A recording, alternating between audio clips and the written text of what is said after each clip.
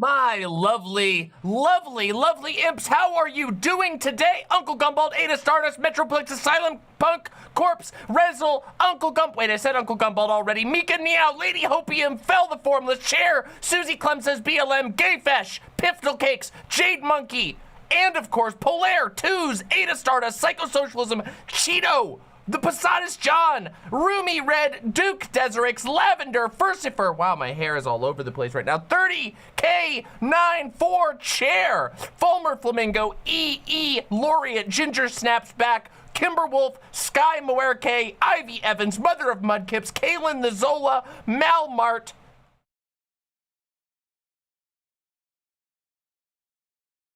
And that's all for now. But before we go any further, I have to do two things. The first of which is to say thank you very, very much. Welcome to Earth for the incredibly, incredibly generous $100 donation. That is beyond generous. Thank you so much. Seriously, your donations are what make this show possible. I would not be able to do this if it wasn't for the incredible kindness of my lovely audience. So thank you so much for supporting my show so I can keep making cool stuff for you. Thank you very much. Welcome to Earth. I don't know if you're still watching. But thank you very, very much. Oh my goodness. Oh. Everybody having a chill Friday? I'm having a chill Friday so far. I mean, I've been thinking about a lot of things, but today's been a pretty fucking chill Friday. I watched some birds this morning. Oh my God, holy moly, Norse Homo 95 with the $69. Holy fucking shit. Hi, I donated my alcohol funds to you some time ago, and I would like to say I'm enjoying my first red wine since. Drugs in healthy amounts are cool. Indeed. Thank you very, very much, Norse Homo 95. You will like your life better if you enjoy vices, and not in the traditional sense of vice, but things like drugs in moderation. I promise, you will like it more. It's better that way.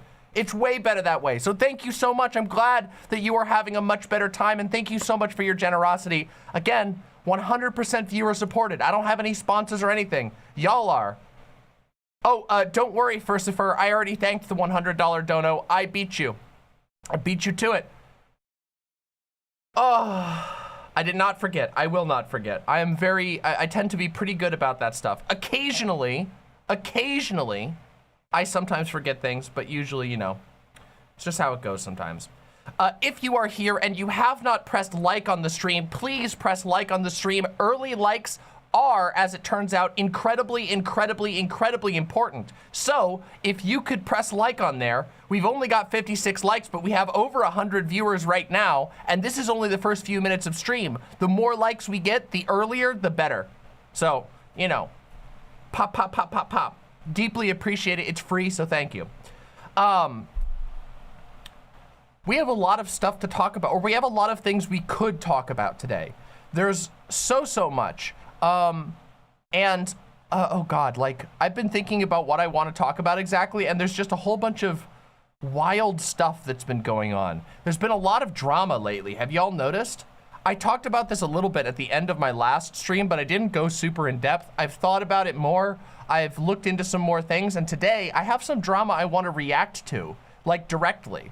I don't know. There's been a lot of shit. There's been a lot of shit going around. There's been a lot of bad blood and a lot of, it's kind of like the Thunderdome out there, you know? It's like Unhinged season. 5 minutes late, I'm Malding. You better be Malding. Yeah, you better be. You're so late. How can we tolerate any of this shit? New subbing, I'm Dark Canuck's daughter. Hi, mama. My mom talks about you. Wow, Katie Spears, welcome to chat. Thanks for being an imp. Welcome to the imp crew. I'm really happy. I'm really happy your mom enjoys my show. I try to be a show that's fun for many people, and as it turns out, that's reflected in my audience. There's lots of you know, there's lots of people who are like my age and a little older. There's lots of people younger than me. It's awesome. Welcome. And if you ever want to come by site chat, feel free. I know a lot of people like to stay on YouTube chat, but I try to make sure that I pay close attention to both my website chat, which is over here, and my YouTube chat, which is not on the screen. So yeah. God, we have a lot of drama to talk about today. We got to talk about the Super Mario movie. Did you guys Did you guys know that? Did you all know that the Super Mario movie is coming out? I was like, holy shit, I couldn't believe it. I couldn't believe it. Did you guys see these Goombas? Did you guys see what the Goombas look like? Holy shit. Did you guys see what Bowser looks like? Bowser looks incredible. Holy shit, it's impressive. You know, I'm like, I was pretty impressed. I did not expect for them to try and go for this angle. This is like appealing to a very specific crowd of people. And I was surprised, you know? They're going for the kinky audience, I can see. Which is, you know, certainly an interesting decision.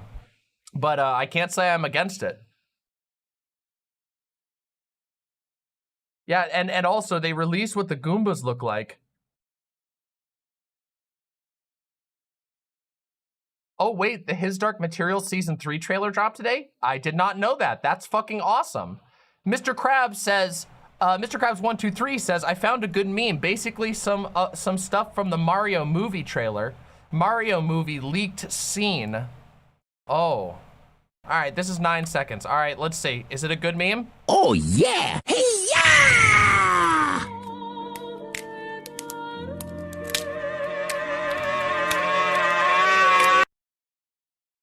Impressive. He got hit in the nuts with a baseball bat. He got hit in the nuts with a baseball bat. Oh my God, it's so, I can never handle it when people get hit in the nuts with a baseball bat. It makes me, I die every time. So, you know, yeah, nuts is gone. Nuts is done for. Woody the Woodpecker? Yeah, you know, you are a mod. That's correct. I welcomed you in last time. Welcome to being a mod. Our new mods have entered in.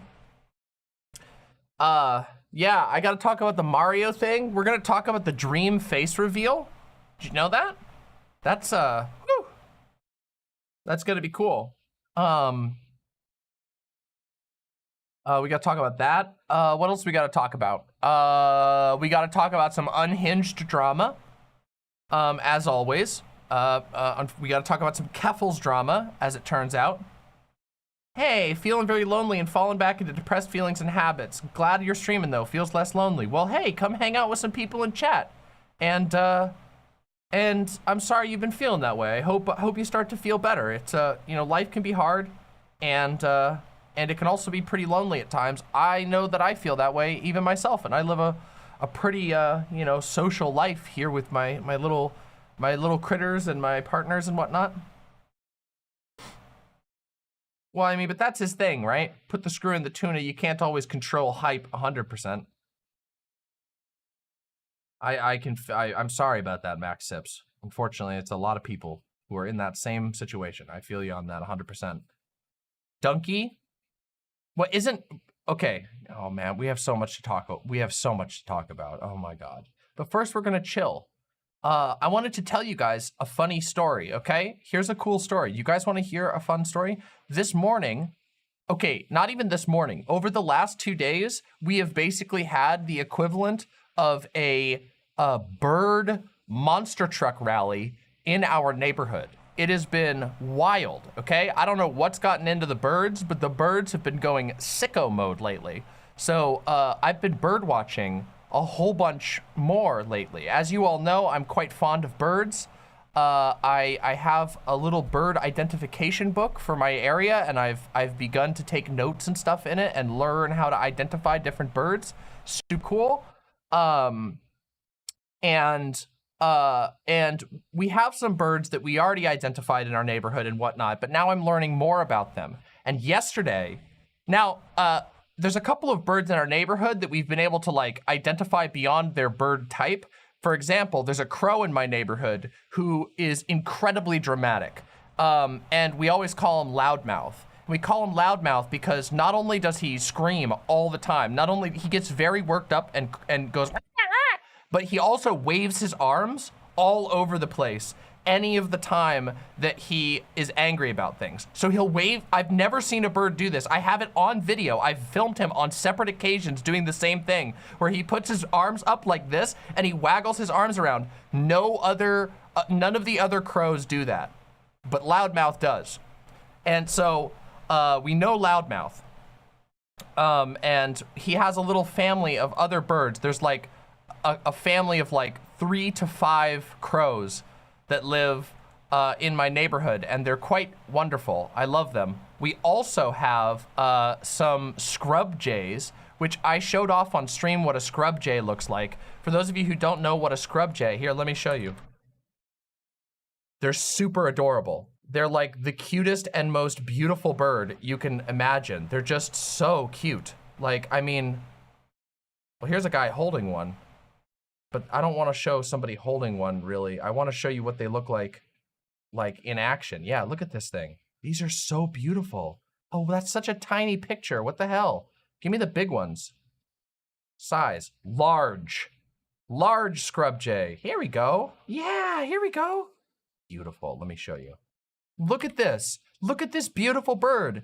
I got this one hung out in our yard and I fed him nuts and seeds. He's so fucking cute. And there's a whole bunch of these. And we also have a whole family of hummingbirds now. And I haven't been able to identify which type of hummingbird they are yet, but I've seen them like all the time. And it's really adorable. Yeah, they make funny noises. They make like a squawk. It's really cute. Let me see if I can get the call. I can play, wait, hold on. I can almost assuredly get the call for you to listen to. Scrub jay call. Here we go. The sound of the Californian scrub jay. Ready? Ready? See?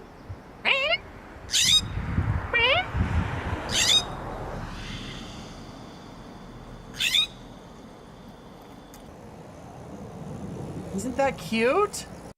They're so cute. Anyway, this one is the one that we have near us is very loud, and he dances around in our yard and screeches, and it's really adorable. However, all of this is just background information for what I was referring at the beginning, which was the bird monster truck rally, which is to say that the scrub jays, the hummingbirds, the crows, and some sort of bird of prey have been fighting recently to the point where both yesterday and this morning we witnessed a gang of crows fending off some sort, we haven't been able to identify it yet, but we think it might be a Swanson's hawk, I think is what it's called, or Swainson's hawk is what we think it might be.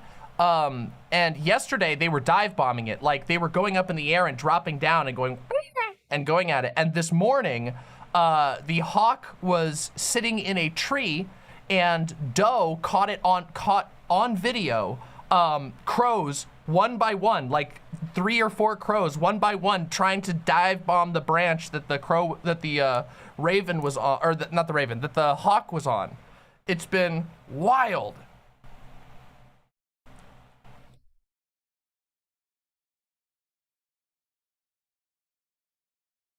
Yeah, so it's been wild. We're trying to see. Now, I, of course, am not, an impartial actor here.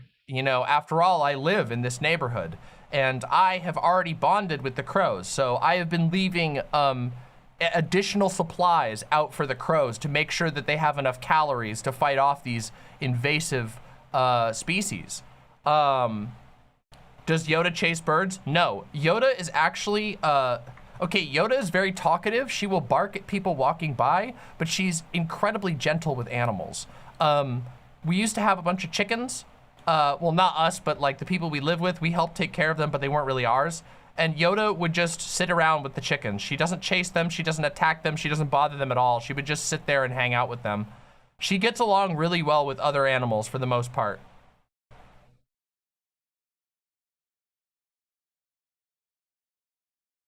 Yes, I'm aware of that, Mixed Dizzy. It's really cool.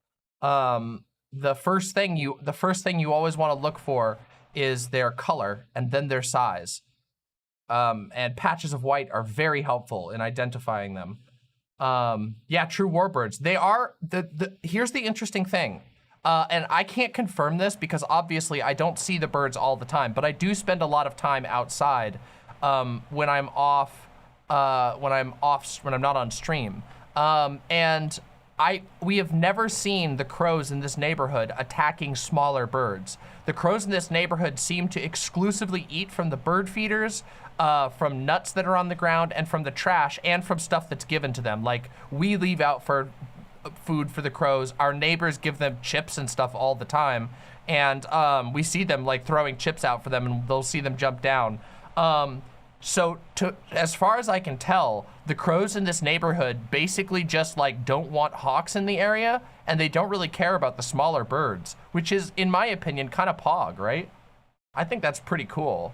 Like, no offense to the hawks, but like these crows are making sure that like a lot of different types of birds can be okay and not have to live in constant fear of hawks.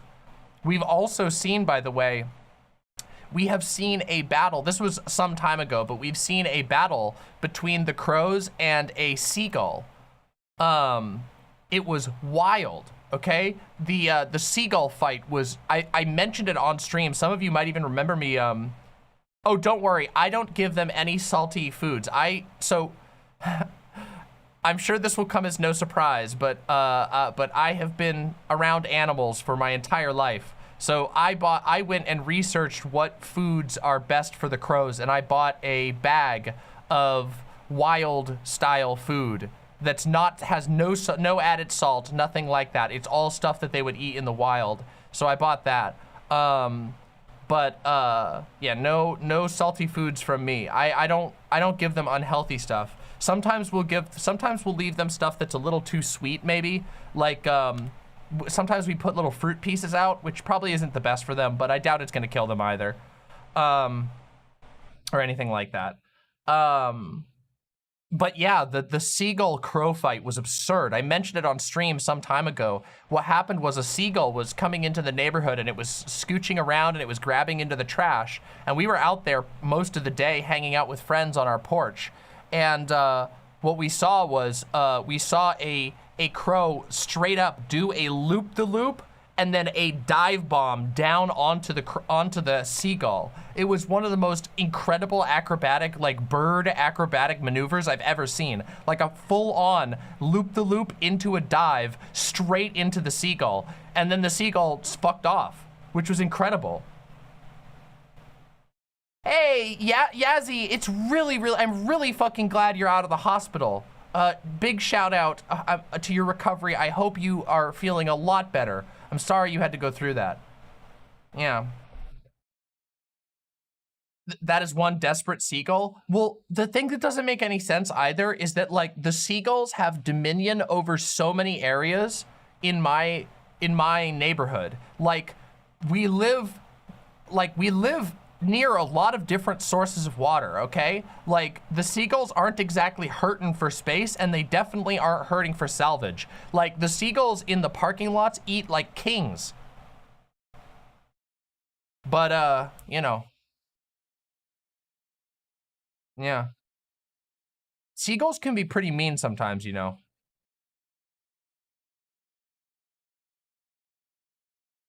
Yeah. Damn, trans space marine, that sounds cool.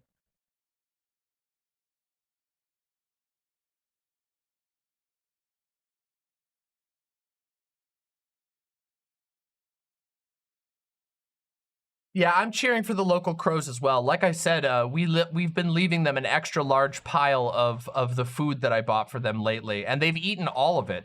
We put out food yesterday, and I came back this morning, and the entire pile had been consumed. Now, it is possible some squirrels ate that too, but to be honest, we don't have as many squirrels in this neighborhood, and the crows stay in our yard. Not in our yard, but in our, like, in the block of our neighborhood. There's like 3 or 4 large trees where I'm near, and so they hang out in those. It's really cool though. We also see all kinds of other birds. We see golden eagles. We have seen multiple bald eagles, and if we get up early enough in the morning, we will often see a great heron fly over our house, which is pretty cool. The heron, it doesn't stop in the neighborhood. It flies from somewhere to somewhere, but we see it very early in the morning. Super cool. Animals are so awesome. Yeah. What drama is Keffals involved in? What drama isn't Keffals involved in? We're going to talk about that. Don't you worry. Mealworms are something that crows will eat, but squirrels won't. That makes sense. It's actually kind of, did you know that it's actually kind of hard to get like high quality mealworms from like stores? If you buy mealworms, if you don't order them online from like a really reputable one, lots of like hardware stores will stock mealworms, and they're often mostly shell and not actual protein, which is really shitty because the shells are basically just like very little nutrition. So you have to be really careful about that. And the reason why I had to why I even know that is because of the chickens we used to have. If we would go and buy the treats for the chickens sometimes, because we really like to feed the chickens, of course. And we found out that like, after noticing that like the chicken mealworms that we were getting to feed the chickens were like really shitty, I looked it up online, and as it turns out, it's like extremely common to basically have the bags packed with crappy shell material, because they make way more money if they just dump empty husks into the bags to fill them up and then like have like very little actual mealworms, which really sucks. So just be careful. Yeah. I am good, Ducky Lucy Hayes. I hope you're doing well.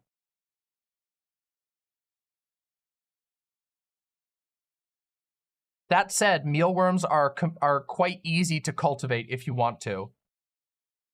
You bought some good ones online to eat yourself? All right, then. We found who will live in the pod and who will eat the bugs. I mean, look, honestly, no hate to the bug eater. If you want to eat bugs, I'm not going to blame you. Just saying.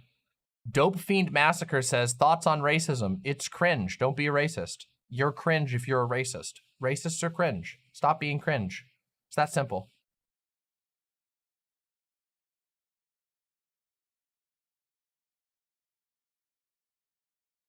This looks like an IKEA.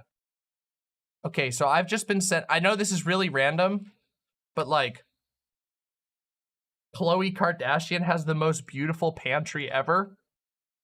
This is the most fucking I never go into my pantry that I've ever seen in my entire life. This literally looks like an IKEA. Backstock Ziploc cookbooks, backstock collagen and protein. Bucatini. Yeah, okay. 10 cranberry sauce cans? Well, look, oh yeah, look at all that cranberry sauce. Woo! Woo! When you really love cranberry sauce. When you have cranberry sauce 10 times a month.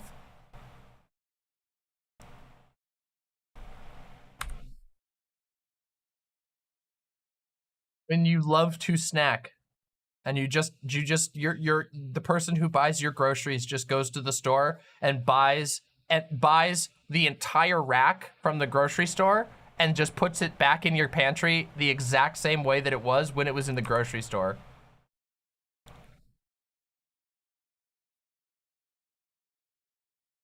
Yeah. Okay. Okay. Look, if you want to feel black-pilled, you should remember that, oh guys, oh, how can I even say this? Listen, if you want to feel black-pilled, just go spend any time watching the thousands of hours of television shows that have been filmed hyping up millionaires' houses and billionaires' houses. You will feel the most emptiest that you've ever felt in your entire life. It will be, I don't recommend it for people who are of weak constitution and who aren't, principally attached to their life. If you're not following rule number 1, do not die. I would not recommend this experience because you will black pill faster than anybody. Not only do they have no taste, but also they're ridiculously wasteful in like the stupidest ways you could possibly imagine.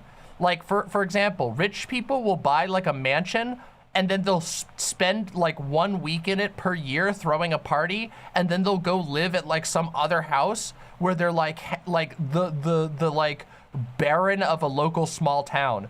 Guys, it's so common for celebrities to like buy up a property in some bum hick town in the middle of nowhere, and then they fly their shit in and out of the local airport, and they're basically the only one going in and out of there. It's fucking terrible, okay? Listen, it's fucking terrible.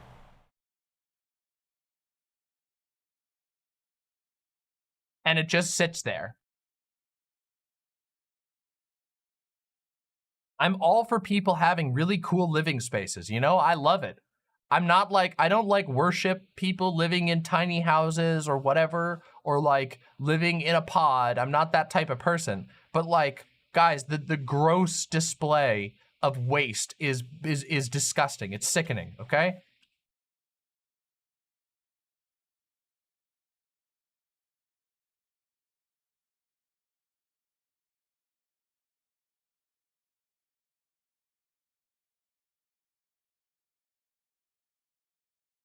Yeah, that makes sense to me, Punk Corpse.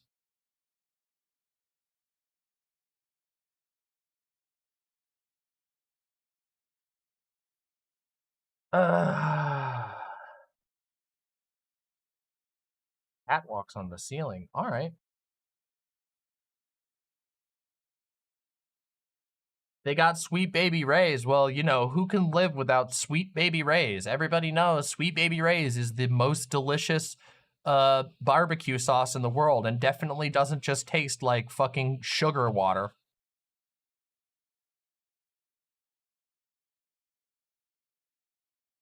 I work in a grocery warehouse, and the amount of sheer waste is staggering. It's been the biggest factor in my radicalization. Yeah, we're gonna have to have a talk about this at some point. We're gonna have to talk about the I know that like this is not the like we're right now in the like warm up blah blah blah period where I talk with you all, and it's really fun, and you get to hear my brain like the train of thought in real time, me like, you know, just free form throwing things at you. And I know that people love this shit, but the whole point of that was for me to say we got to have a talk about like not just waste, but you know what? Maybe the best way for me to talk about it is by telling an anecdote, okay? Hey, 85D2D Derek. Wait a second. Wait a second. Wait a second, 85D2 Derek. Wait a minute, that's not the real one. That's an imposter. We have a Sussus Amogus.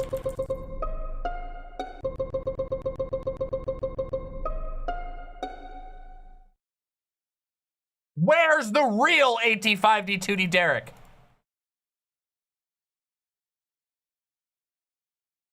What did you do with him? Anyway.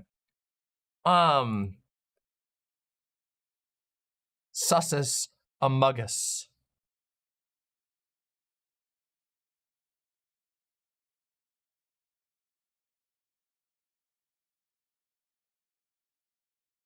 We did not. We did not mod the wrong person. That's the correct. We modded the correct person.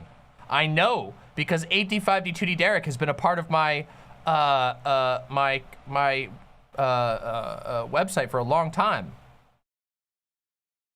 I'm observant. I know when there's a Sussus among us.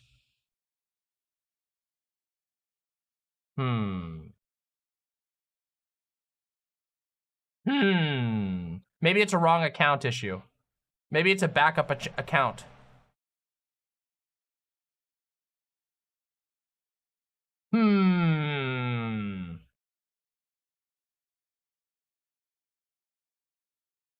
Anyway, what the hell was I even gonna talk about? It's a backup. I knew it. See, it's a backup.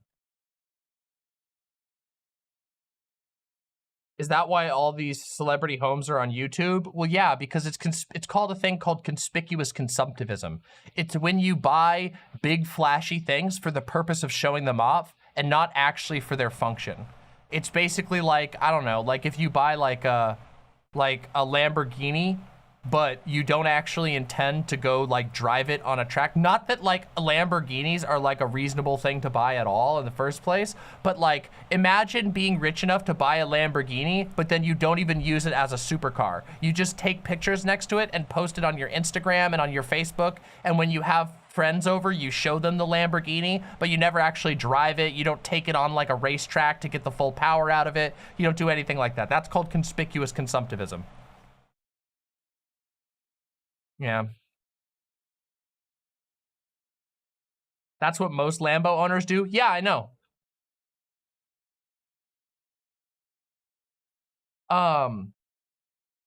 There was another thing that I was gonna say. Okay, so the other night, you know what? This ties in well. Listen with me for just a minute. But before you do, press the like button. We have 252 whopping viewers, which is great, but we only have 124 likes. That's 130 less likes than we should have at this moment. So if you are here, press that like button. It's super, super helpful to the channel, and it's free to you to press like, and it helps me a lot. So please, please, press like. I just, you know, please. Yeah, I was gonna tell you an anecdote, okay? It wasn't an anecdote to black pill you on waste. It was just, we need to have a long conversation about it. Because there's been a, I don't think you are. Bum, bum, bum, bum.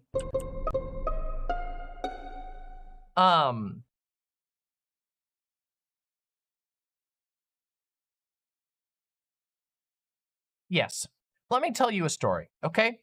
The other night, okay, a large plane was flying quite low near my house, okay? And when I say a quite large plane, I mean a large enough plane that the screaming of its engines was overwhelming our entire yard, and scaring our dog and scaring all of the animals in the neighborhood. Okay, and while when that happened, Doe was like, I wonder what a bird would think of that sound. And I had to say, I was like, well, what do we even think of the sound? We don't know what it is. We don't know why it's doing that. We just have been assured that yes, the modern world demands that an entire region of a city be bombarded with ear-damaging noise on a regular basis, because that's what is necessary for us to have modern standard of living. And there are some examples of this that are like more extreme than others. For example, recently in this state, there was an air show in which the loudest jets in existence, the new Blue Angels, that's right, they're like a performance group run by the Navy. They're stunt pilots, and they flew the Navy's new planes. They were so loud that it was rattling the windows of our house. I'm not kidding you. It is shocking. Now that, of course, is a stunning display of imperial might and nothing more. However, that's not what I'm talking about here. What I'm talking about is the types of things that we accept as normal to qualify our quality, our quality of life, our standard of living, and these other terms that you usually hear neoliberals and other people like that bring forward.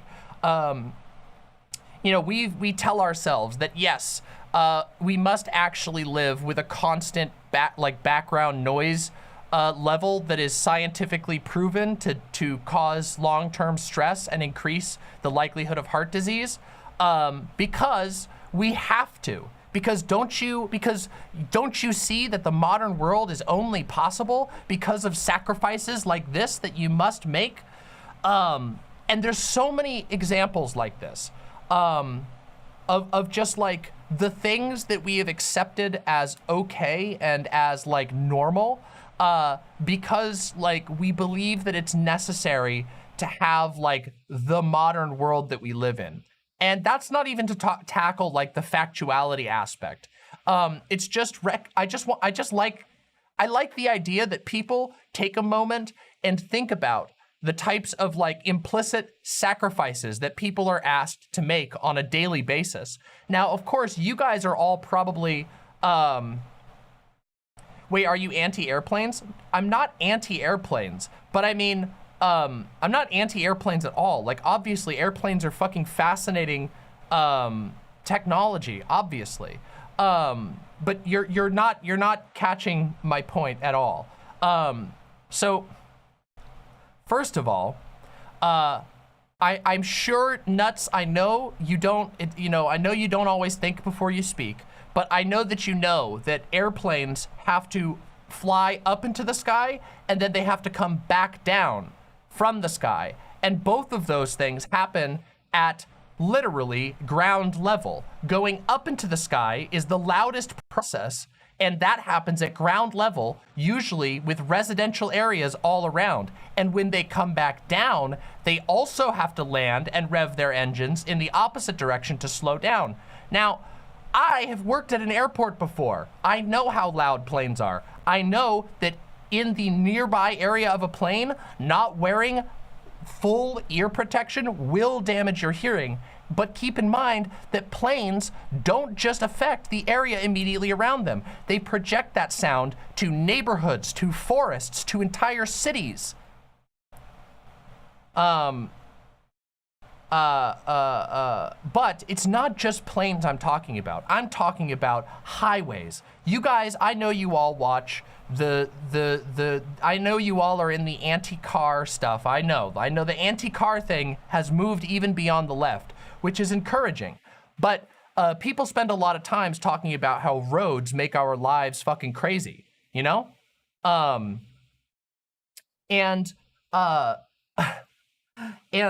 there is a point at which you realize that the noise of modern society, these things that we say we have to have, is actually inescapable, to the degree that like you even when you're out in the middle of the woods, so far out into the woods that if you got lost you would die, you will see and hear planes flying overhead, flying all over the place, even in the middle of the wilderness. And of course we could talk about fireworks, we could talk about all kinds of different things. But what I'm trying to bring attention to is that there are a lot of things that we sort of dogmatically repeat as necessary for our modern lives when we don't even realize like what the alternative is, right? So an example of this is is like the supermarket waste thing. It is in order to create the type of life that we have right now, it demands an incredible amount of waste. And that incredible amount of waste comes at a cost. Now, in the way that our society is structured, that cost is negligible compared to the profits that grocery stores will make off of selling things, even if they have to throw tons away. But keep in mind that we're throwing food away. If we did it a different way, that food wouldn't stop existing. That food would still exist. And it could be given to people. It could even be, you don't even have to go anti-capitalist completely for this, it could even be sold to people. But it's not. Instead, because we live in a world that has said these are the things that must happen, these are the demands that you truly desire. It's this idea that like if you have a TV, if you have a refrigerator, you must be living a good life. If you live near a Walmart, you must be living a good life.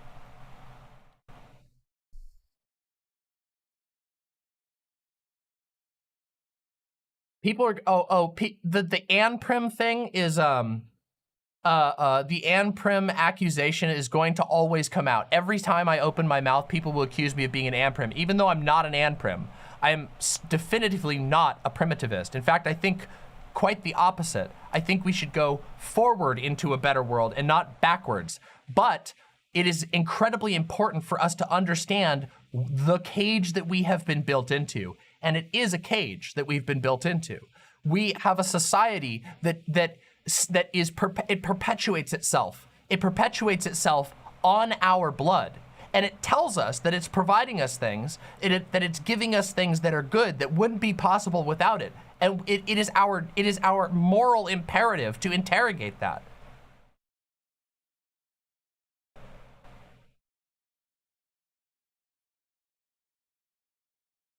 So yeah.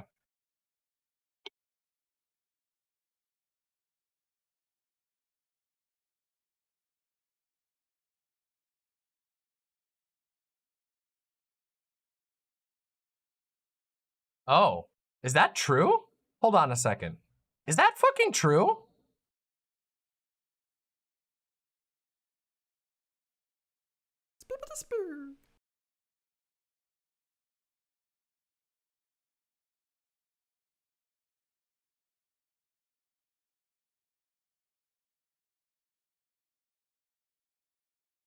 There's an easy way to confirm this. HK, thank you so much for the $10. Okay, yeah, well, we'll see.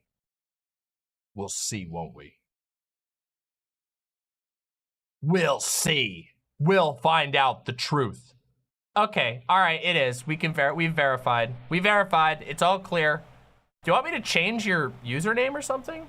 Or like reset your password for you or something? That was so sussy. I'm sorry, I didn't even notice. I guess I'm not as observant as I thought. Maybe it's because of the name color.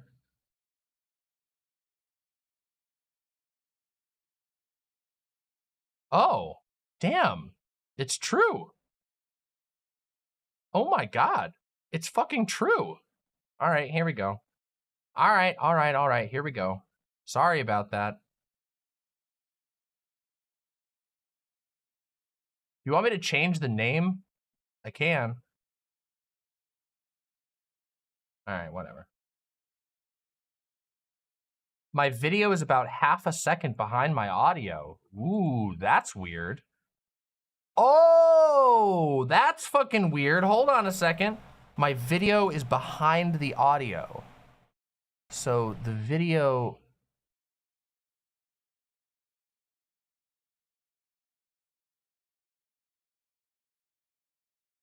Why is that?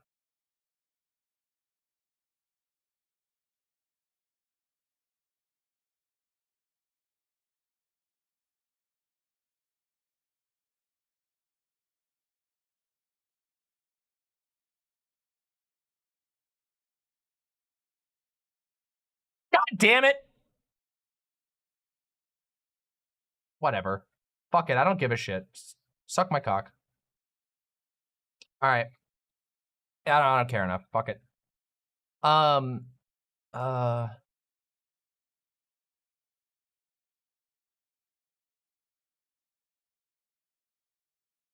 don't even remember what I was ranting about, okay? I don't even remember what I was ranting about. Oh, yes, I do. I was ranting about how we waste everything and how our society it's like a collective gaslighting, that everything is super, super good, and definitely this is the only way to do anything. Food waste, airplane noise, all of these different things.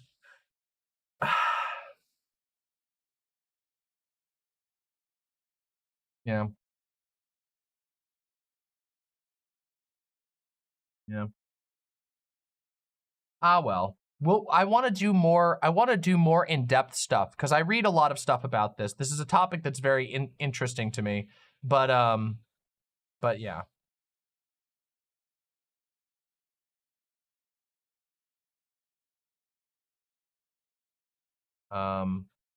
Manufactured scarcity. Of course, manufactured scarcity is a huge part of it. There's a lot of stuff like this. I mean, of course, never, American, hardcore American and patriots and capitalist apologists don't ever want you to look at the fact of how many people live in food deserts. How many people, if their car broke down and they didn't have the money to fix it, would just be fucked.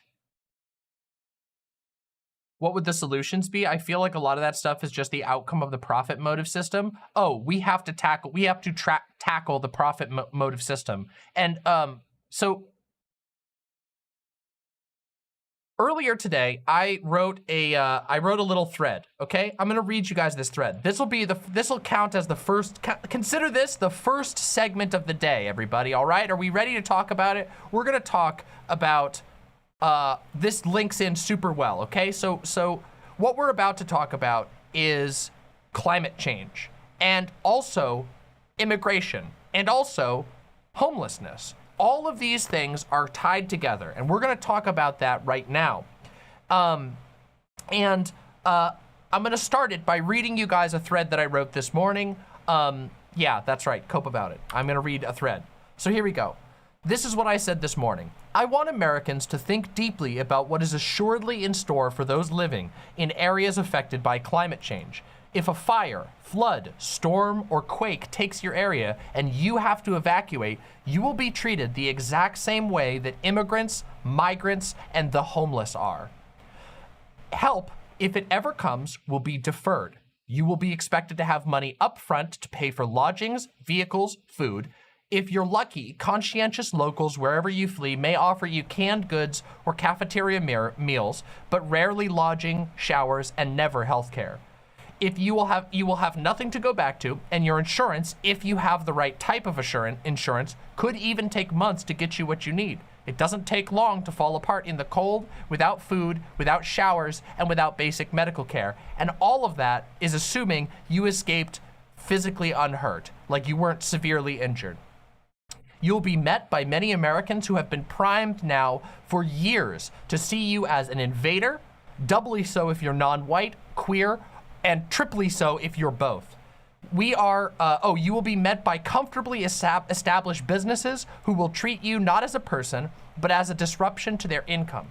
We are accelerating towards a global recession. This will not make people more generous, especially given the predominance of supremacy narratives, anti-homelessness, and anti-immigration sentiment in our current culture.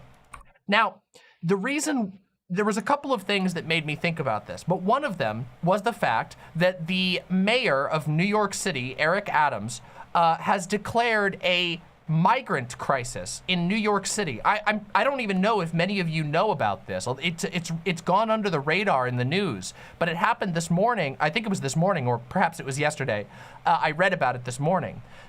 So there is currently a state of emergency over migrants in New York City. Now, keep in mind that initially, when Eric Adams was elected to the office of mayor, he was praised by Democrats for his positions on immigration, for his positions on migrants. Now, and a lot of leftists criticized the fact that he had incredibly close ties to the New York Police Department, and that he may have some pretty significant biases, which of course turned out to be the case.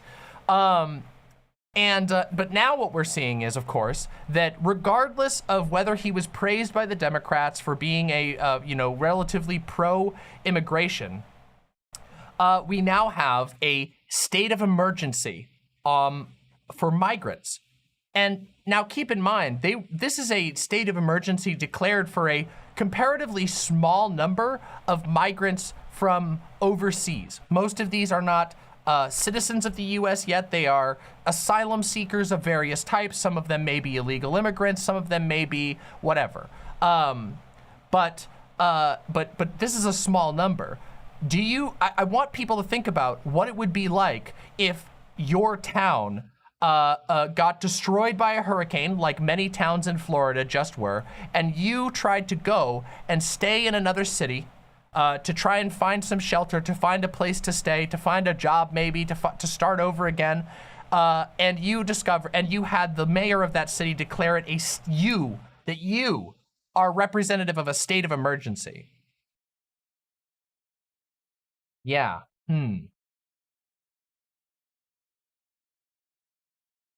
Climate change is upon us, okay? Oh, I mean, it's certainly, I'm sure there's lots of reasons, but I want you to understand what that type of approach means.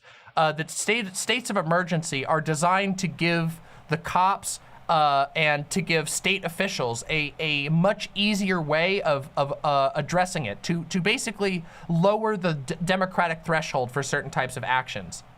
But even the specifics of New York City is not 100% like what I'm trying to talk about here. Well, I mean, I guess it's relevant to what I'm talking about. What I'm trying to talk about is the general attitude that our society takes towards migrants, towards people moving from one place to another, the territoriality that we have built into the private property system, and also the fact that there just isn't many places for people to go.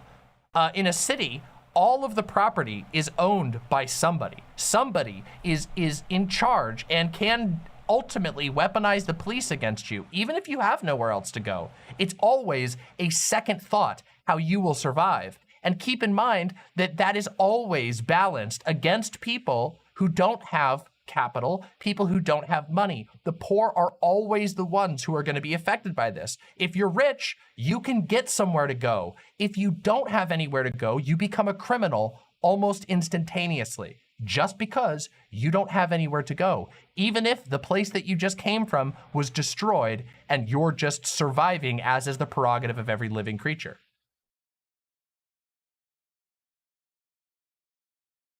Things aren't going to get better with regard to climate change. Flooding is not going to get better. Desertification is only going to increase. These storms are only going to continue being stronger and hitting areas that are less prepared for them. That is just a scientific fact. Every major scientific organization in the world can agree on this fact.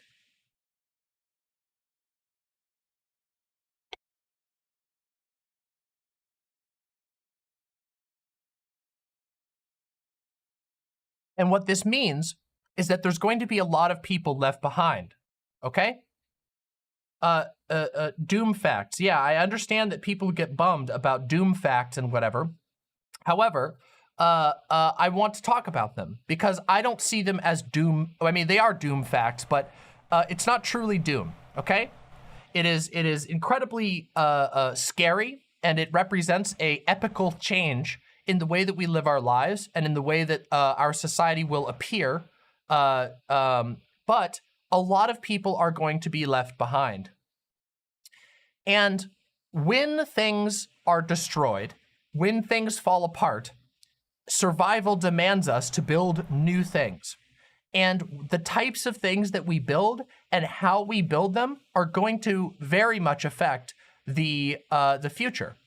A group of people who band together after their area is destroyed and decide to come together and make a communal push for survival are going to fare significantly better than those who are essentially abandoned to the whims of a society that doesn't give a shit about them. And when I say that we have a society that doesn't give a shit about them, I mean that 100%. I can slice it 100 different ways. From the way that we use our funding goes to the police and the military by large margins. So on a governmental level, we barely give a shit about people who survive disasters. We barely give anything for the homeless. We are extremely, extremely stingy with things like that.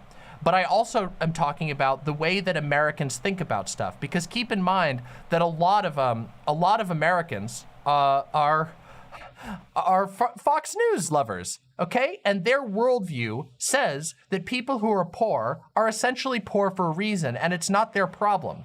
This is a mentality that has been pushed in our society for a very long time, but especially strong right now. The Republican Party views even members of the Republican Party who are themselves marginalized, who are poor, and who don't necessarily who do not necessarily benefit from the type of life that is promoted by the bootstrapping, lift yourself up by the bootstraps type of shit.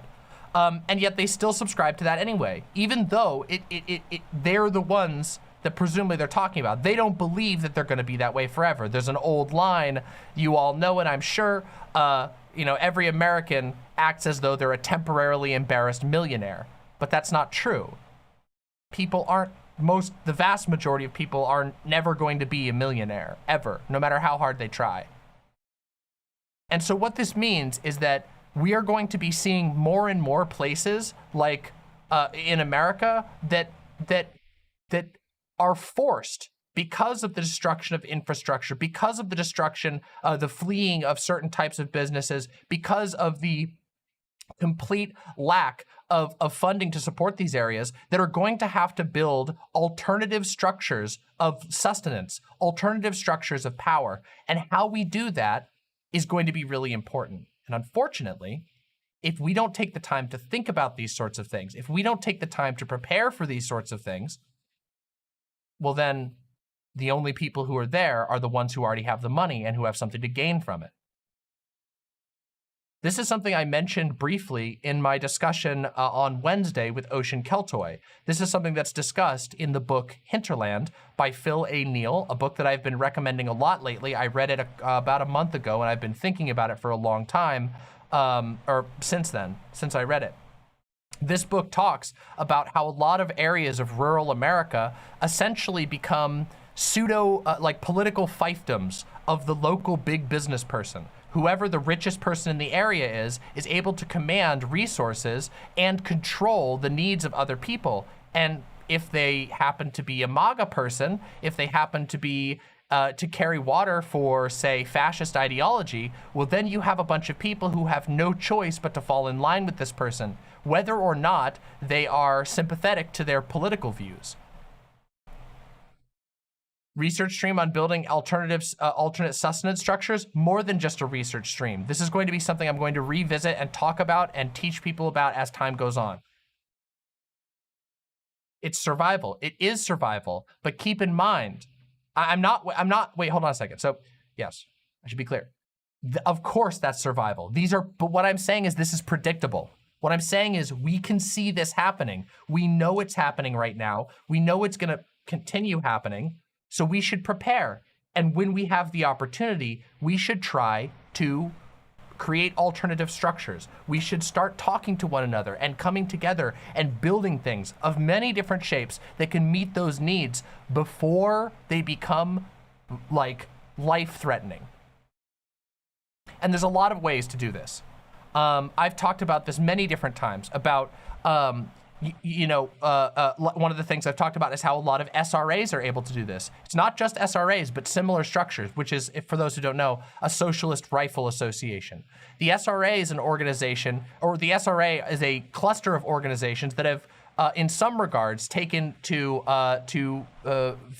trying a certain attempt at this, basically making a interest-based group of people who are interested in survivalism, people who are interested in shooting, people who are interested in preparation, not necessarily preppers, but people who like to have something built in advance in case there's a disaster, that people can come together and start building connections so that they know who they can talk to, they know people who they can work with when and if something happens. These are the sorts of things we have to start thinking about. We have to start thinking about how we can pool our resources, how we can build things differently, how we can start to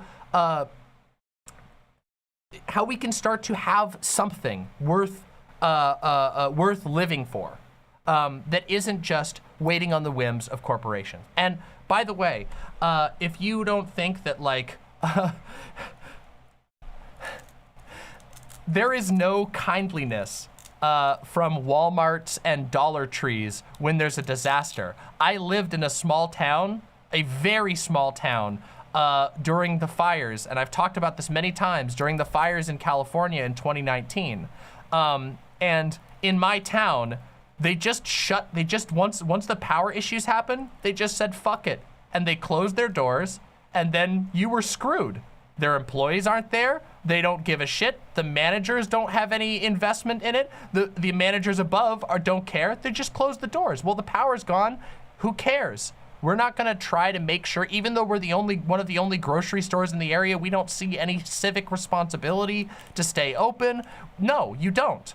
if you're shit out of luck. If your lifeline, if your way of getting food in a disaster is to go to Walmart, and Walmart gets affected by the disaster, 9 times out of 10, they're just gonna slam their doors. Yeah, exactly. Metroplex Asylum says, I was an employee at a Dollar Tree and this literally happened. Yeah, the moment that the power outages happened, the Dollar Tree, closed right up. And that was, by the way, the Dollar Tree that I'm talking about was the closest grocery store, because they had milk and eggs, is they counted as a grocery store. The closest grocery store most of the people in my area had.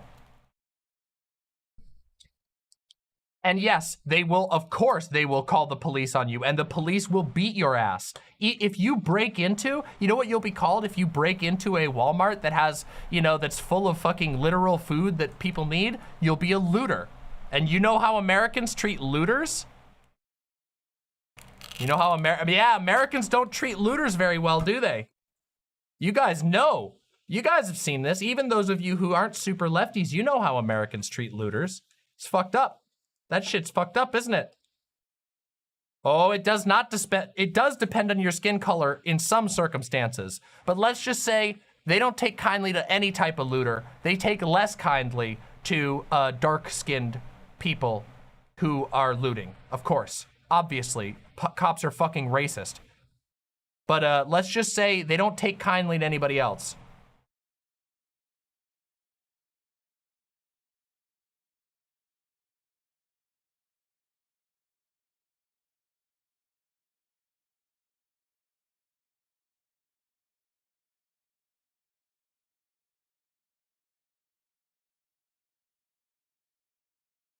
So, but keep in mind, guys, all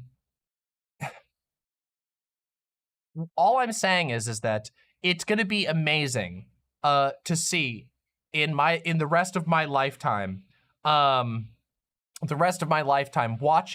the promises of modern society disappear, despite everybody paying very dearly in the forms of pollution, of various types, noise, light, air pollution, water pollution, people paying in the form of a society that allows your house to be demolished for a pipeline or a highway, in the sacrifices people make by not having walkable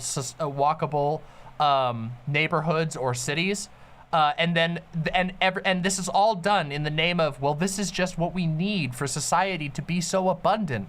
Look at how abundant we are. You can choose from 3 different flavors of Coke, and that's the reason to live, isn't it? Don't you just walk into a modern supermarket and go, I sure love 900 flavors of the same soda made by the same company.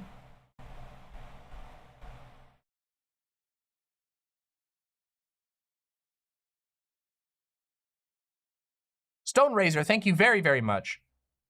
A history mama into how other societies dealt with this would be a great praxis stream.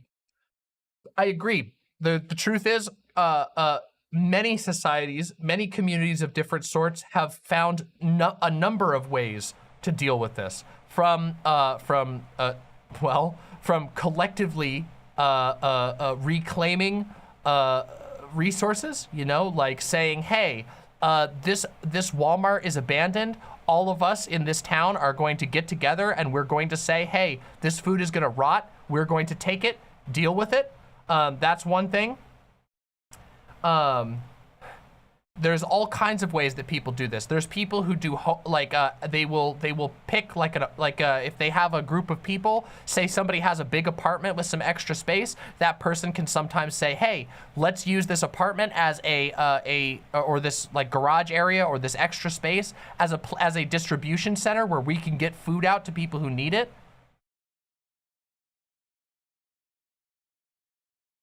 1852D Derek.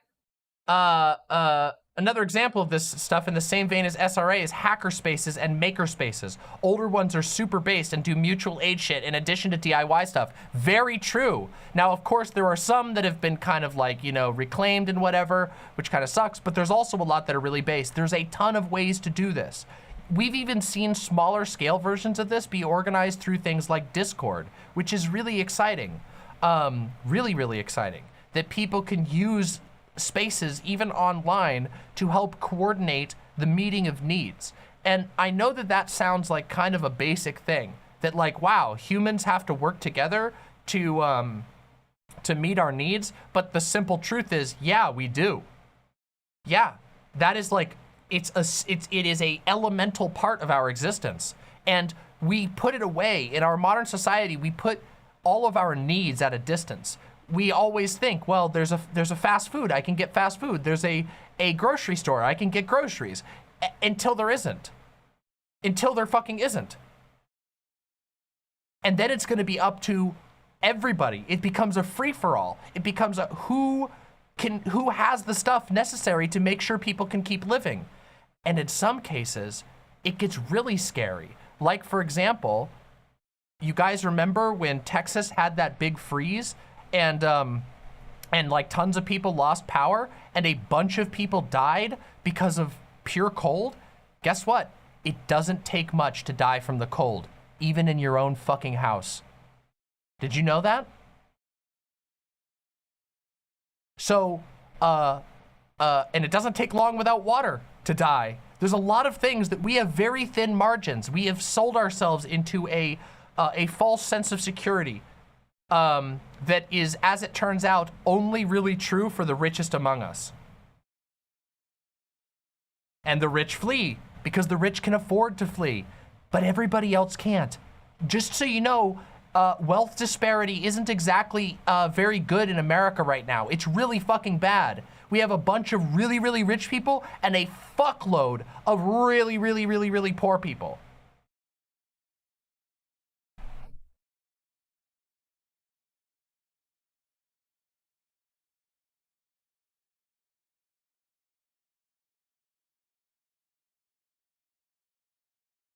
And it sucks. And I want people to think about it a lot. I want people to think about it productively, not dooming, not being sad about the things that might be lost, but instead for us to think about ways that we could meet one another's needs if the things that we take for granted disappear, even if only some of them did. Because keep in mind, it's not likely to be everything. Obviously, that's just not how reality works. It's not like a nuke. I mean, it is technically possible right now, what with Putin threatening nuclear war, that we end up in like a Fallout situation. But if that's the case, everybody's super fucked. Not just the poor people in that case, even though the poor people will still be more fucked. But I really want people to spend a lot of time thinking about this. I want people to really think about it. Would you be able to help yourself? Would you be able to help your neighbors? And if not, what steps can you take to put yourself in a better position? There are small things, you know what I mean? Like, for example, here's a small example of something that I do. This is like super minor stuff. We always keep iodine tablets in stock. We always keep emergency candles in stock. We always keep a very small amount of fire accelerant in stock. We always keep a very small amount of, a reasonable stock of medical supplies in stock, always. We always have extra. And those are very small ways that you could alleviate a very important need. Of course, like being able to make yourself warm is super important, especially if you live in a state that has cold winters. The people that I used to live with, right before we moved there was a winter storm that was so bad that they couldn't get their wood inside, and their house was primarily wood funded. They had to chop up furniture in fucking 2019. They had to chop up furniture and burn it in order to keep their house warm. That was a common thing that happened during that storm because a lot of people weren't prepared for that.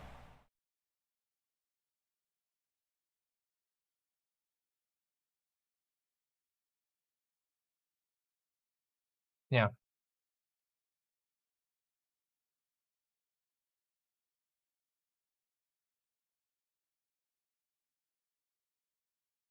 That is correct. 3 hours without shelter in the cold, sometimes less, depending on how cold it is. Yeah. We all played the survival games. Okay. Nut. Uncle Gumbald, I know that we like to be we like to joke on the internet, everybody terminally online, and yes, to a certain degree I'm terminally online, but you guys have to understand, the place that I grew up, we had survival classes in school for multiple years. It was part of our curriculum. It was like state mandated. So it's not just a matter of having played survival games. I had to learn this shit. No, not duck and cover. I'm talking about they taught us things like how to make sure your hands don't get cold so that you can keep using them in the cold. They taught us things like how to make fires. We had to practice fire making. We had to learn like how to identify berries, how to find water, how to make sure water was clean. We had to learn and memorize like 4 different ways of getting water. Like, guys, I can still tell you right now how to get a what's it called, like a water vapor, what's it called? Fuck, I can't even remember the name of it. A water collection method that doesn't involve iodine tablets, that doesn't involve boiling, even though you should still boil it. Yeah, I can tell you right now, really easy way. If you need to gather water, what you do is, okay, so you take 2 pieces of tarp or some sort of waterproof material. If you have it, any sort of waterproof material, you put one with a rock on the outside and you suspend it above a second one. And then you pin down the second one with rocks, and underneath you put a bucket. And what happens is, throughout the day, as water and condensation collects, it will drip off of the tarp on top, will drip down, fall through, and get collected in the second one. There you go. It's, yeah, solar still, thank you.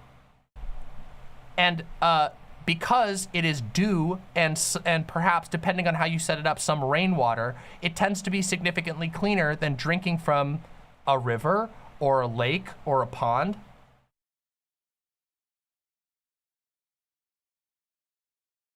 But of course, there are easier ways to do this. Like, for example, having stuff on hand to boil. They taught you how to make fire? Yeah, we had to learn how to make fire. Foraging is not a reliable way to keep yourself fed for long. Depends on where you are, but yes, by and large, it is not. Our forests do not have the same level of biodiversity that can sustain foraging in most cases.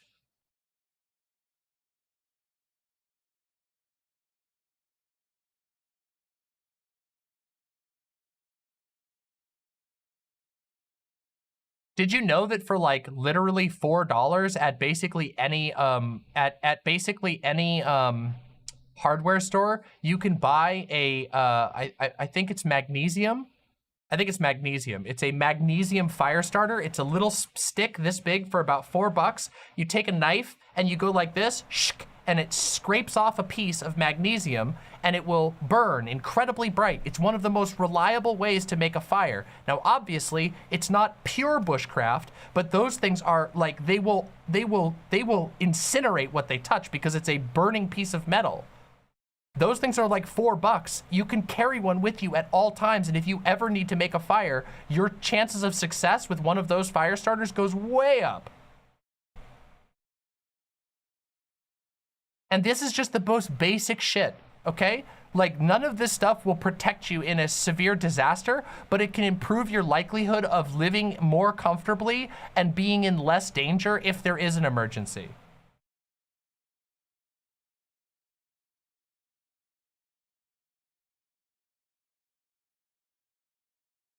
Am I gonna post this as a segment? Almost assuredly, yes.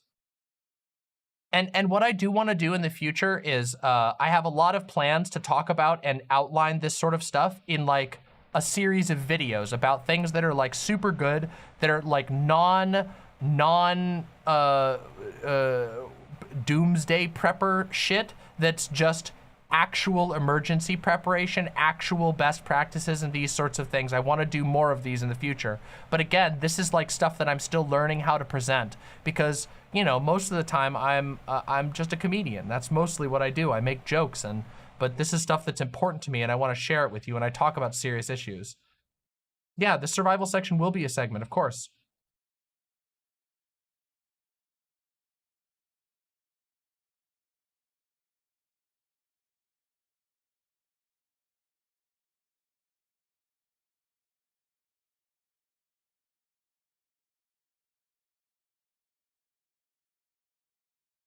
Like, oh my God. Hell, you guys know, okay, some of you probably don't know this because some of you probably didn't watch my stream at this point in time, but in my old place, we had this, the place I used to live in was a fucking old ass building, and they constantly had issues with the water to the degree that 4 times in 4 months, we had our water turned off with essentially no notice. And as a result, after the first time it happened, we started bottling water. So what we did is we would take Arizona iced tea bottles, we would fill them with water, and what that meant is every time the water turned off, we could fucking wash our hands. We could wash ourselves if we needed to. Because we had just a couple of bottles of water, made it so that we didn't have, the first time it happened, we were literally calling people because we're like, oh my God, we can't even, like, it sucks. You get so used to it, you have no way to get water. Yeah, flush the toilet, anything.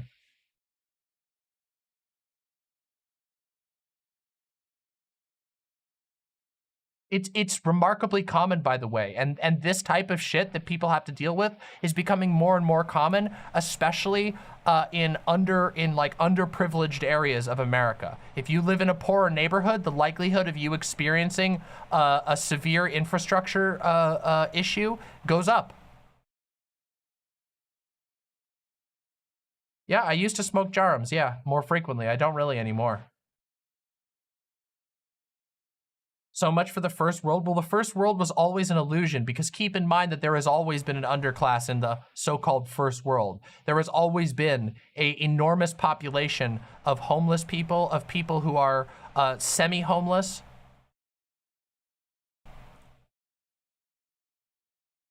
Hey, Outer Cat. Do I make pemmican? No, but I know how to. Yeah, so. Isn't homeless population going down though? I don't know. Depends on where, right? In Poland, there are spots where you can go with a bottle and gather spring water. Yeah, that's great. Most places don't have that, especially here in America, unfortunately. Pemmican? Wait, pemmican's actually kind of based. It tastes like shit, but it is actually kind of based. Pemmican doesn't require nuts necessarily. It actually is incredibly varied what you can make pemmican out of. Pemmican basically just requires any animal fat and any like oat, nut, or berry. How well are most people prepared? Not at all. Not at all. Most people have nothing. Most people that you meet don't even have fucking flashlights for when the power goes out.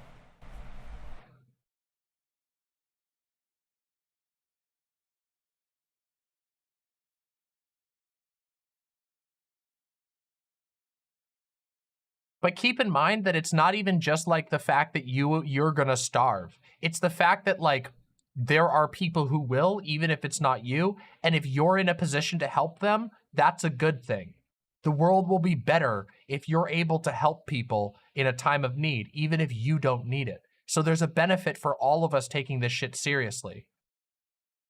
Like a huge benefit, especially because, let me tell you, the inter-American migrant crisis is going to get very, very bad. There are huge swaths of America that are becoming both economically and both economically and what's the right word? This is not wrong. And environmentally driven out, basically. I bungled that sentence. I'm sorry about that. And just so you know, I'm not making shit up about us going into a global recession. Basically every major financial organization and financial collective is currently predicting that we are heading towards a global recession. And a lot of you probably weren't alive, or weren't like thinking about this shit during the 2008 recession. But the 2008 recession made things very, very, very difficult. Very difficult, okay? The 2008 recession, it was wild. I got to watch in real time as every single person in the entire country tightened their belt and nobody bought anything.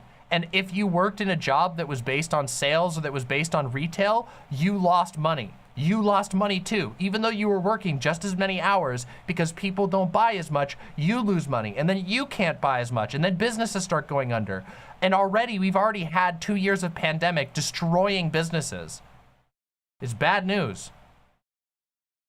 Right now, the approach currently is to intentionally raise unemployment, because the higher unemployment is, the lower the wages can be. And you guys, if the bulk of all workers are in low wage positions, you know, obviously not everybody's a millionaire, not everybody's a billionaire, not everybody's even salaried. The bulk of positions in the world, or in the United States, are low wage positions, and those are the ones that are going to have their wages shrink, which means the bulk of people exchanging money, buying food, buying things is going and getting more and more compressed. So it's really fucking important to think about these things, because how you act now and how you react now and what you plan for and how you start thinking, how you start changing the way you think about these issues will give you, will increase your likelihood of living a decent life.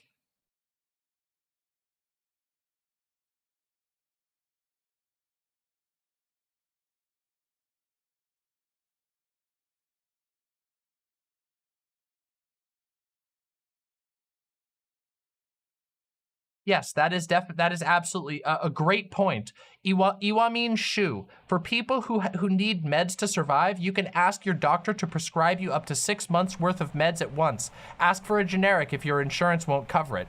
That is true for most people. You can indeed be prescribed larger amounts at once just by asking your doctor. It's a very wise thing. But additionally, I am of the belief that for those of you out there who are in the field of pharmacy, and those of you who happen to be left-leaning and are also in the field of pharmacy, your time is coming soon. Your skill set will be able to ensure that certain areas of the world aren't deprived of medicine by one mean or another, whether it's from your industry know-how, being able to ensure that there is supplies lining up, or whether it's because you take initiative and you say, I am going to set up a small pharmacy, I'm going to set up a small sourcing thing, I'm going to be able to go into this industry where I can learn how to create these things at a lower cost. That sort of shit is super important. Bathtub fentanyl, yes, of course, as we know. Isn't it interesting though? Don't you find it interesting that like there is such an incredible knee-jerk reaction to anybody talking about how the fuck are we gonna source medicine? Do you guys know how do you know how common it is in the United States for people to take animal antibiotics? That's fucked up. That's incredibly fucked up. Antibiotics aren't exactly even the hardest things to produce. And yet tons and tons and tons of people, because they don't have any coverage and because they don't have any money, this is especially common in rural areas of the United States, will order animal antibiotics and take them themselves. Wouldn't it be better if there was a pharmacist who could help ensure that they're getting the right dosages, healthy, high quality drugs, even if a bunch of liberals will sneer at you?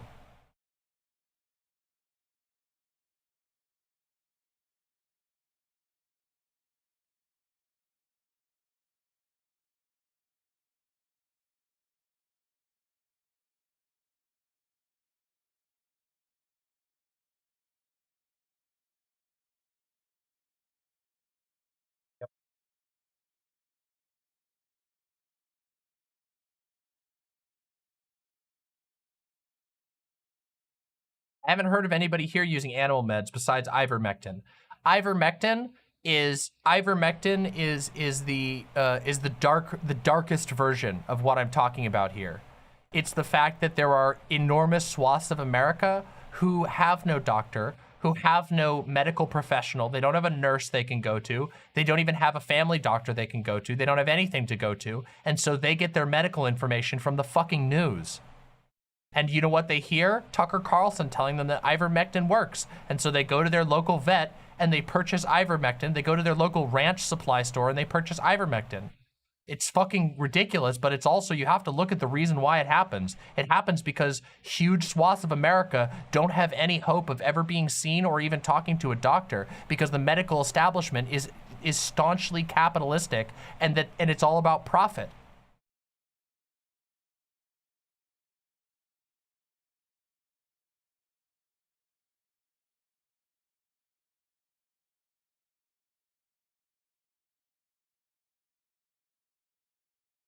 I will say that the U.S. has an over-reliance on antibiotics.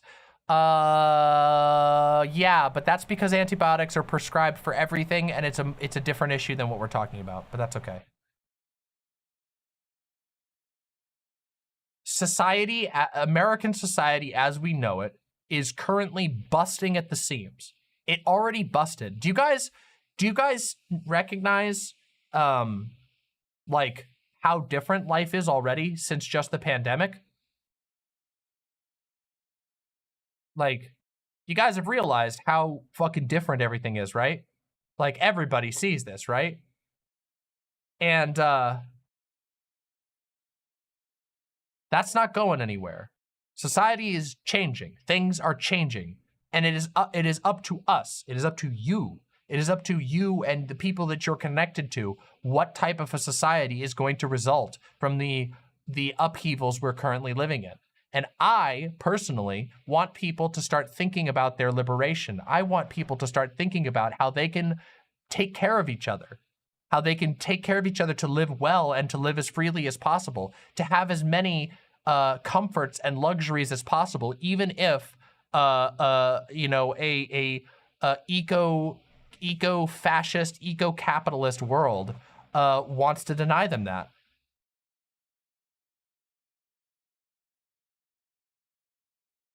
That's what I want. I want to see people making communal healthcare. I want to see people making communal food sourcing. I want to see people making communal self-defense.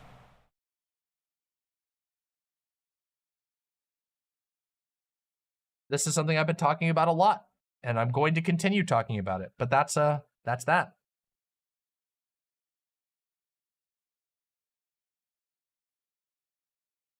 What healthcare you can provide anyway? Well, okay, keep in mind that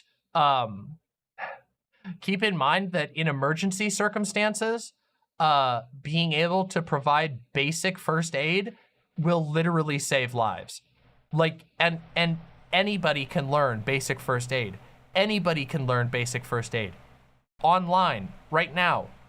And if you know stuff, you can prevent infections which will kill people or ruin people's lives. It's if you have an old relative and there's a flood in your area and they get an infection on their leg, they could die really fast. If you have a young relative and they get an infection on their leg during a flood, which is super easy and incredibly common, you could make the difference between them living or dying. That's super important with just basic skills. And of course, this goes up the more skills, the more you decide to get. If you're going into nursing and you decide to take those skills and apply them to more communal activities, that's amazing.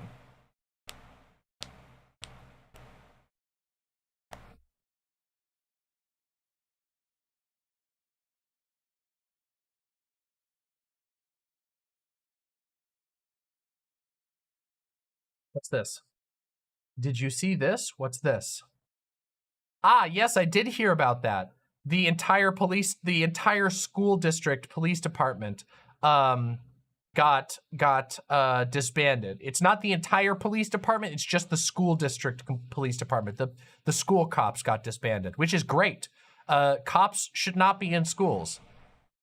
Resource officers only make things worse. Their presence, like an officer armed with a taser, only makes the school environment more hostile and makes the likelihood of like small issues accelerate rapidly into becoming an issue of prison. If you have a cop at your school, two kids fighting, often becomes a fucking criminal charge against one of them. It's called the school to prison pipeline. It's incredibly fucked up.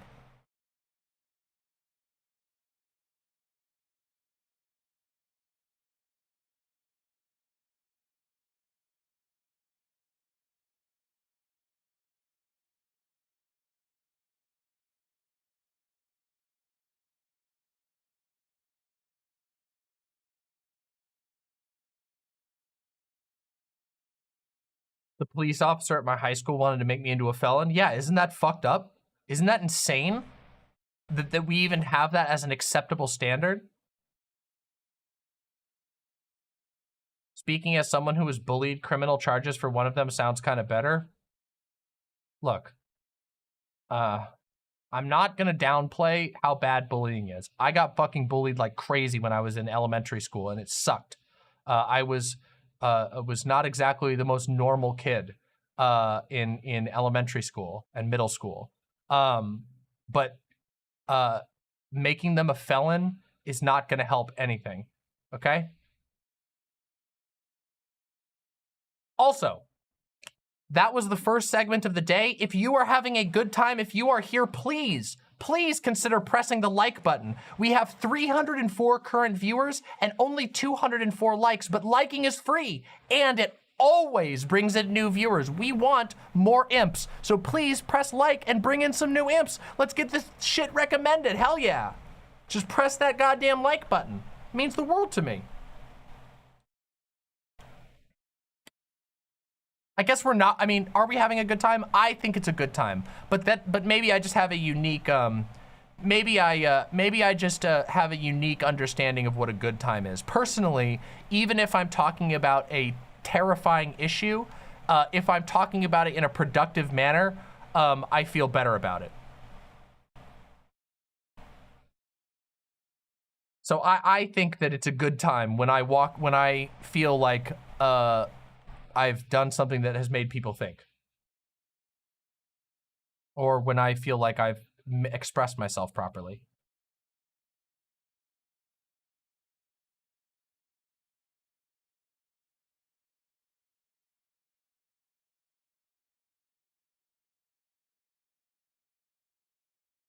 Oh, that happens all the time, Elac. Queer kids get fake accusations put against them all the time. It is shockingly common. I've known multiple queer people who've been falsely accused of things in school just because they were different.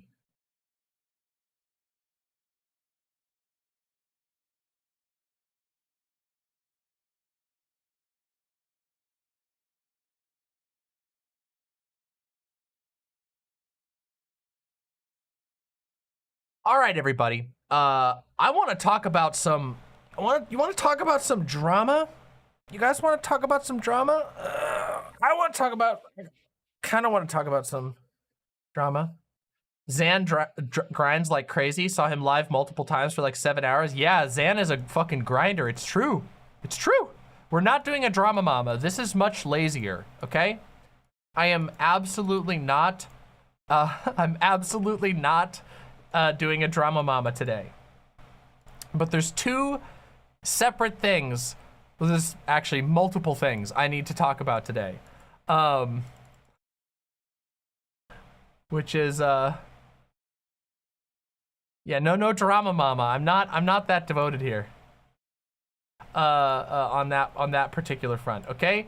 So there's a couple of different drama things, but the first one I want to talk about, and this is just small. This doesn't. I don't even know if this is going to be a segment, but did you guys hear about the rose wrist situation? Did you guys hear about that? Some of you may remember this kind of small. I don't know. He's wavered in size, but let me give you the rundown.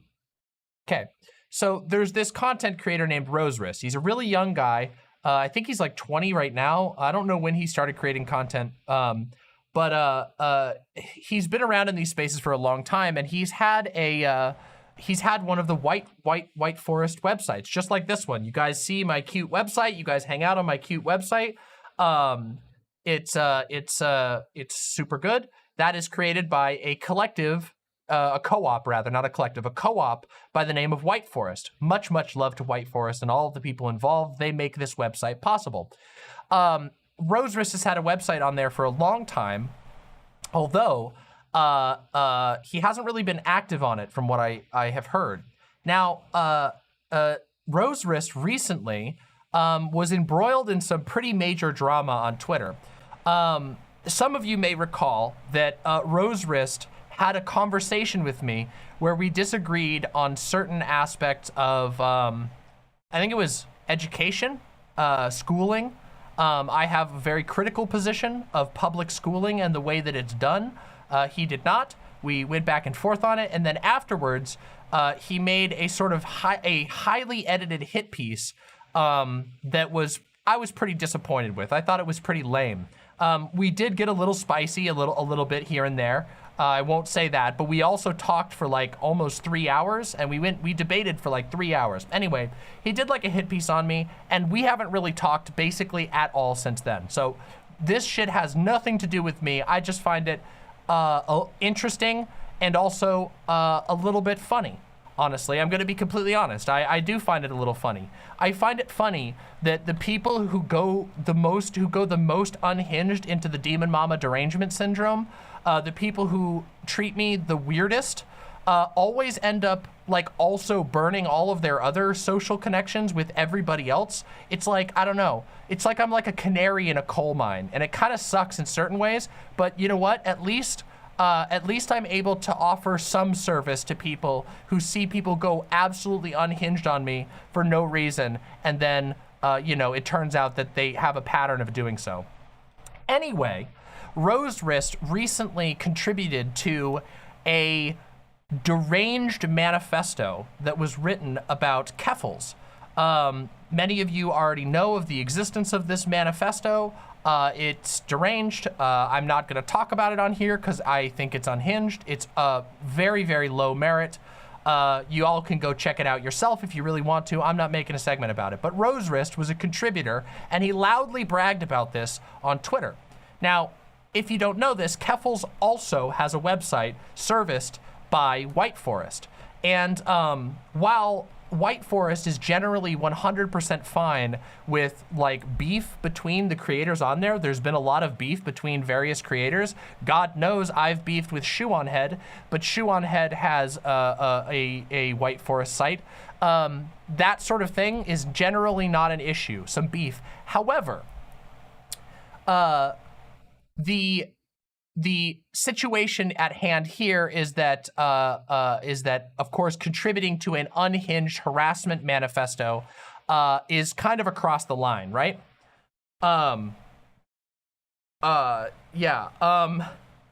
It's pretty intense, okay? And yeah, so White Nervosa, who is the chief programmer and chief admin of the co-op over at Whiteforest, actually pulled a little goofy after it was determined, after Rose Wrist admitted to having contributed to this deranged harassment manifesto, and then also made a series of posts going after Keffals and various people attached to Keffals. It's really fucking weird. But White Nervosa stopped hosting Rose Wrist's website. Now this has generated quite a lot of discord and discourse, particularly because White Nervosa set the website to redirect to dropkiwifarms.net, which is the anti-Kiwi Farms project put together by Keffals. Now I think that's quite funny personally. There was some offense, obviously. It's a little spicy. But keep in mind that the domain was not handled by Whiteforest, but only the website hosting and the like infrastructure of the website. So to be fair, Rose Wrist could have stopped that from happening at any point, but he didn't know how, which that kind of sucks. There was a lot of back and forth on Twitter, but it made me it made me laugh, okay? Yeah, I do think it was a little trolly. I do think it was not polite. I don't really think you can say that there was like anything deeply wrong with it. There was no real harm.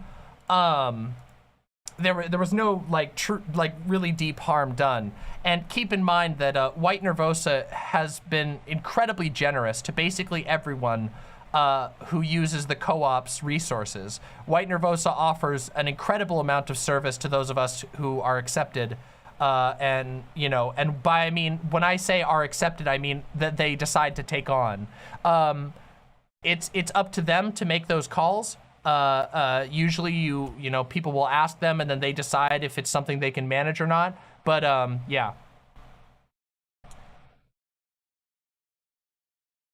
Yes, absolutely. Pansabi says, the manifesto called for Cloudflare picking kiwi farms back up, and Rose Risk contributed to that document. So it's a pretty big statement on Whiteforest's side. Yeah, I think it is, and I think it's a good statement. That's the thing. I don't, for the record, again, I have literally nothing to do with this. I don't have any say in the direction of Whiteforest at all.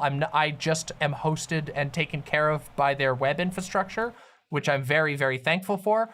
But yes, this is a statement from Whiteforest that essentially says, no, we are not going to support disgusting harassment campaigns. We are not going to support people who are throwing their weight behind one of the most fucked up harassment websites in the world. And also, yes, of course, as Danny brought up, I was about to mention this, the manifesto also claims that that the suicide of Nier, a popular emulation programmer, they claim that it was a hoax, which is absurd. And just so you know, that's like the level of, that's like a level of like an InfoWars level of dishonesty. Actually just off the rails. So while I do think that perhaps it was a little bit trolly and a little bit rude of White Nervosa, I can't say that I don't support, I mean, I support White Nervosa entirely in this. I think it's perfectly reasonable to say we don't want to work with somebody who contributes to that sort of things. Yeah, nuts. It's almost like that entire community has a problem with finds it convenient to attack people for suicide or suicide attempts. It's almost like that community is an insane harassment community that goes after people they decide that they think are weak and tries to get as many people on the internet angry about them to try and ruin their life. It's almost like that's their entire MO. And I think Nervosa made the right call. I just thought it was a little bit funny, you know? I just thought it was a little bit funny, I gotta say. Especially given the fact that Rose Wrist treated me so stupidly, so cringily. The video that he made was so dumb. We engaged in really good faith for the vast majority of the conversation, and then he went and made like literally multiple hit pieces about me that were just horrifically, laughably edited to make me try and look bad. So, you know, whatever, trollers troll, you live by the troll, die by the troll.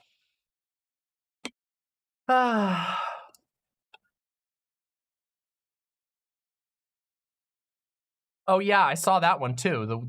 It's really unfortunate because I really don't feel like any of it was really necessary at all, especially given the subject. The subject was did not demand that level of intensity, toxicity, or dishonesty.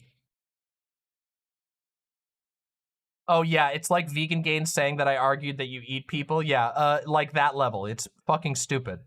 Vegan Gains is another dishonest idiot. But again, you know, dishonest idiot, get owned, as it turns out. As it turns out, if you're consistently a dishonest and uncharitable moron to every person that you meet, you're gonna end up eating shit eventually. Sucks. Sucks, doesn't it? Fucking sucks, doesn't it? I know, I haven't really done so many. Oh yeah, have you seen Hunter going unhinged about White Nervosa? Actually, I haven't. Do you have a link to that? Hunter Avalon is like the biggest cope person ever. Like that guy received so much fucking charitability. You guys even remember how much charitability I gave to Hunter Avalon, right?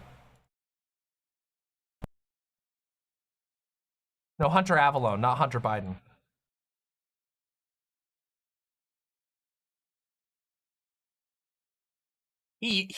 So he used to, Hunter Avalon used to be like a alt-right freak.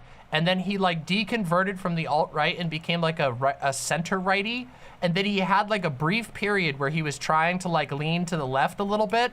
And then he just recanted on all of it and has gone like full into being like a weird like omni-liberal dick sucker guy.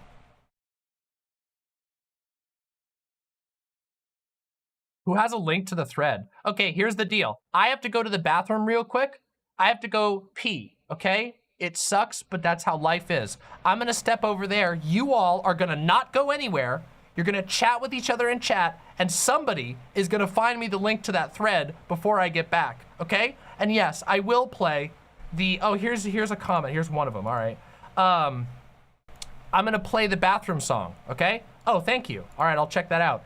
I'm gonna play the bathroom song. I'm gonna hit the bathroom, then I'll be right back, and we're gonna keep going with this drama because we actually have a lot more drama to go through. That was the smallest of the drama, okay? Ugh. Oh, we'll talk about that, Nuts. I don't know if I agree with you on that. Hold on, let me play the bathroom song. We'll get back. We'll get back to this in just a minute. Let me play the bathroom song.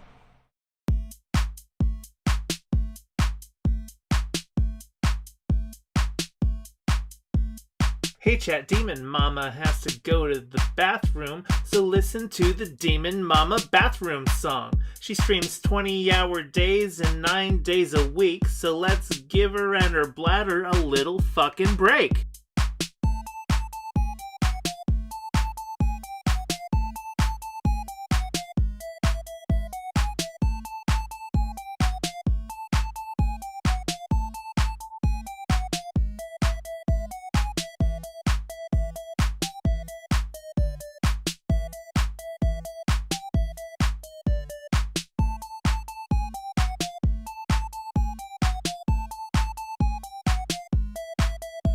Okay, it's been a minute and she's still in the bathroom. I'm not a math whiz, but I can count to 2.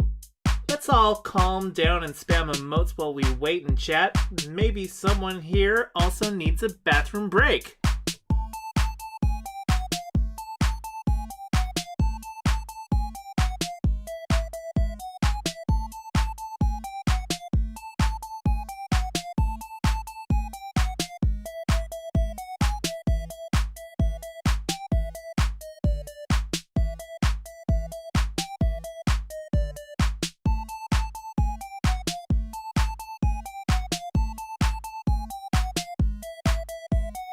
Been a bit since Demon Mama went to the bathroom. Not like I'm counting, but this track's at 142. So don't you fret, my little lips, cause I wrote this track down to give you something boppin' while she's taking a break.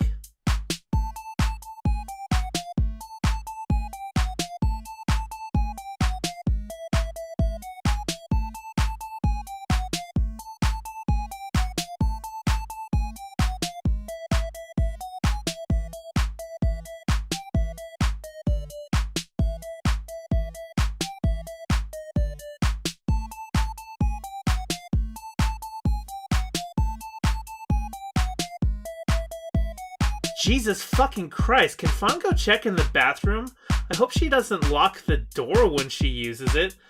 But if she does, you might need a little running start. That's right. Hope the door hinge is weak enough to break. That's right. Look at that. No loopy. No loopy. No loop. Thank you, Harbor, for the tier 2 sub. Thank you very much. Whew. It is hot. It is a hot day. All right. Is an anteater behind me? No, it's a dragon.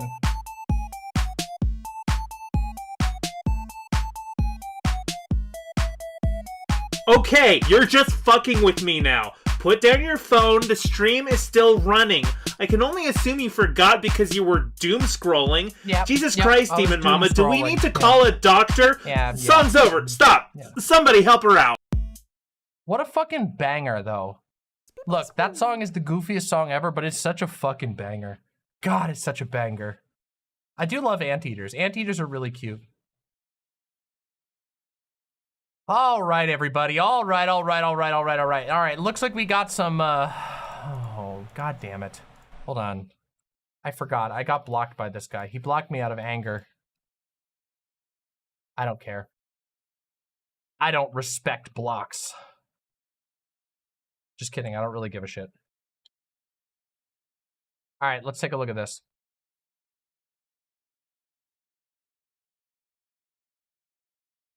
Oh, yeah. Oh, yeah. Oh, totally, my man. Right-wingers. The left just wants baby murder. They just love abortion. Lefties, yes, actually. Oh, yeah. Oh, man, I love it. Don't you know every lefty you meet who's like, yeah, we love to murder babies. When you're totally super honest and definitely don't have a right-wing slant. Damn. Oh, wow, you got us, bro. You got us, man.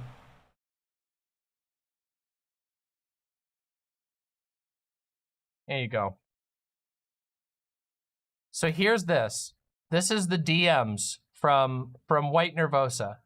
It said from Rose Wrist, it says, okay, I understand. Can you then fully detach all your stuff from my purchased domain so that it's just a dead link? You own the domain?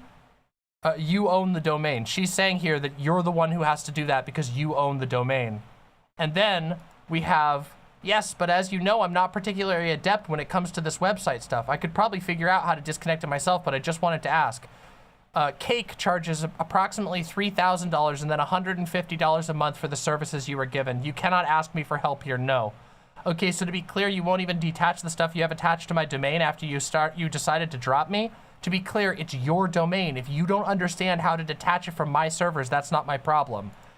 The point being is that even I know this. I am not a website genius or whatever, but the point being is that you decide where your domain points, and he still has it pointing to White Nervosa's servers. It's not something, White Nervosa literally can't change that. What she can change is where her server goes, which is, you know, like I said, a little trolly, a little bit of a dirty tactic, a little bit, but still also very funny. You know, I don't really give a shit. So, and of course, this was posted from White Nervosa, real quick, from White Nervosa says, choose the company you keep carefully. This is referencing the fact that, of course, you know, White Nervosa was strongly disapproving of Rose Wrist's contribution to a harassment document. So here we have Hunter Evelyn saying, yes, excellent point, which is exactly why I will never use White Nervosa for a stream website, because I prefer to avoid spineless, spite-driven maniacs. And I'm sure, you know, I mean, of course, Hunter Evelyn is incredibly angry about Keffals constantly. Constantly, you know, so he's, you know, there's been a bunch of back and forth on this, but that's where he got involved. Of course, you know, of course.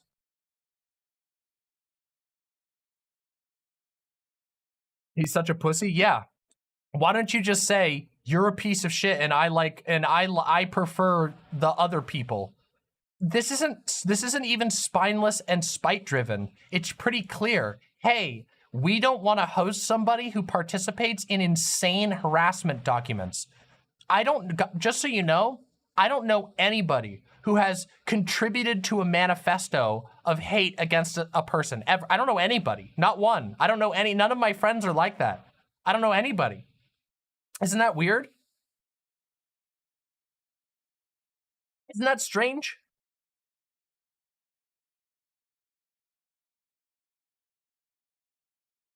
The spite part was redirecting it to Kiwi Farms. That was a little spiteful, but at the same time, to the drop Kiwi Farms, but also at the same time, he used his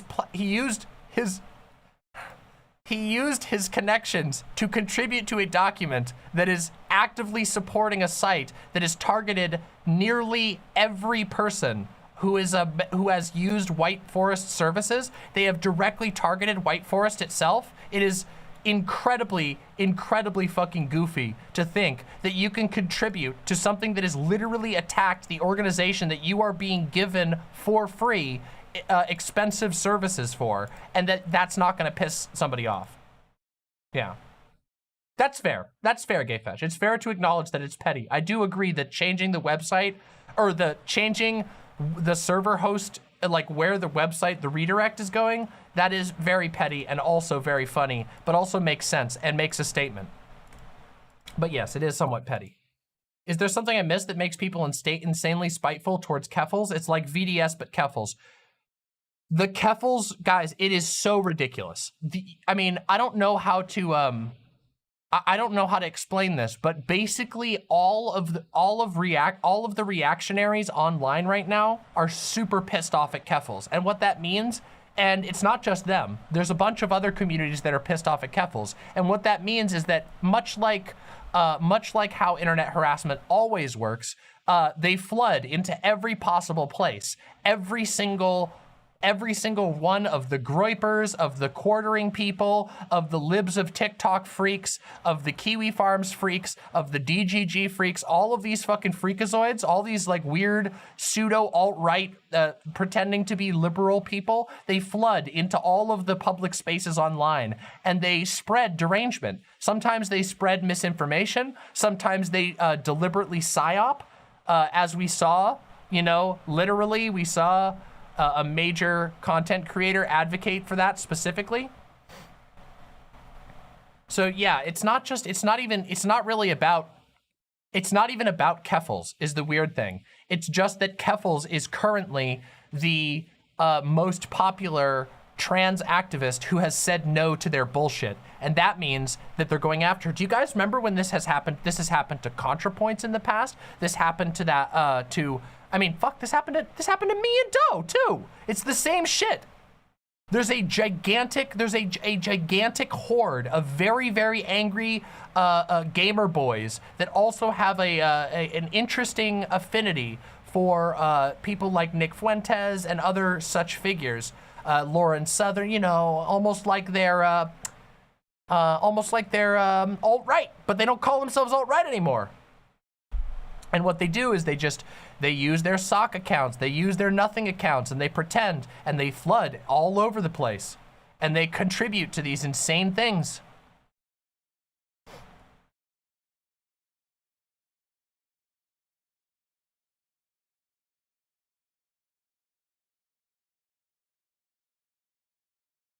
Yep. And speaking of all of this, we get to the next segment of the day. Are you guys ready? Are you guys ready? Because what we're gonna react to next is a prime example, or so I've heard, of a very, very interesting approach to Keffals. I have not seen this. This is a fresh react, but multiple people have told me I should react to this. So we're gonna react to it. We're gonna do some good old-fashioned react to the video called Keffals is a Bigot. Okay? Now, like I said, I gotta give a shout out. It was first Chariot, our friend of the show, Chariot, who we quite like, and we've watched some of Chariot's videos before. Chariot was the one who tuned me into this at first, but Chariot is hardly the only one who has reacted to it. Oh, Keffals was the first one to react to it? All right then, Keffals was the first one to react to it. But here's the thing, I haven't even seen it, but I've heard very interesting things about it. So I wanna give it a fair shake. I wanna see what their direction is, and I wanna react to it myself. So we're gonna do that now. Is this another essay pervert video? I don't think so. I really don't think so. Hello. That said, there are some aspects of this video which make me think that it might be a little bit like that. So first of all, comments turned off. We have decided to turn off the comments. We have heard your concerns loud and clear. The point of our video remains the same and we stand by our critiques of Keffals. However, we are taking your comments into consideration. There was a transphobic slur that was used unintentionally. Uh-oh. And we are cutting that out of our language now that we've been made aware. Uh-oh.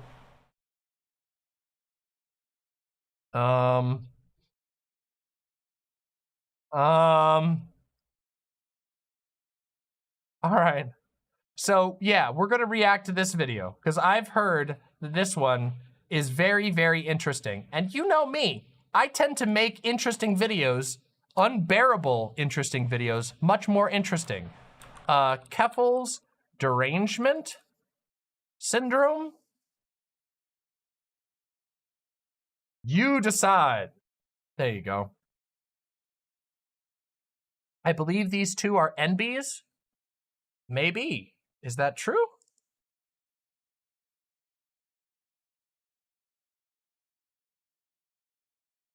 Anti-MLM videos, video game content, Twitter.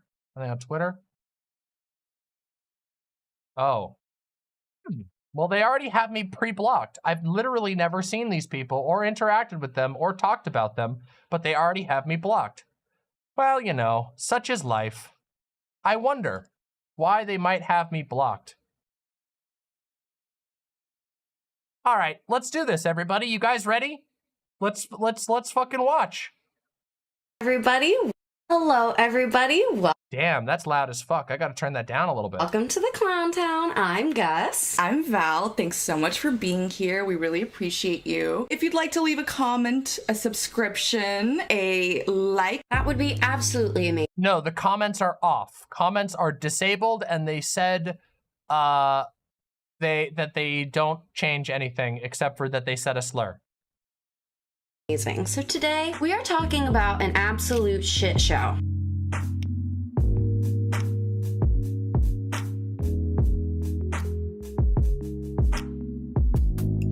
trigger warnings include ableism, autistic slurs, anti-blackness, anti-Asian sentiment, interphobia, lynching, racism, mentions of Nazis and Hitler.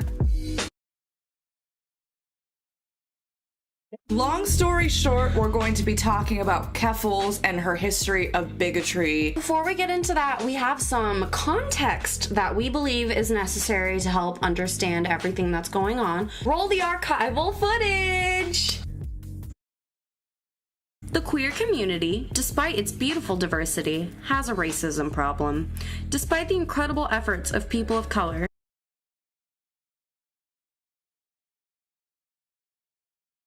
White women.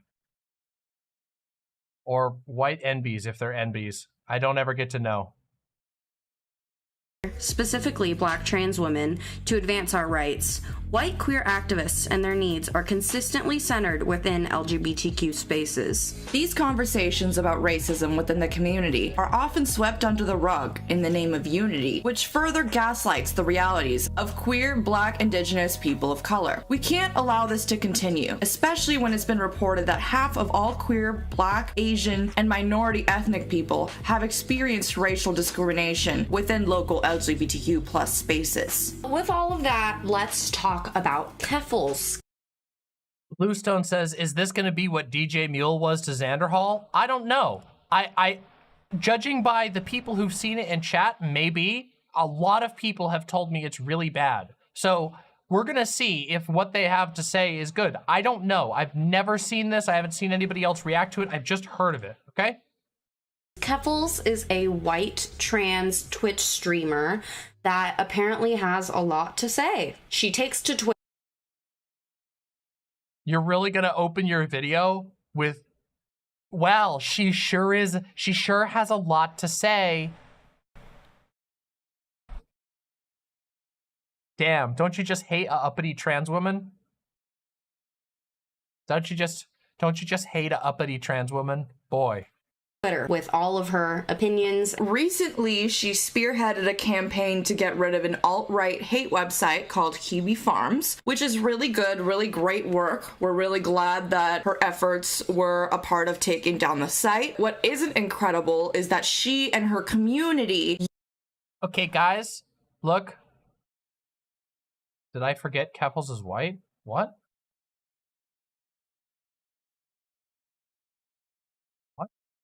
Okay, guys, I have to bring attention to this. These glasses right here. I know, okay? But is there a way I can zoom in on this? I think there is. Yeah, right here. This type of glasses is a red flag. I know. I know that some anti-SJW people in the past have also pointed that out, but a broken clock is right twice a day, okay? These glasses, avocado shaped, they're not teardrop shaped, they're like avocado shaped. And this is the biggest, these are always a red flag, okay? I'm sorry, they just are. Am I doing glasses phrenology? Yes, I am doing glasses phrenology right now. I'm sorry, but I don't think it's glasses phrenology. I just think that people choose those glasses because they see other people who've worn those glasses. It's like a chicken and egg situation, okay? I'm just saying they're a red flag, all right? Always. They've always been a red flag, okay? Yeah, it's glasses phrenology, everybody. How do I, what is going on here? Why can't I, I can't clear it. Oh my God, what's going on? I can't clear my, there we go. Hey. I'm stuck. There we go. Wait, no, that's not right still. There we go. All right, I fixed it. I was booming. We do a little cisphobia? Yeah, I guess we are. It's like Chuds and Oakleys. Yes, thank you. You guys wouldn't call it glasses phrenology if I was pointing out that fucking ranting right-wing car dads are always wearing Oakleys. You guys wouldn't call it glasses phrenology if I was pointing out that fucking alt-righters wear those stupid pit vipers. It's just true. They're like the woke scold glasses. It's just true.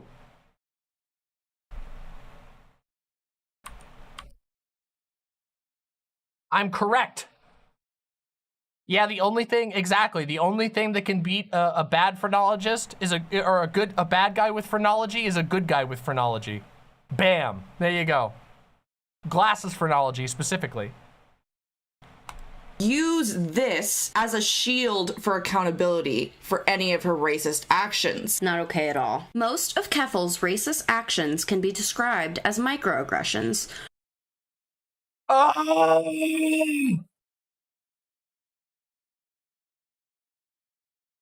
God damn it! We went into a time portal! Microaggressions? Again? The reason they're called microaggressions is because they're micro. Microaggressions are the types of things that grind people down but that people don't do intentionally. Microaggressions are micro. They're called microaggressions for a reason. Guys, okay, for those of you who don't know what a microaggression is, no, all lives matter is not a microaggression. Yes, this can be a microaggression right here. You speak excellent English. That can be one. All lives matter is not a fucking microaggression. A microaggression is like, here's a microaggression. A microaggression is like when somebody is like, okay, here you go. Here's an example. You go to a government office and you say, and somebody says he, him to you. Because you're a trans woman. Pretend that you're a trans woman. You go to a government office and they he, him you. And you say, sorry, my pronouns are she, her. And then the lady behind the desk goes like this. Oh yeah? Okay, miss. That's a microaggression, okay? That's a microaggression. It's like when somebody is like unfamiliar and then they do something like small and passive aggressive.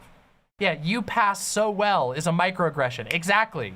You're so well spoken. Yes, not all lives matter. And the whole thing is that, first of all, most microaggressions are like not intentional, but those that are micro for a reason.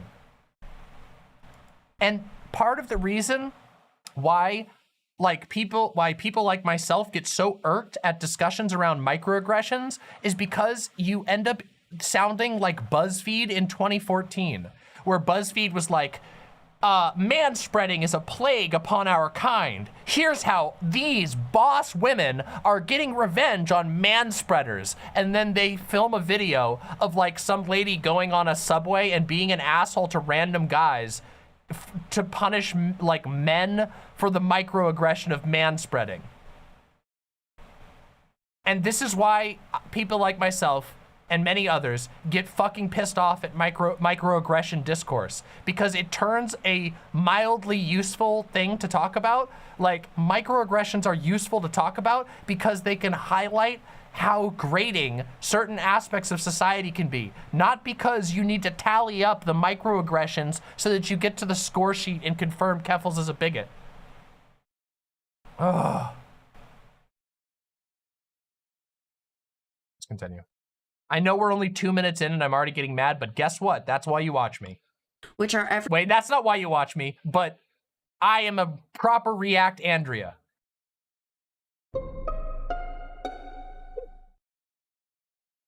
everyday verbal, nonverbal, and environmental slights, snubs, or insults, whether intentional or not, which communicate hostile, derogatory, or negative messages to targeted persons based solely on their marginalized group membership. Usually these microaggressions are not as overt as, say, somebody throwing around racial slurs, but the message of a microaggression and these racial slurs, the message is the same, that the other person does not belong, that the other person is inferior, and that the other person is less than human in some way because of their marginalization. Okay, guys, this one is not a goddamn microaggression. If somebody asked you this one, oh my god, that's just really racist. This is also really, really racist. These aren't microaggressions. Oh my god. If we want to get But again, microaggression loses its meaning very quickly because people will say anything's a microaggression. rid of systems of oppression, it is very important to look at these microaggressions because those are probably going to be the last things to go. We feel it's important to talk about it and to point them out. Check yourself. Check yourself. They're the last things to go. You needed to purge them out. You know, you just haven't dropped those sinful ways. Unironically, this type of like, I don't even know what to call this, pop social justice. Like, pop social justice ends up just sounding literally like Christian rumor bullshit. Yeah, well, she's new to the church. She hasn't quite shaken off the ways of the world, you know? I hear she still has a boyfriend that she sleeps with. yourself. Now we're actually gonna get into what Keffals did. Basically, in 2021, the progress flag was updated. Now, the progress flag initially was all of the rainbow stripes, the black and brown stripe, and the trans stripe. But in 2021, it was updated by an intersex activist to include the intersex flag. Of course, Kerfoodle had a lot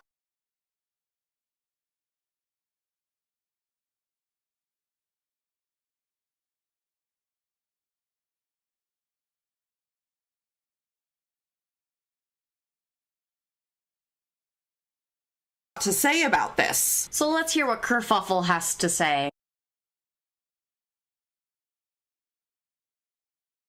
Okay, so this is what it's gonna be, right? This is gonna be, is this like, what is this? Is this like that, what's that lady, Lena Dunham or whatever?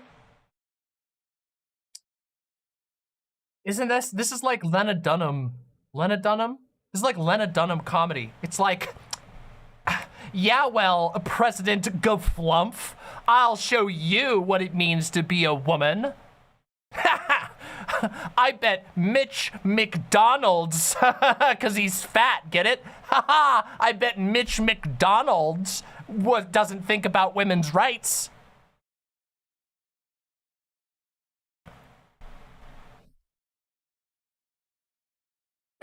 I wonder what what's their channel called? Clown Town? I wonder what Clown Around has to say next. Let's find out, chat? The image that Keffals posted is an image of this new pride flag, which has the intersex stripes, the trans stripes, the black and brown stripes, as well as the rainbow stripes. However, it is edited to have a green stripe, a white stripe, and a red stripe. And this is what Keffals... Oh my god! Holy shit! I didn't know! If I'd known that Keffals had added 3 stripes to this incredibly stripy flag, I would have never helped her raise money for trans charities. Oh my God! Said, this flag wasn't inclusive at all, so I had my friend redesign it so myself and other members of the Italian community are represented with an Irish flag next to it. Oh my OMG! OMG!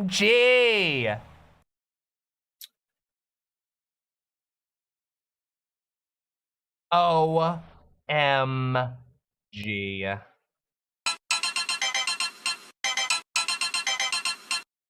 Okay. What? What? Is this a joke I don't get? Can somebody explain this? What is that? This sounds like, I want to have straight pride. Us Italians should be represented too. Like, if you're gay Italian, cool, you're already on the flag, congratulations.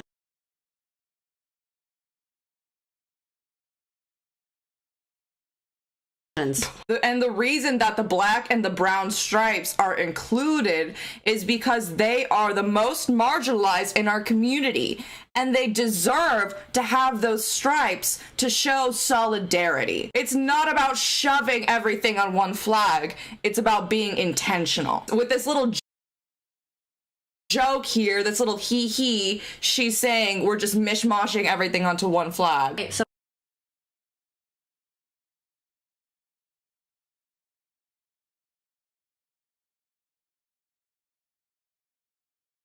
Do you guys see what I'm fucking talking about? With the like woke scoldy shit? Can you imagine like trying to get people actually mad about a joke with the Italian flag being added to a admittedly very crowded design? Now, to be fair, I quite like I personally don't mind the progress flag, not even like a little. But I will say it is a very noisy flag. It has a lot going on. And I really, really don't think there's anything wrong with making a joke about adding the Italian flag. And I certainly cannot imagine getting angry enough to call somebody a bigot and also to be this performatively offended. I think that's part of the thing that gets like, you guys ever get the feeling that like liberals, that like part of the reason why people get so mad at, well, I already know this is true. I don't know why I'm phrasing this like a question. We all know that the smugness and the performative like shock of liberals is like half the reason that the Republicans have any success with their messaging. Because people meet liberals and then liberals do this shit. They go, can you like, OMG, can you like believe that she did a minimizing microaggression by comparing Italians to the slavery of black people? And then you're like, whoa, wait, what? What do you mean by that? Comparing Italians to the slavery of black? What do you mean? Oh, well, she made a joke where she added the Italian flag to the Progress Pride flag. And I felt like that was very erasing. And this is a thing that white women, I am white, yes, I apologize, but I apologize, land acknowledgement, I apologize, but other white women who aren't as advanced as myself, who aren't as progressive and wise, make mistakes like equating Italians and doing a microfascism. Am I gonna have to get out I'm sorry, I'm white. Libs, man. Holy shit. Keffals has more to say about this progressive pride flag that includes the intersex pride flag. I hate that this design implies that the original flag is— Oh, 85D Duty Derek. If you think that there's a good opportunity for a Demon Mama short, please send it to JazzDog, at JazzDog on Discord or here in the chat if JazzDog is here. JazzDog is currently editing some banger shorts. So yeah, if you think it's a good opportunity, you know, go for it. Also, real quick, if you're here and having a good time, if you're enjoying the Demon Mama Demon Hell experience, press the like button. And if you haven't subscribed, press subscribe and ring the bell. You've been missing so much fun. We have a lot of fun. I'm Mald, I rant, I talk about all kinds of interesting things, and you get entertained, and all you have to do is press subscribe and the like button. We have like 360 viewers right now, which is fucking poggers, but we have only 266 likes. We have 100 missing likes and they're free. Just click like on the YouTube video and you will help my channel grow, and also you will earn the respect of the other imps. Thank you. Thank you. Let's continue. Is not inclusive of trans people, black people, and brown people. The original flag was designed by a friend of the first openly elected gay politician in the United States, and I see it as an important part of our history. Do not explain queer history to me, Keffals. Do not talk down on me or any of the people that you're speaking to. Don't talk down to me, okay? I made out with a girl once in high school. I am motherfucking queer, and don't you dare do a microaggression against a flag design that I like on the internet. Second of all, no one is diminishing the meaning of the flag that came before this new flag. No one is saying that people don't see themselves in it. No one is saying that. You are talking down to me as I open my video by talking down to you and explaining the definition of microaggression to you. It is not valid. We are just saying that we needed more representation. So we got more representation. If you felt represented by that flag, congratulations. Yo, Vox Humana, thank you very much for the incredibly generous $20. I will be doing a huge imp mystery this year. You just wait. It's gonna be amazing. Thank you. Let's continue. But obviously not everyone did. So it's not about you, Keffals. Not everything is about you. I feel like you need to hear that. This video is about Keffals, though. This 37-minute video is about Keffals. So maybe you guys need to hear that. Tag. Oh my God. Just, is this not like, I'm sorry. Is this not like the face that every person imagines when they imagine getting condescended to by like an overly zealous white woman woke scold?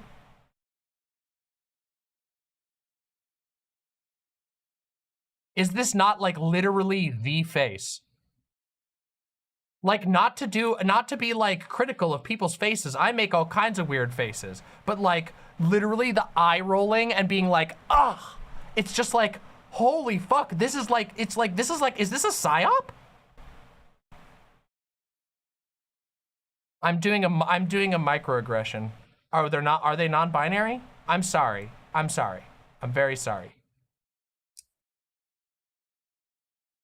I've been blocked by them and they don't have any pronoun information on their website, so I don't fucking know.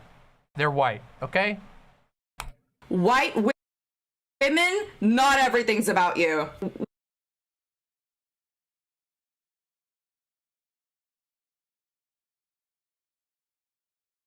All right, everybody, I'm sorry. Sorry, I get a minute here, okay? Hold on a second. I get a minute here. This is, y'all are being, I know, hold on.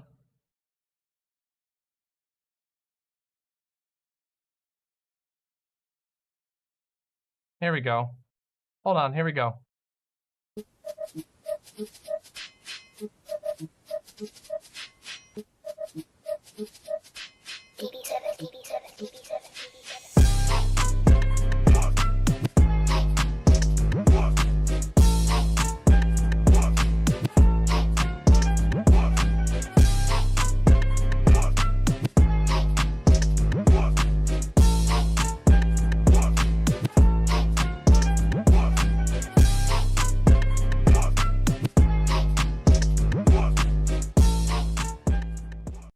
There you go.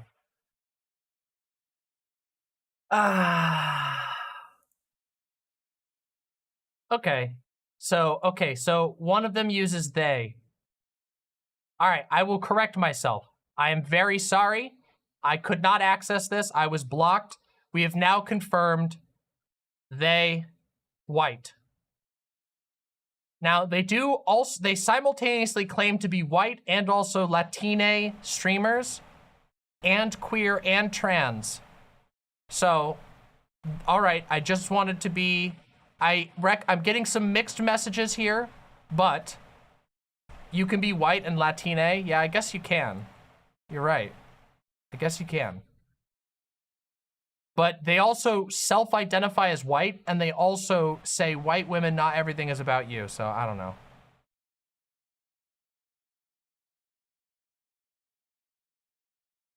They white pronouns. Look, I will correct. They. I will correct, okay? I'm sorry. I didn't mean to. I had no reference. Guys, you guys are giving me so much shit about... You know what? It's fair. It's fair that you all give me shit about this, okay? Because, in truth... it is important to not assume people's pronouns, but if you have literally nothing to go off of, they've blocked you and they don't list their pronouns. It's a little bit hard, okay? It is called Clown Town. Well, I don't know, Posadas John. That seems a bit... The two genders, they and white. Look, let's continue. You know what? You know what? You chat are you're just a bunch of fucking whiteys. You're just a bunch of self-centered white women. That's what you all are. And you're microaggressing against me for something I couldn't control, okay?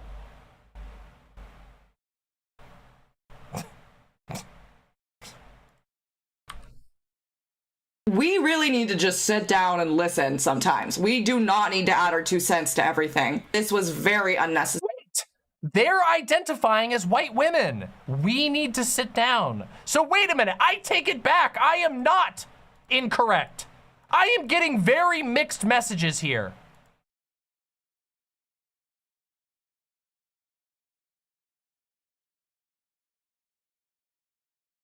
Even if everybody felt included by the old one, this new flag is a symbol and a statement saying we are going to work to make the intersex community. Hold on a second. God damn it.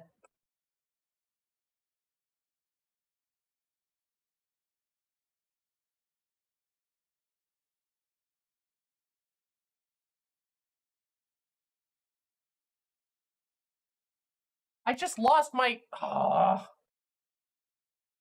God damn it. Where did it go? I'll be right back. Hold on a second. I just broke my cup.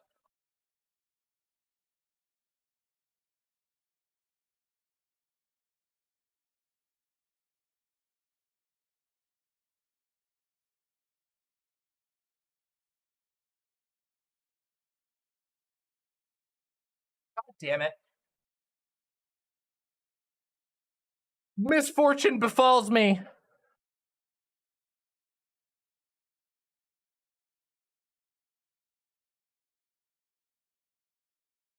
Well, oh well. This is what I get. Oh, I just popped off the little thing on my cup. I'm sad. Oh well, I'll find it. I'll find the piece that I popped off and fix it later, but oh. Yeah, that was my karmic debt being paid immediately. Reza Sutra, thank you very much. All right, let's continue. Let's continue. We got to get more than 5 minutes in, everybody. Come on. Oh, they retweeted that freakazoid. Okay, let's continue. Feel more included. We are going to put that at the forefront of our problems, which is not something that the queer community is doing. We brush aside the intersex issue. We brush aside issues of racism, being trans, and I think that... Hey, speak for yourself. I don't know any trans people who brush aside the issues of being intersex. Please speak for your fucking self. How are you planning on watching the whole thing? This is very bad. Oh, we're gonna do it. We always do it. Are you kidding me? That's the point of the flag. It's not because the old one wasn't inclusive. It's more of a statement of we are standing with you in solidarity. Okay. This is a technical critique, but please put a noise gate, or not a noise gate, put a limiter The peaking is absurd. The fucking audio peaking is out of control. We care. So why is that such a problem? That. Oh my God, slay. Oh my slay, you're spitting. Literally that. This was a few days later.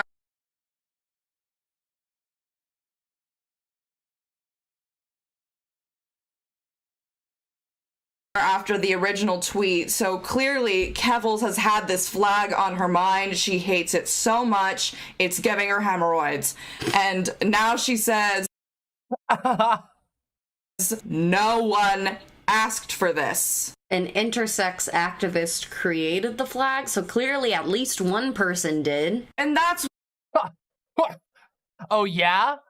Well, guess what? Checkmate!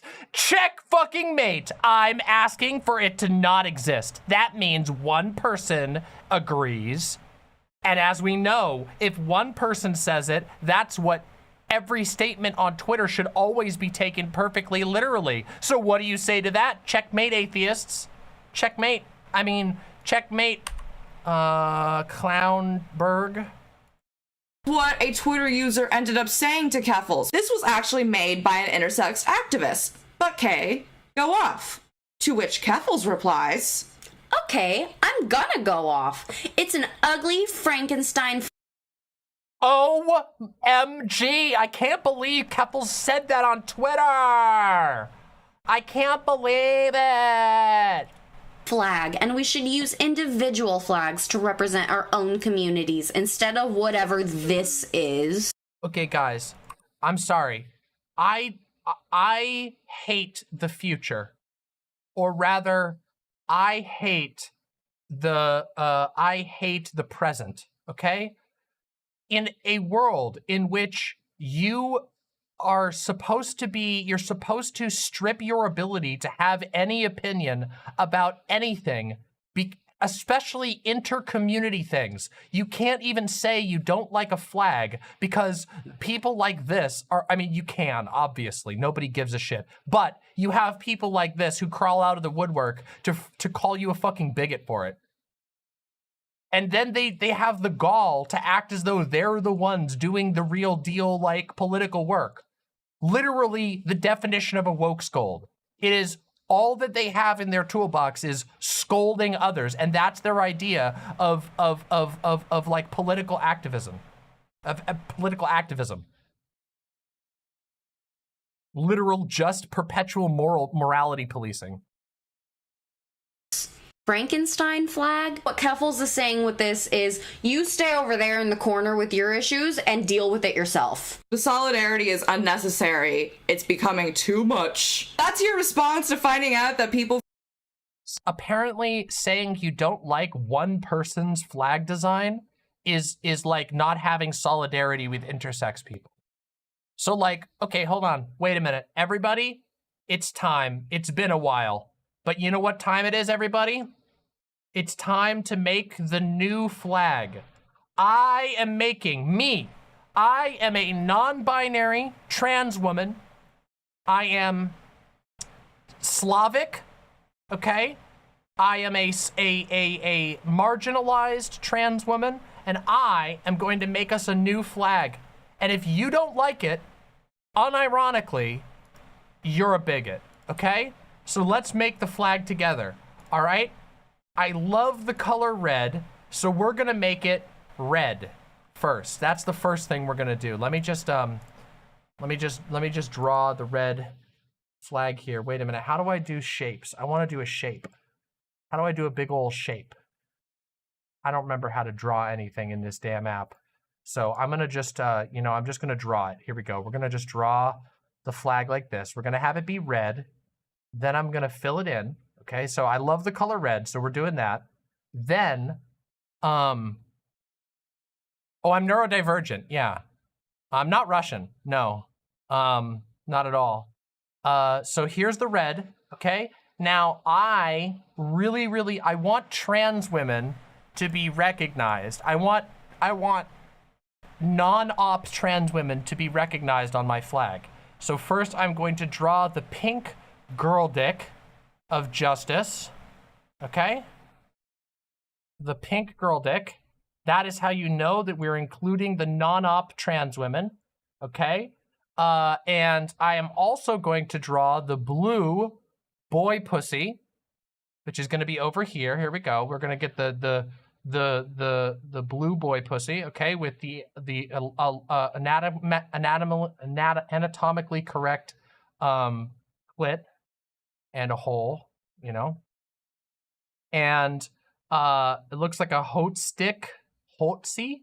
What's that mean? We got the boy pussy on there, and I want to make sure that we have intersex represented as well. So we're gonna make sure that we have the intersex flag here, which is a triangle with a purple circle on it. So I'm gonna make sure we got that. And I'm gonna make sure that we have marginalized people, okay? We have black people. We have people of color for brown, you know? That's good. And we don't want to include white people, so we will make sure that there's no white anywhere on the flag, because that is very good. What else? What am I missing? I'm missing some things. What are other marginalized groups? Furries. Oh, yeah, we need furries. Hold on, I'll grab an orange. We'll have an orange fox on there. Here's the fox. Okay, here's the fox. Okay, it has little cute ears. Here you go. This is for the furry community. You know, here we go. And then we'll have little eyes and a nose and a smile. There's the fox. Oh, gamers, we need an Xbox controller. But I'm gonna draw my favorite Xbox controller. My favorite Xbox controller being the Halo 3 Master Chief Edition Xbox controller, you know, so I'm gonna make sure that we have that properly drawn here. I'll make sure that we got the different colors. It's what? Red is for the B button. Oh, we don't need to do that one because we already have red. Blue is the X button. And then we have what color is the yellow is the Y button, and then green is the A button. So we gotta make sure we have that. And then we'll make sure that we put the little sticks in here. We got a stick here, we got a stick here, and then we have a little gray thing over here. All right. Now keep in mind, before you criticize this, and before you say anything, just remember, I am a trans, neurodivergent, non-binary, Slavic person. Okay. Oh, we got to put the T for T's on there. Oh, fuck yeah. I love T for T. Here, you know what? We'll do it in light baby blue. That way it's like very eye-catching. T for T. Maybe we should put the Xbox logo on there to be sure. You know, the Xbox logo, I'm not really a big fan of Xbox anymore, but the Xbox logo is pretty cool. So maybe we'll put the Xbox logo on here. Oh, we gotta have pirate representation as well. Okay, here we go. Hold on a minute. Hold on, wait, I want the white. Where's the white? Wait, oh wait, we're not allowed to have white on there, so we have to have, we'll use gray. And we'll do a little skull here, because white has, if you put white on there, we're doing an all lives matter, and I do not believe in that. I think that shit is bad, so I don't want to put white on there because it implies equality. And I don't want there to be equality. I don't believe in equality, as you know. I mean, I believe in equality for everybody, except for, I don't believe in it for white people, because I'm racist. I'm not adding Italians. Haven't you learned anything from this fucking video? Haven't you learned anything? Are you guys fucking kidding me? Are you guys fucking kidding me? Now, again, before you critique my flag at all, I'm not white. Shut up. You're minimizing my experience, Nuts. Nuts, that's it. I'm sorry, I have to ban Nuts. Nuts, you have to be muted because I just can't handle your microaggressions right now. There we go.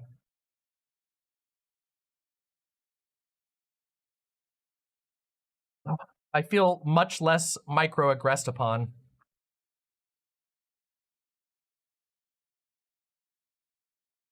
Okay, but somebody just messaged me and reminded me that actually I am supposed to be against prison abolition, but I do believe that right-wingers should be put in prison. So I don't know. Nuts, I don't know if nuts qualifies. Oh, pineapple pizza enjoyers. Yes, as we know, people who eat pineapple pizza are very discriminated against. So I'm going to put in a pineapple pizza over here. We'll put the slice of pineapple pizza. We got to get the cheese on there. And then I'll put on, here's the cheese. And then I'll put on, well, pineapple's also yellow, so we'll just call it good. Okay? Oh, yeah. Unironically, though, where the hell, look, I'm putting the wheelchair on there. Okay? There's the wheelchair, all right? There we go. There's the wheelchair, all right? Fucking representation. What about the sock? Oh, sock. Ooh, socks. Well, we need to make sure that the socks are also included. So there we go. This is for people who wear socks. What about clowns? Well, listen, I mean, I'm trying to be as inclusive as possible, okay? All right, everybody.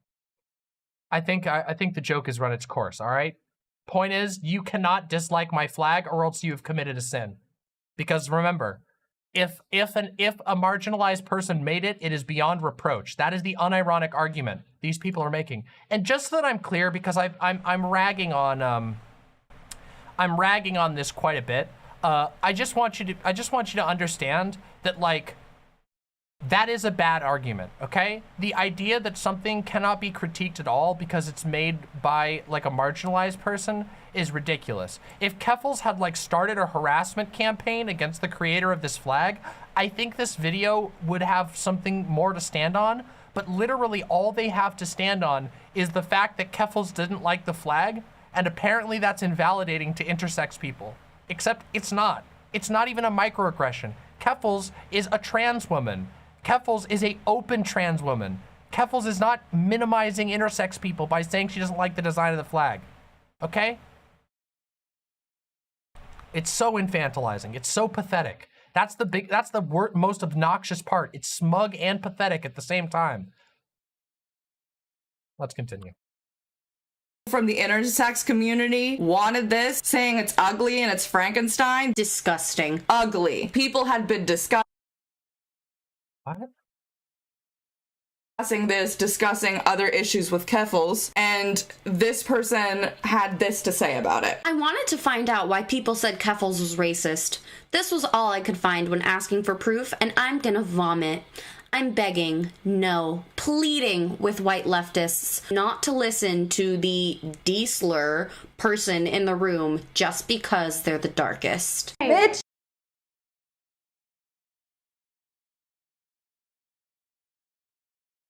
That was from Shark, who they conveniently cut out. Guys, I'm not kidding you, by the way. We've talked about this a couple of times, about how woke scolds like this always conveniently hide the fact that sometimes the critiques that they're contending with, like, actually come from marginalized people. They literally cropped out Shark's. Shark is for those who don't know who Shark is, Shark 300 is a black content creator. They cut out his profile picture because it would probably look bad for two white NB women to be making fun of him in a video where they're snarking constantly. This is the only way that their worldview maintains, like, you know, any sort of coherence. They have to literally delete the context that shows, hey, wait a minute. We're getting mad at Keffals for disagreeing with an intersex person, but we're currently disagreeing with a black person. Now, it would be one thing, you know how, like, we always do this dance with the conservatives where you're like, hey, you're being racist, and they're like, oh, you call everybody racist. People like this, woke scolds like this, do actually call everyone racist. They do call everybody racist, and then they engage in the same behaviors that they are condemning in somebody else in the same fucking video, literally erasing the opinion of a black guy. And not even a right-wing black guy. It's not like fucking Shark is like some kind of outspoken right-wing person. He's a lefty. Yeah, do we have the link to the actual tweet? We can show the full tweet. Hold on.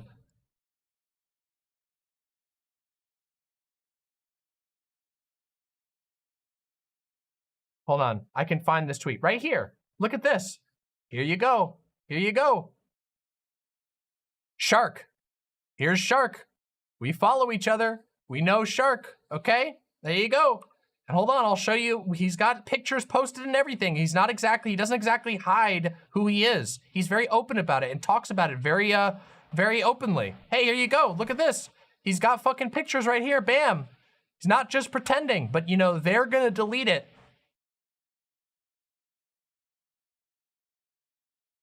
It's so stupid, and it's also disrespectful. Like, Shark is a dude with his own fucking opinions. Tackle them head on. Don't just do this fucking dirty shit where you erase somebody.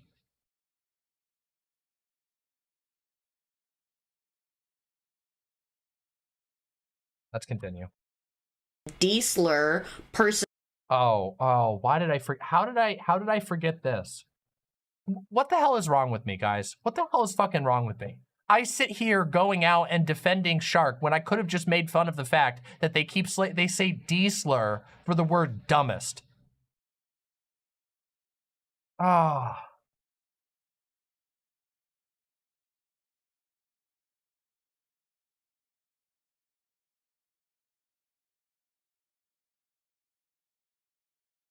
I can't believe they said the V word. You know, people who throw up on a regular basis, people with eating disorders, might be offended that you didn't censor the V word. The V word, right here. Holy fuck. In the room just because they're the darkest. Bitch! Unlike Keffals, I can't decide if something is racist or not because I'm white, but this is stinky. I don't like it. That last comment. Are you just calling all of the people that are commenting on this issue, like you're just calling them silly? You're insulting their intelligence. You're calling them a silly muffin? You're stinking calling them a silly muffin? Oh my god. Craj, man. That's so balilly. You're such a silly balilly balloony. That's weird. That is very weird. Oh, and then Keffals. Hey, excuse me.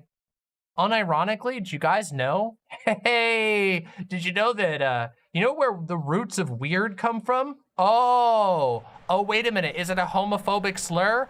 Oh, wouldn't it be a shame if the word weird had the exact same roots as queer and in being a homophobic slur?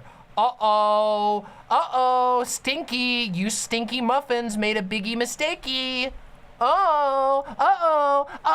Stinky muffins. Don't you condescend to me, you stinky muffins, if you're gonna use language like the W slur. Oopsie poopsies. Responds to this. My favorite part of this is people not realizing the second post was a shit post. I thought using the Irish flag would make that obvious. The post that Keffals is referring to is a... Wait, did they?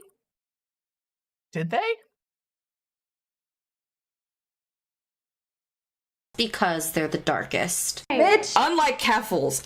Wait, they literally used bitch. They're making a big deal about the word dumb. They're making a big deal about all these things, and then they call her a bitch. So apparently misogyny is okay as long as you're a white themby. I can't decide if something is... Oh yeah, it was somebody else that said it, so that makes it okay. Windleby, that means if should I just put up a video of the N-word and then it's okay as long as it's not me saying it?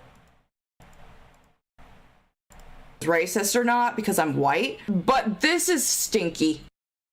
I don't like it. That last comment. Are you just calling all of the people that are commenting on this issue, like you're just calling them silly? You're insulting their intelligence. That's weird. That is very weird. Oh, and then Keffals responds to this. My favorite part of this is people not realizing the second post was a shit post. I thought using the Irish flag would make that obvious. The post that Keffals is referring to is a screenshot of that original post that we were talking about with the Italian. Yeah, guys, Stinky is actually incredibly inconsiderate to people who have chronic gas, okay? Some people can't go an entire day without making people vomit from their smelly, stinky farts. And you are being incredibly intolerant to people like that.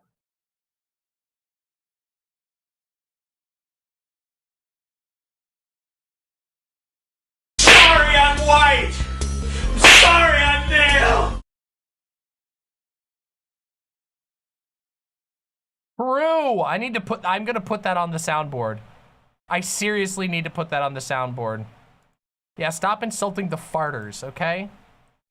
Flag. Keffals is saying it was a joke, which people love to do when they get called out for their bullshit, and they're just like, oh guys, it was a little joke.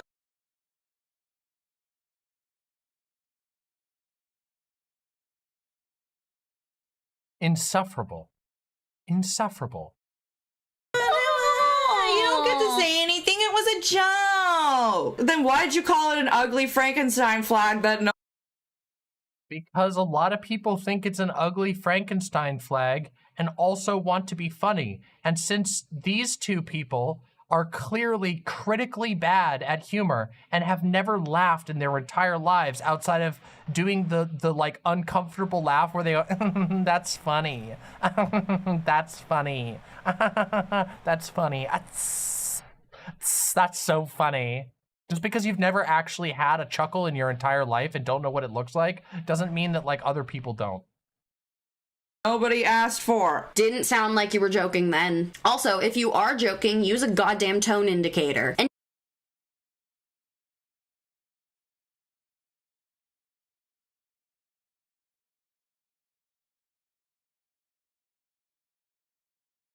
We're doomed. We're doomed. Sorry, you didn't say /SRS. You didn't say /G. You didn't say /G, so I didn't know for sure if you needed help when you were screaming, help me, God! My leg! It's crushed under a rock! Help! Help! And they're like, did you consider using a tone indicator? How do I know you're not a monster from a analog horror, huh? How do I know you're not joking? Quick, say /SRS. Quick, say /G. Help! Help! My leg is stuck! /G! /G! Oh my God, we gotta get this guy some help. none of this will happen. Especially because she said that a lot of the time, her followers can't even tell when she's joking. So tone indicators would actually be very helpful for her community. Mm-hmm. All right, now we're gonna go into Noodlegate. Noodlegate.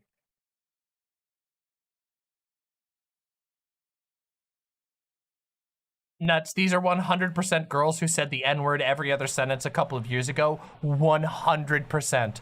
100%.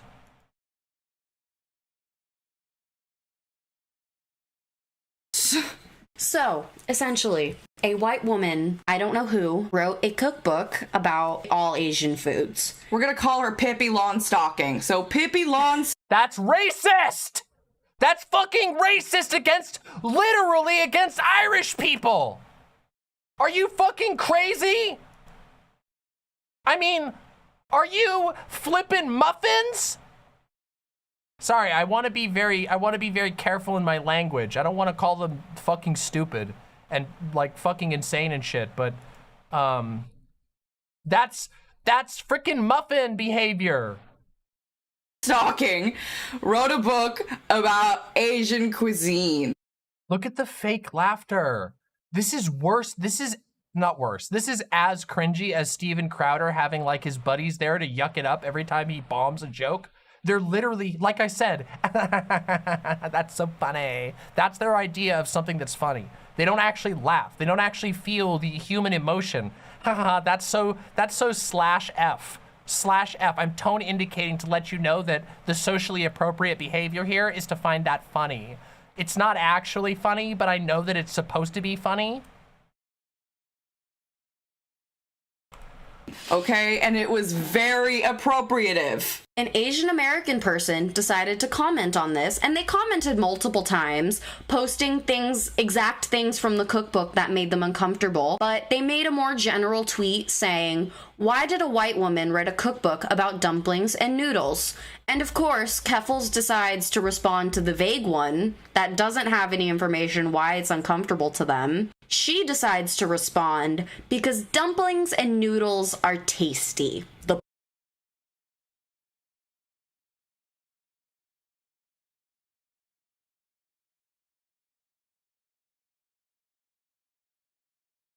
Okay, so one of the things about woke scolds, and I've been going pretty hard on these people, but I want you guys to understand the true tragedy, okay?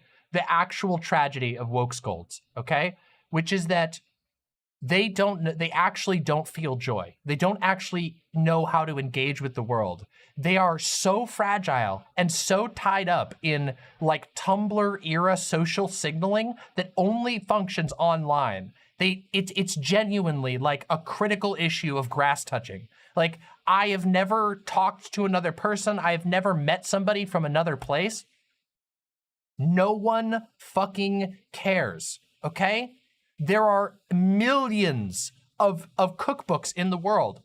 If some lady wrote a book about noodles and dumplings because she found it interesting and she happens to be white, okay.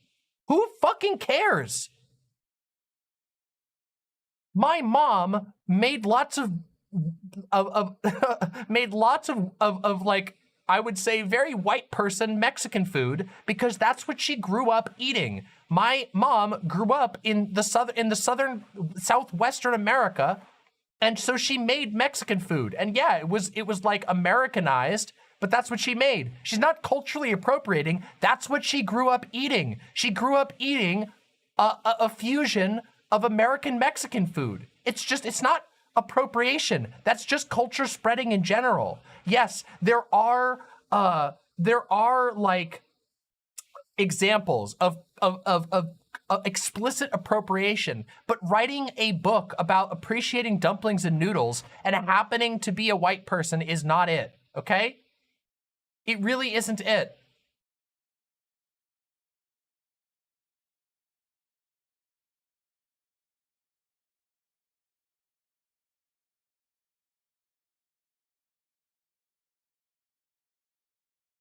Am I racist? I ate Taco Bell this morning? Yes, you are. Your colon is racist right now. Point. Really? Also, of course, you're only going to respond on the one that's super vague so that your followers aren't going to see the reasons why it actually makes this person uncomfortable. Shut the fuck up. Shut the fuck up. You are not, if you are made uncomfortable by the existence of a fucking cookbook, you need to have a spiritual awakening. If you are made uncomfortable by the sheer existence of a cookbook, you need to reanalyze your life. You have to. You will never survive on this planet. You will never survive. You will never live a happy life. You truly need to have a fucking journey within yourself. Excuse me, you made me, a marginalized person, uncomfortable by doing something completely unrelated to me. You've never seen me, you don't know who I am. I'm a random stranger on the internet, mad at your book, but you made me uncomfortable, and that means you committed a microaggression, okay? Okay? It's not my job to educate you, okay? Okay? So that they can just be Holy like, oh, shit. they're just spewing bullshit. Oh, but pierogi's a dumpling, pasta's a noodle. Yeah.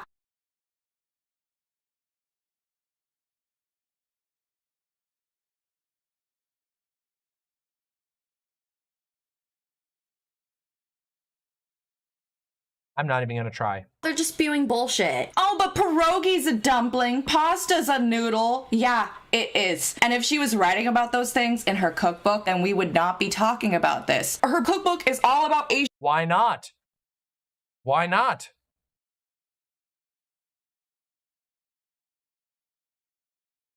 Asian cooking that she does not have firsthand experience with. She writes.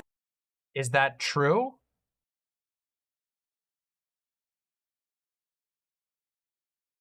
Is that true?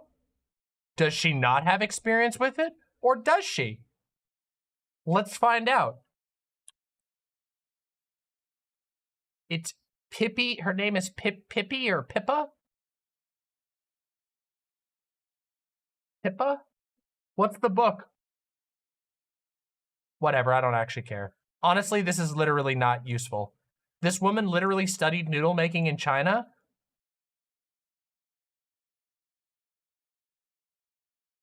I don't know. I don't know.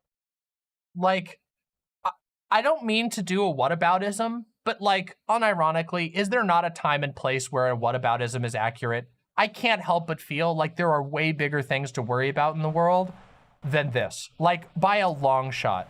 Like, I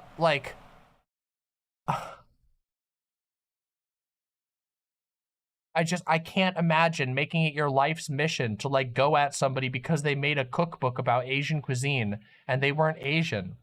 Like maybe they're trying to introduce other people to the beauties of another group's cuisine. Like what the fuck? Mixed Dizzy says, yes, she traveled abroad in Asia and studied noodle making there. She talks about it in the book. That's like the opposite, isn't it? Isn't this the opposite of cultural appropriation? Like, if you go and actually learn the thing yourself and then share that with other people, isn't that the opposite? Isn't that, like, the only way that culture can spread at all? This is so stupid.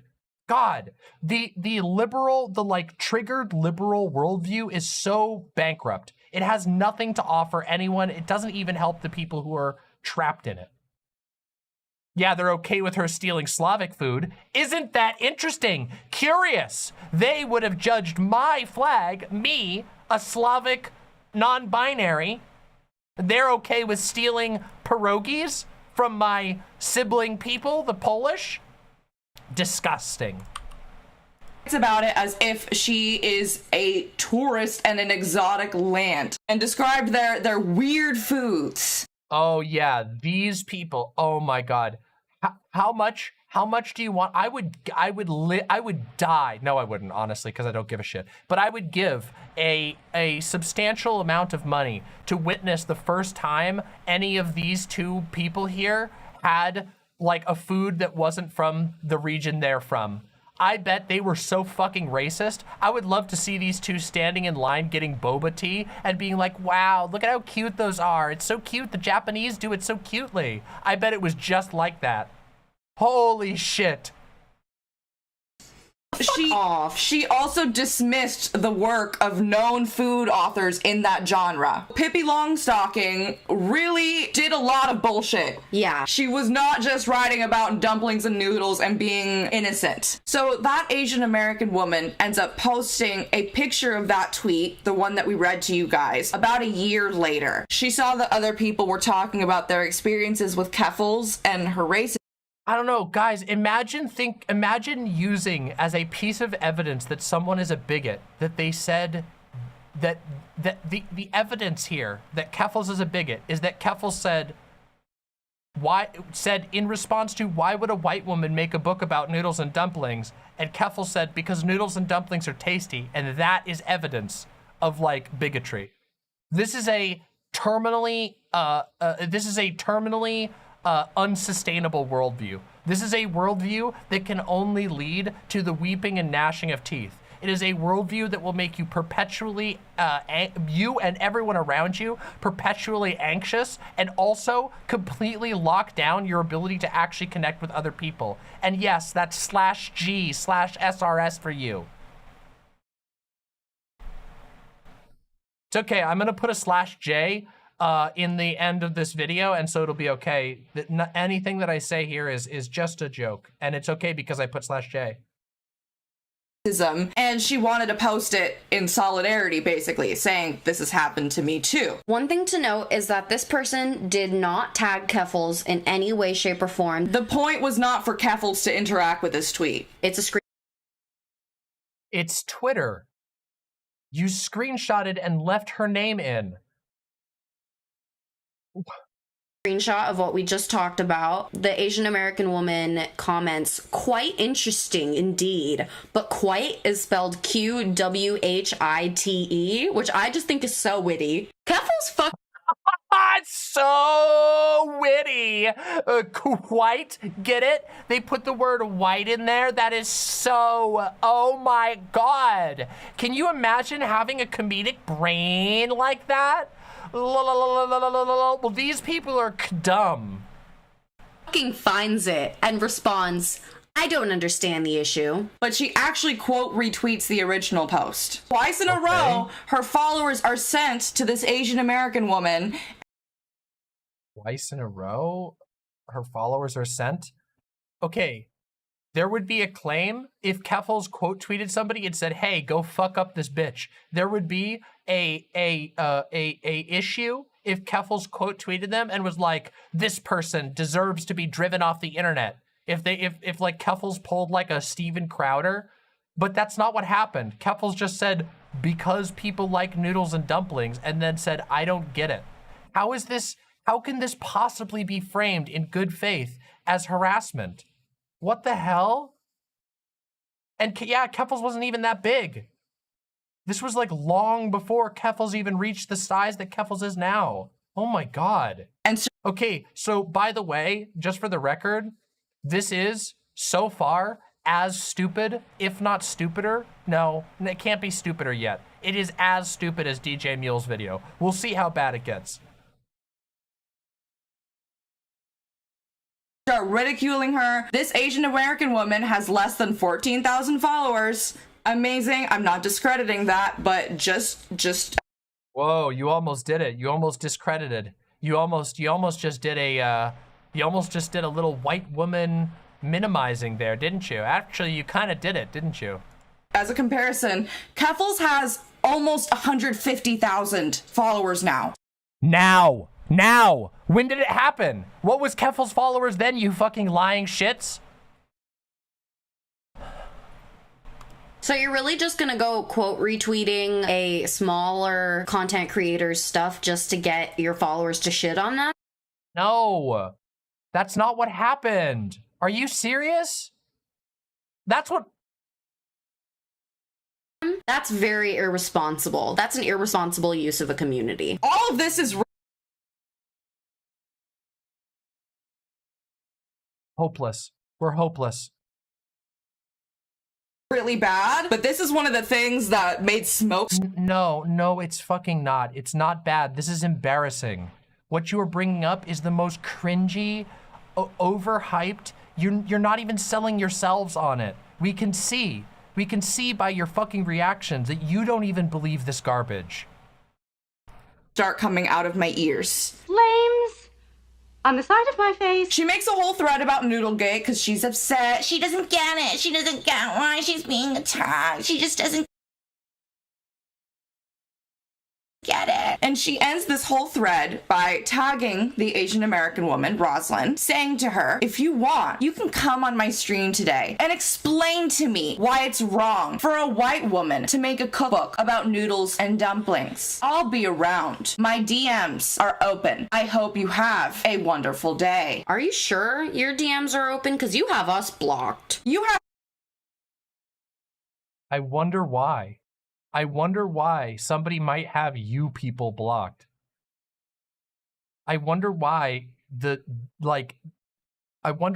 channel with an aura of smug lifting off it that you can smell from 100 miles away might get blocked. half of Twitter Also, you all have me blocked and I've never talked to you, so what the fuck is that all about, huh? blocked. Telling someone to come to your Twitch stream. These D-slur B-slurs?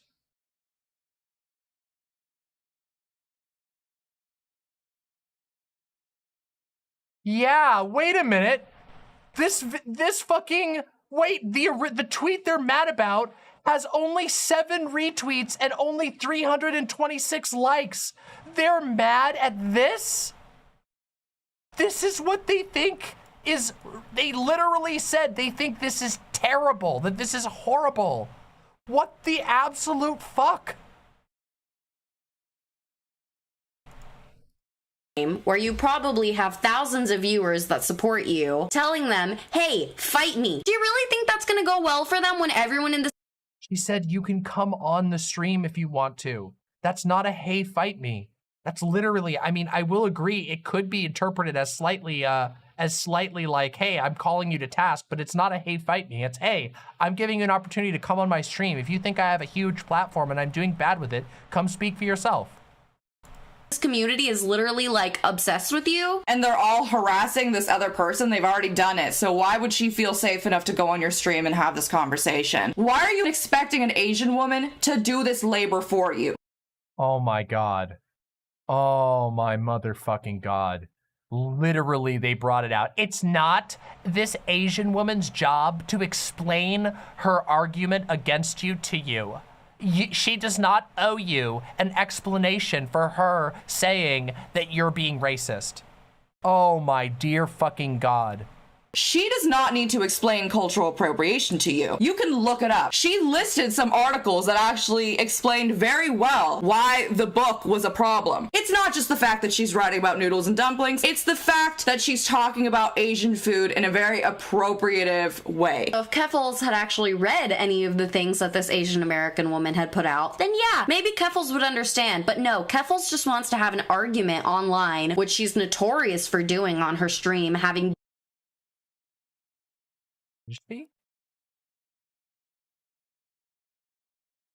debates and arguments on her stream. She just wants to have an argument that she knows the other person can't win because she's in a position of power when doing so. So yeah, here you say, explain to me, but we all know damn well that means you're gonna have to debate me. The optics of an Asian American woman having to debate cultural appropriation with a white lady, it just does not sit right with me.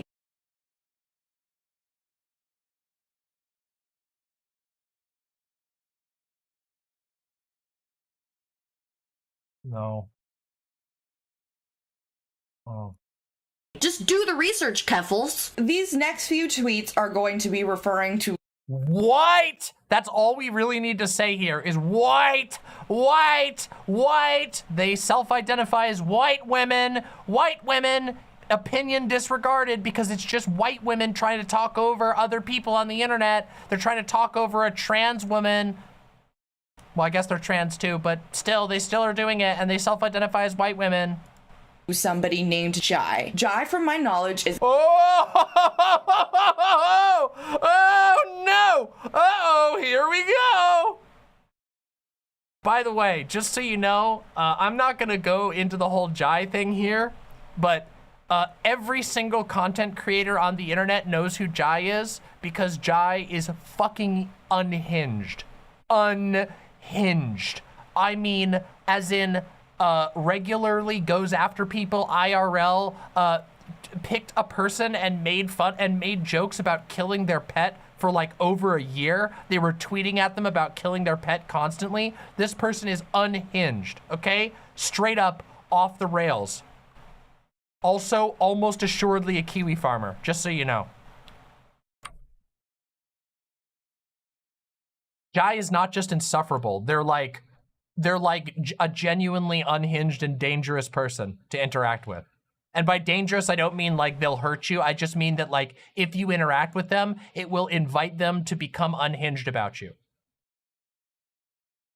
a black trans woman. Don't really know much about her. We just saw Keffals say some nasty things about her, and we want to talk about it because unless that person is a literal Nazi, you should not be saying this about them. Keffals had a GoFundMe for her legal fund, which completely understandable. After she met the GoFundMe goal, she kept raising the goal. She kept raising it and raising it after it had already been hit. Jai is a black trans woman and probably has to see her and her friends and the people around her in her network probably sees their crowd funds not get that much traction. So Okay. Unironically though, I'm gonna be 100% honest here. In this particular case, fucking that's a fucking skill issue, okay? And when I say that, I mean, if you alienate every other person on the planet by being an unhinged, obsessive weirdo who goes after people IRL, yeah, your friends and your friend group is probably going to be avoided, and there probably aren't going to be a lot of people ready to rush over and help you. And this is not a situation of like somebody being too outspoken. That certainly happens. I'm talking about somebody who regularly spends their time on the internet tweeting just chain threads, disparaging people, making shit up about them, threatening them with docs. You're not going to be able to, you're not going to really have a good time, a good social time. You're not going to be able to promote your friends' GoFundMes if you and your friends spend your entire time online harassing people.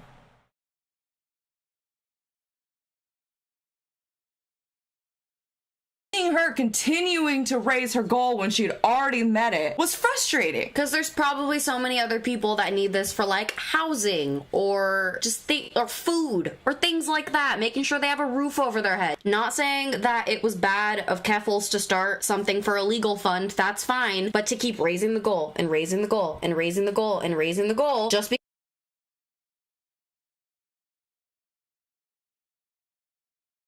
So it's not bad, but it is bad. This is the cowardice, the spinelessness of the woke scold. Witness the spinelessness of the woke scold. Okay? They never want to say the critique with their full fucking chest. They always want to just couch it in like, well, we're not saying it's bad, but isn't it interesting? Isn't it strange? You connect the dots. because you know you're gonna make the money is shady to me. There was a screenshot from a private Discord conversation between Keffals and another individual that confirms that Keffals didn't need $100,000 worth of GoFundMe. Yeah, this is very credible. This insanely pixelated, shitty, contextless, random screenshot. Yes, Winter is a kiwi farmer. Funds, because she basically says, I don't know how much money you think I make, but I was going to make 6 figures this year before the GoFundMe happened. Most trans people that are crowdfunding are not asking for $10,000, and they usually don't make it. I'm not saying she didn't need a legal fund still, but the fact that she was already a 6-figure earner, she did not need $100,000. But Keffals saw Jai She got driven out of her home. Do you know how much it costs to break a lease and have to move on short notice? Do you know how much traveling with your entire family because they've been doxxed and are being actively pursued? Do you know how much that costs? These people suck. These D-slur, B-slur, Z-slur, T-slur, F-slur, R-slur, G-slur, up slur, down slur, left slur, right slur, P slur, Q slur, Z slur, W slur, Y slur. These people suck. react like this, and this is what she said. If this is how trans people Yeah, these one slurs. People respond to their own getting terrorized by the police because they were impersonated and swatted by Nazis, we are fucked. People like Jai need to be excised like a tumor from the trans community. Oh, though, actually true. People who are extremely dangerous and unhinged and treat others like shit, spread misinformation, literally work with fucking fascists and Nazis to make trans people's lives worse while pretending that they're doing it for trans rights. Those people are not going to be good for the community. Not at all. Not even a little. You're calling for a black trans woman to be excised from the trans community simply because she had something to say about you. Oh, but you're okay with talking to literal fascists and racists and having conversations with them. Oh, you're totally Like who? What fascist has Keffals ever had a conversation with? What racists? What are you talking about? Just making this shit up. open to that. But no, this black trans woman My source is that I made it the fuck up. needs to be excised from the community like a tumor. And the reason why Gus says you're comfortable talking to fascists is because Keffals has said, I will open my doors to the ex-Kiwi farm people. They will be welcome. They will be people, ex-Kiwis who want to change. Who want to change. So why are they welcome? Why are the people who were harassing you and doing all of these terrible, why are they welcome? Because Jai is also harassing. Are you serious? Are you fucking stupid? The answer is yes. But Jai has to be excised for asking a question. If you really feel that comfortable talking like that to black women, especially black trans women, but black women in general, stay the fuck away from me. Not only stay away. Massive unfollow me now. If you follow X content creator that I don't like, unfollow me now. I joked about how pathetic it is, how I love shit like that.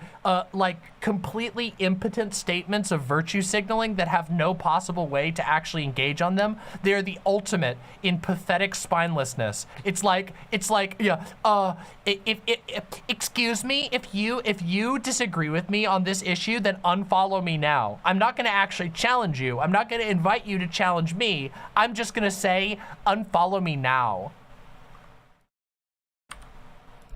For me, but stay away from black trans women and stop talking to them. If you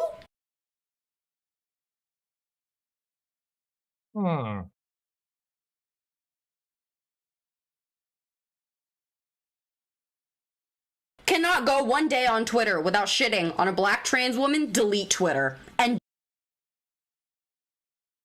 how did one negative interaction with Jai become you can't go a single day without attacking a black trans woman? Do you see how unhinged and stupid this is?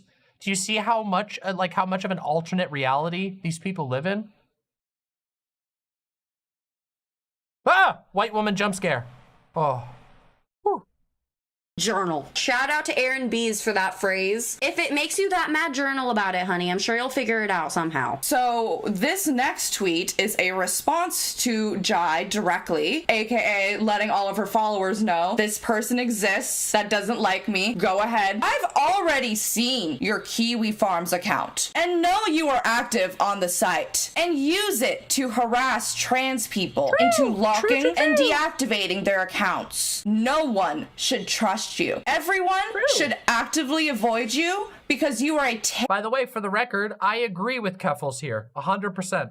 Terrible human being. There's no receipts. Show us. There shouldn't be any reason why you couldn't show us. Oh, wait. Maybe it's not real. Maybe it's a fucking unsubstantiated claim. Until you show me. Like the one you did 10 seconds ago where you said that Keffals can't go one day on Twitter without making fun of a black trans woman. That sure is a massive, unsubstantiated claim, a direct, factual claim that you lied about. Wow, that's odd. I will not believe you. To this day, there is no proof that Jai has a Kiwi Farms account. So this next part, what happened was a mutual of ours, a typical queer, Ace, shout out to Ace, really cool person, please go follow, amazing content. Ace was mutuals with Keffals for a while, ended up posting a few tweets, like a thread, saying I was mutual. Oh, I would love it. I hope they do a vid on me. That would be so fucking funny. Can you guys imagine what a Demon Mama takedown video from these fucking woke scold these woke scold muffins, these silly muffins would sound like? Holy fuck, please. I would, oh my god. I know they won't because every woke scold is a gigantic spineless pussy, but it would be really funny. Here's how it would go. Okay, ready? This is what the video would go. The video would go like this. Demon Mama is unironically evil. And they would go, can you believe it? Demon Mama said the B word, the F word. She even said, fuck you. Oh my God. Guys, oh my God. Demon Mama said so many bad words. She said bad words. She sounds like some kind of a sailor. And then they would accidentally be transphobic because they would say like, why don't you unlearn your male socialization, Han? Why don't you try challenging it? And then the next week they'd be retweeting JK Rowling.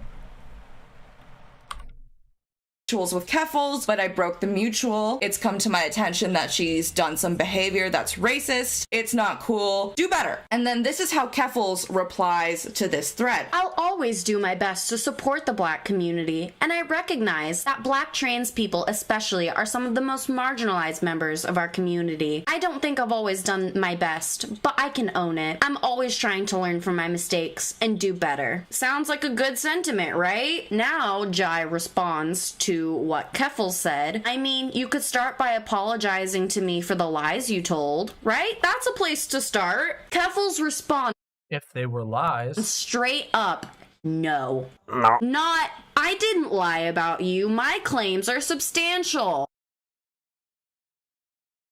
No. Not, I didn't lie about you. My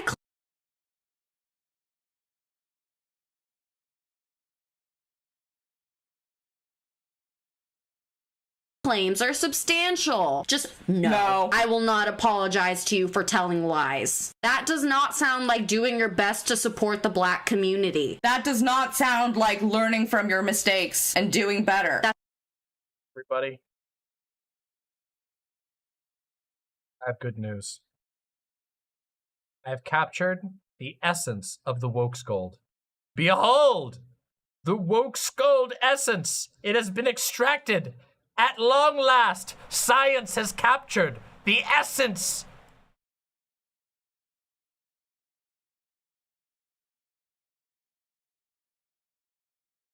That doesn't sound like owning it. So this next tweet is a response to basically someone calling out Keffals for being racist. Keep in mind what Keffals said in the last tweets, okay? I have not always done my best. I will do better. I am not racist and have never engaged in racist behavior. I think that during this time of heightened aggression towards the transgender community, asking people to disown each other shows your lack of solidarity and willingness to build a strong community.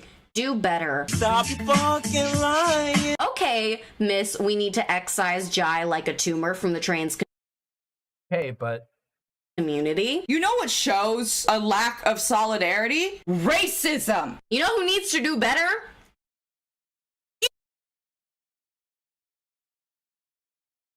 You! You do. Say that to yourself, bitch! You. Also, why? is this digital blackface? If I'm completely honest, I think this might be like... this might be digital R face.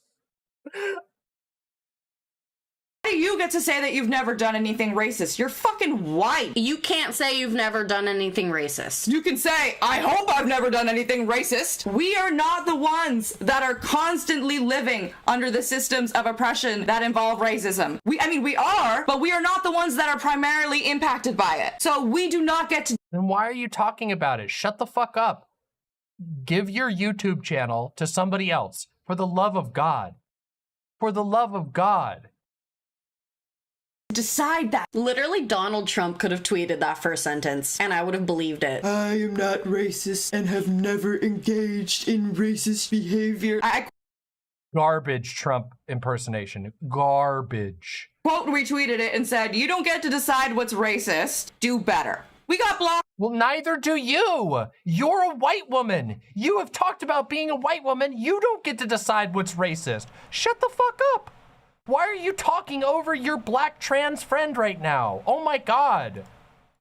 We don't even have 500 followers, you guys. And we got blocked by someone with over 100,000 followers. You really that scared of us?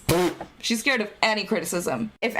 I assure you, the only people who have ever been afraid of you is a fucking minority who comes by your house and then you come outside and you go, hey, and they think that you're gonna call the cops on them because you have such incredible fucking Karen energy that it just like projects fear out into every person nearby.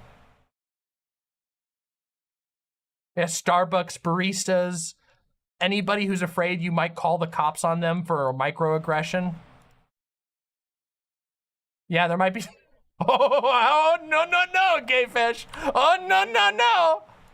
Everything that's happening with you is okay. If you're doing things right, then you can stand up to scrutiny. So this was actually posted today. If you have ever wondered why Keffals racist comes up in the search results, it's the result of Jai and her friends boosting false accusations and harassing me for months. Before she bullied my friend off of Twitter, she revealed Jai's alt where she pretends to be my grooming victim.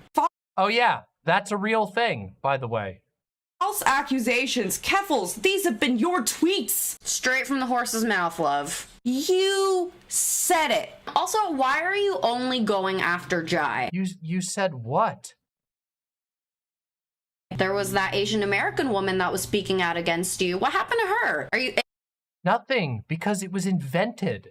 The Asian American woman who was speaking out against Keffals was mad because Keffals said noodles and dumplings are tasty. It's not exactly like a grounded and centered and not dumb person will realize that that is an incredibly stupid thing to waste your time being angry about.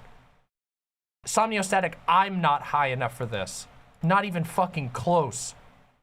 It's all Jai's fault now? You're just picking one person to target and one person to blame so that your community can go after them and to make them shut up. And that is disgusting. That's the kind of stuff I wish that Keffals no, I shouldn't say that. Forget it. I was gonna say, I wish that Keffals could make people like that shut up, but the reality is that no one can. No one can. that leads to violence, especially because Black trans women are the most at risk of violence out of any marginalized group. Now because... Well, while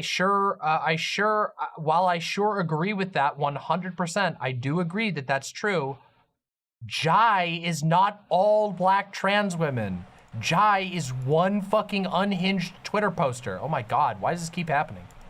Oh my God.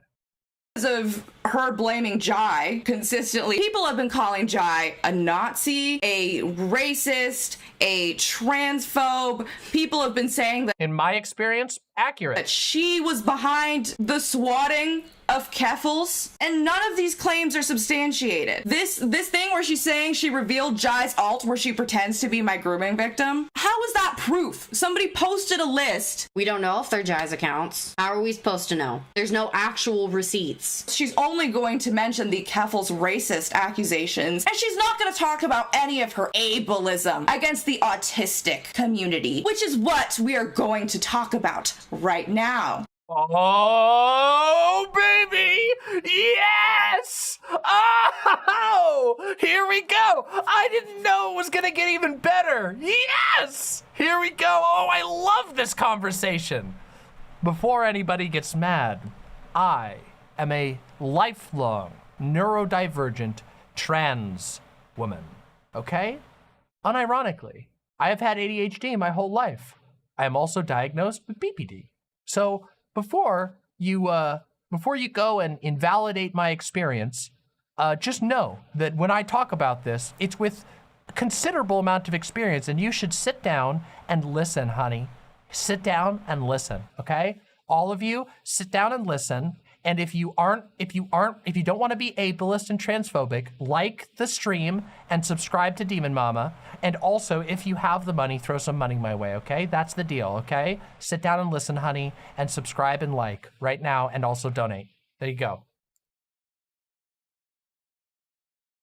So she actually hadn't discussed this when we recorded the video, but by the time we started editing, she did address this. So we'll talk about what she said in a little bit. All I will say is that this is what she posted about 24 hours after she first addressed these tweets. Shout out to all the autistic people who follow me for backing me up until this S-word discourse died. I'm sorry you all get infantilized and Wait. So you can't say stupid, but you can say died? Wow, livingest much? treated like you have no agency. The people attacking me over being ableist are far more ableist than I have ever been. You haven't exactly seen the tweet yet. Just know that this is willfully misconstruing the issue. Guys, should I just, for the rest of this video, I feel like I should turn off my mic limiter and I should turn my gain way up just so you guys have to listen to me. In fact, no, you know what? You know what? Let's do it. Let's have fun. Here we go. Limiter, limiter, out you go, out you go. No more limiter. Wow, it's not limiting anything, is it? That's odd, isn't it? Don't you find it weird? No limit. There's just no limit to it. No limiting. Hold on. Hold on. Let's see. Here we go. Hold on. I'll just let me just turn up the gain just a little bit. Hello. Wait, hold on a second. I forgot one thing. Wait, there we go. Oh my God, guys, I can't believe Keffals said this. What are you talking about? You're willfully misconstruing the issue.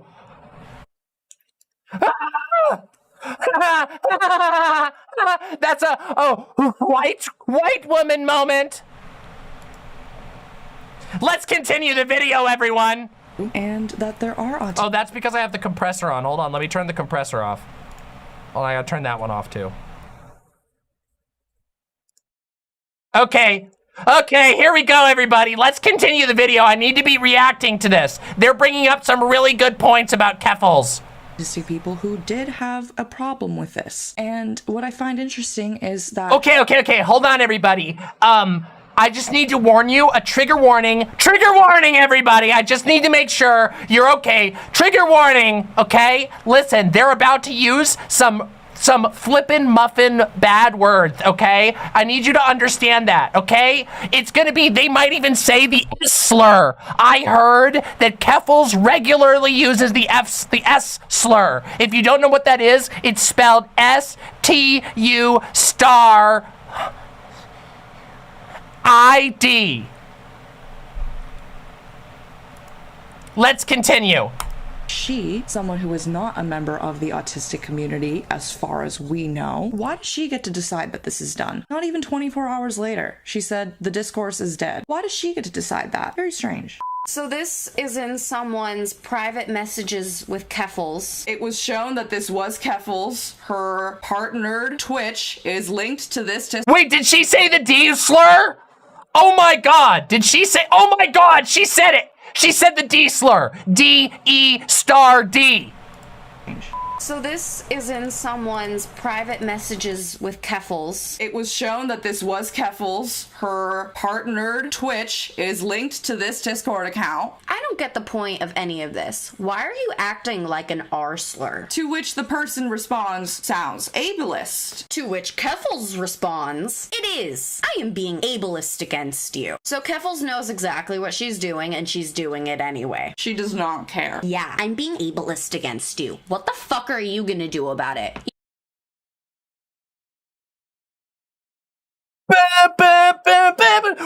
Sorry. God's most ableist soldier. You know what I'm gonna do? I'm gonna make a fucking YouTube video about it, bitch. Because there were...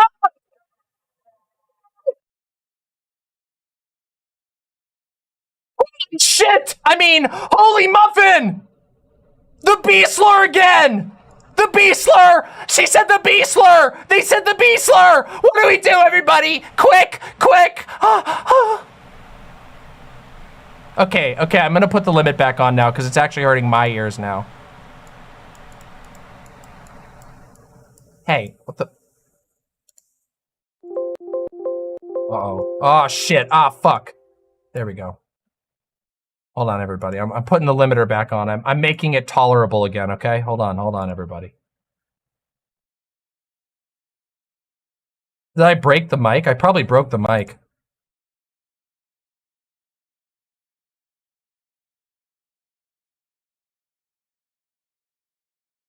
I feel like I'm losing my mind. I feel like this is one of the most... I feel like I've literally gone, like, too far. I don't think I'm gonna be able to come back from this one.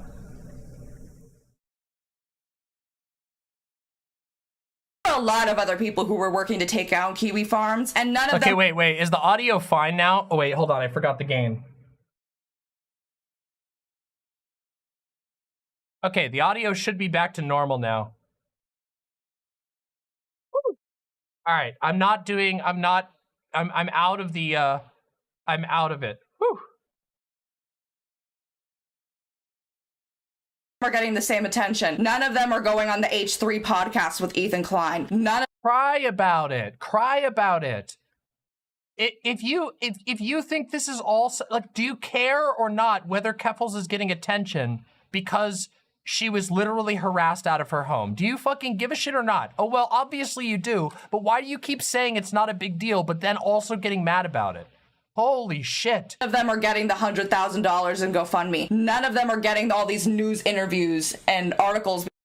Okay, is this literally, okay, wait, you know what this is? You know what this unironically is? This is literally oppression jealousy. This is the reason, by the way, why, this is not the only reason, but it's part of the reason why, this is part of the reason why, like, right-wingers say that, like, it's the oppression Olympics, and people like this act like that. Keffals got literally got swatted early in the morning, and the police department admitted to the fact that they brought in fucking assault rifles into her house. That is a fucking terrifying experience. Why are you jealous of this? Why are you acting as though people want that to happen? No person wants that to happen to them. I would not take my house getting swatted in exchange for $100,000, even if that was how it worked, and it's not how it worked. Wait, they did a video called "Is Cult of the Lamb Problematic?" Oh my God, we'll have to watch that afterwards. Being posted about her. It's all about Keffals. Of course, it's all about the white woman. We're not saying that You are white women! What are you talking? You are white women! taking down Kiwi Farms was not a good thing. We just really wish that we could highlight this work with somebody that's not racist, because those people are out there and they're not getting the same kinds of traction on their activism because they're not being taken as seriously because of racism. This one makes me mad. I don't care if you like me or not. I live next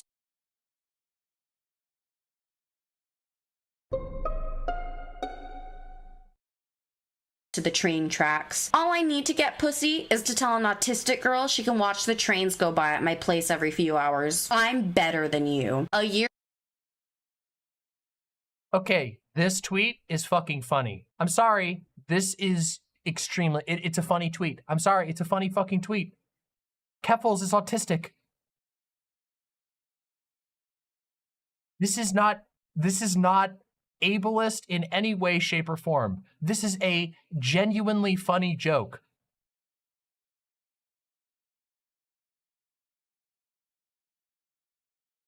A year later, Keffals responds to the tweet saying, "This is still a banger." So being ableist It's not ableist. It is a banger. It's funny. is a banger. Saying that you're using autistic girls is a banger. That is not. That is. Oh God! God save me! /SRS. God save me /SRS.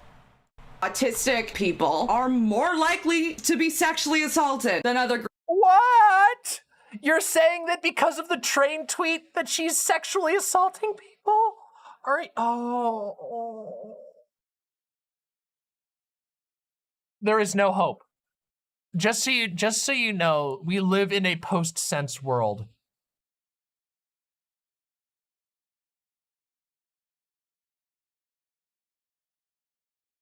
Groups of people. This is extra disgusting. She's joking about sexually coercing an autistic girl by telling her that she's gonna do. No, she's not joking about.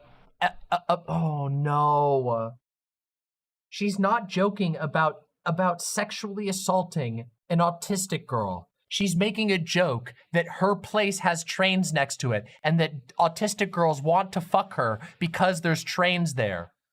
What are you this, is it, are you, like, I mean, they are this dumb, obviously, but oh my dear God.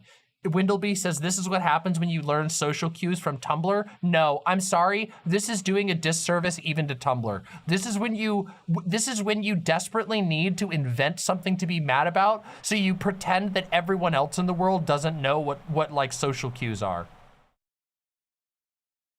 None of these, this is not good faith. Nobody believes this is a good faith interpretation of the Keffals autistic trains tweet.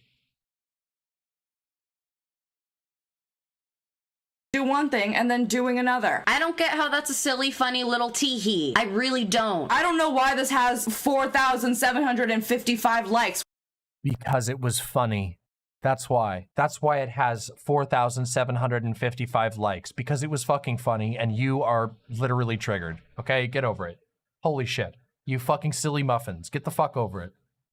What the fuck? 235 retweets? That many Oh my god. 235 retweets. retweets? Oh my god. You guys fucking suck. And you guys need to check yourselves.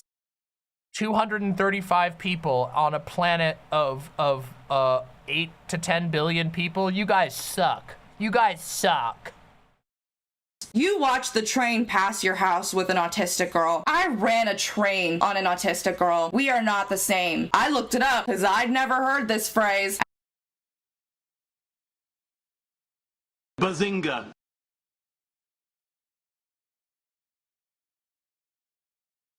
And when I found it, to run train or run a train refers to when multiple men have sex with a woman right after the other, with or without consent.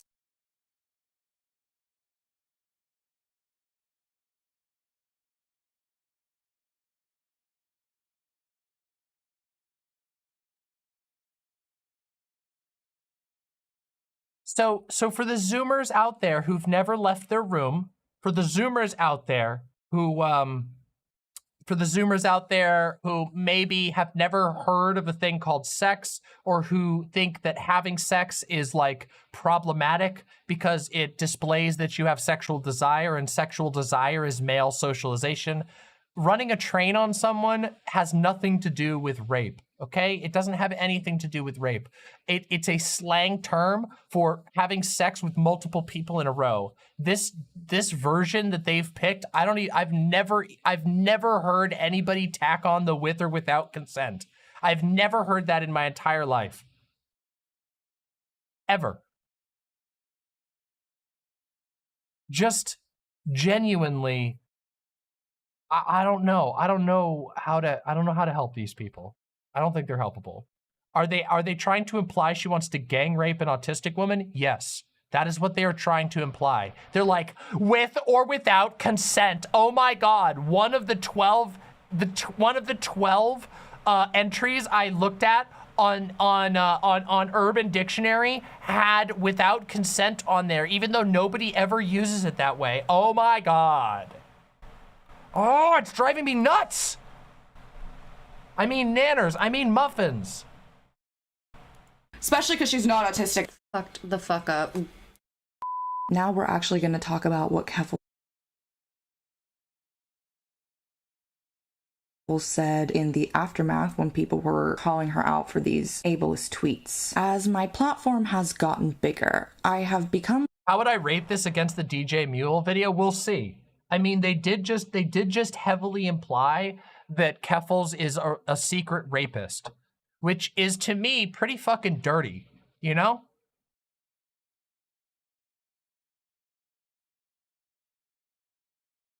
That's fair, Sparkle Cat. As Sparkle Cat says, honestly, as an autistic woman, it's kind of nice to see someone joking and bragging about being able to land an autistic woman as though it's something to be proud of. Most of the time, we're desexualized and seen as undesirable, which is fucking ridiculous. Nanners is so problematic. I know. Let's see.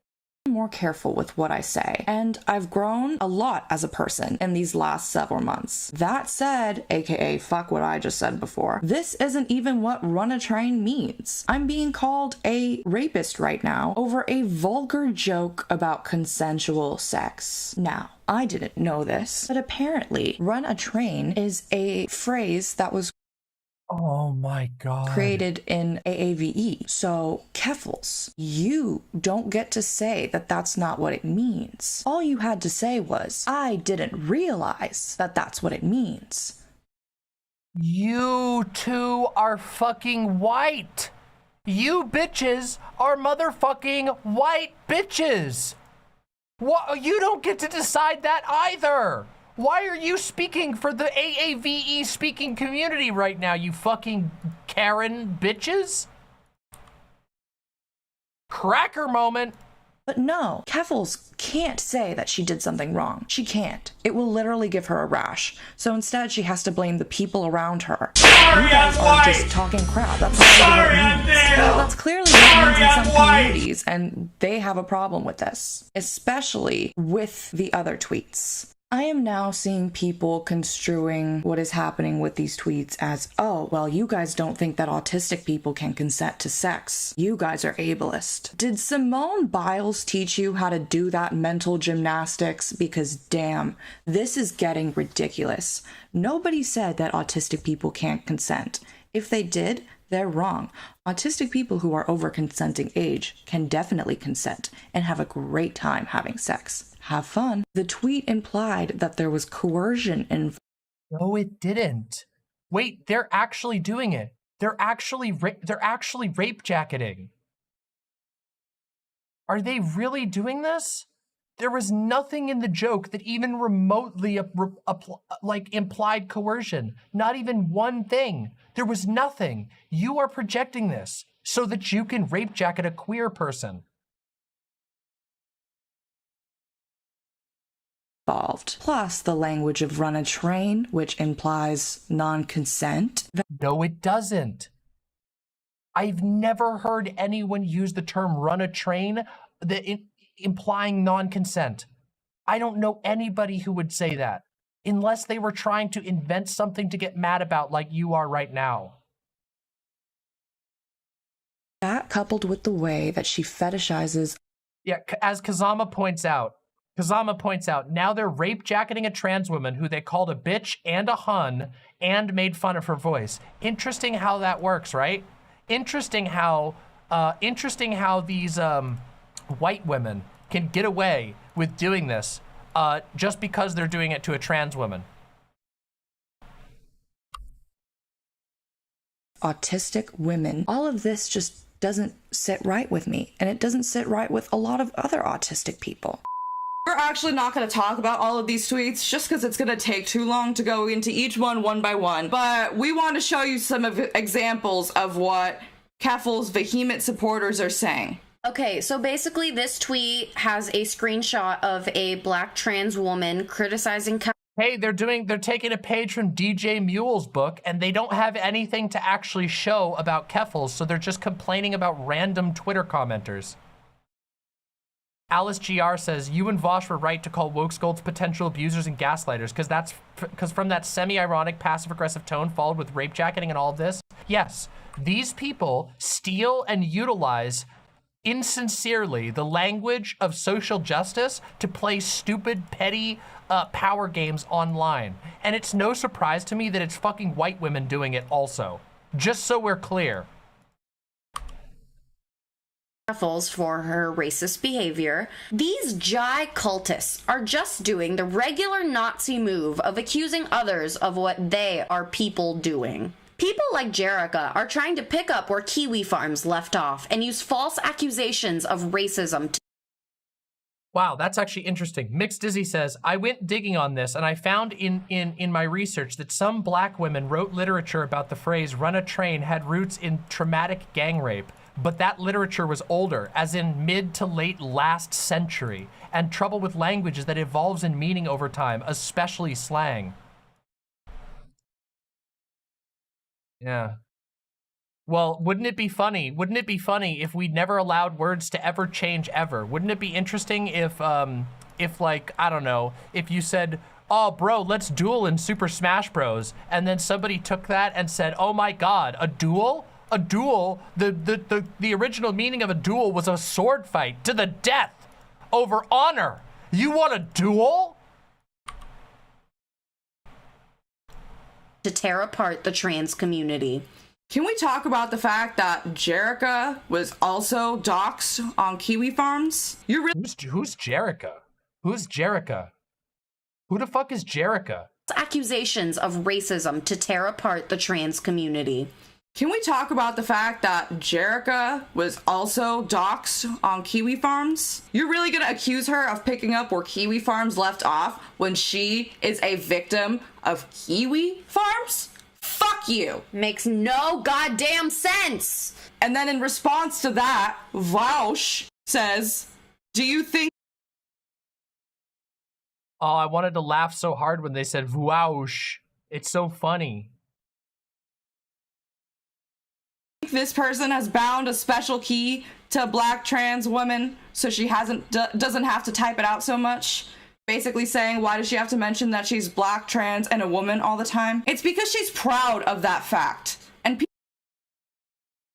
like, you two are proud of being white women, I guess? I don't know. people put her down for that fact as often as possible, which is what you're doing here. I have not... What? Put her down? You're accusing this person of murdering her?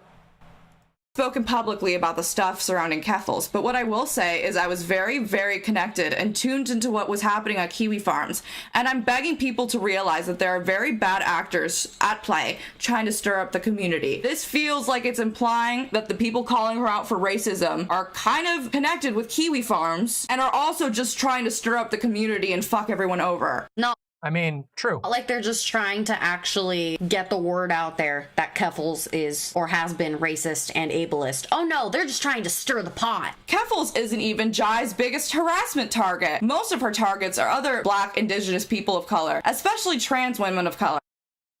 Isn't that interesting? By the way, also true. Especially Jews, including the promulgation of anti-Semitic conspiracy theories about Jews. Oh yeah, Jai has a huge problem with Jewish people. It's super interesting. Isn't that fucking fascinating? That the rabid, unhinged, definitely super serious trans rights supporter who spends her time doxing and threatening people online has a huge problem with Jewish people? Orchestrating the oppression of black people. No evidence. Where is the evidence? I do not see it. We looked for it. If you're gonna say that someone is harassing other trans people and that this is a whole orchestrated campaign, you're gonna need to have some evidence. This person... What about the unhinged claims that Jai and other people made about Keffals? Did they need evidence, or did you just agree with it because it made you soy face? Because you went, wow, slay queen! Said. Like, she correctly identified that it is in fact much easier to talk down to actual fascists than it is to talk down to the trans community when we've decided we don't like you. Isn't that kind of horrifying? Like, she's right. That's true. Doesn't that make you feel ashamed of us? That does make me feel ashamed that you feel more comfortable talking to fascists than black trans people calling you out on your racism. That does make me uncomfortable. I'm sorry, I don't know what they were saying there. Comfortable and ashamed. This is about the noodles. Did we just get an unironic re? On your racism. That does make me uncomfortable and ashamed. This is about the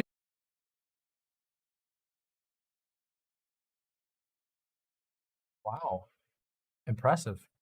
Noodles. What is We got a literal re. with these demanding cultural apartheid? Is there some global homo conspiracy theory they subscribe to about losing one's racial purity if you allow others to learn the secrets of your people's food? Just don't culturally appropriate. Stop with these think pieces. No one asked you. I might buy the...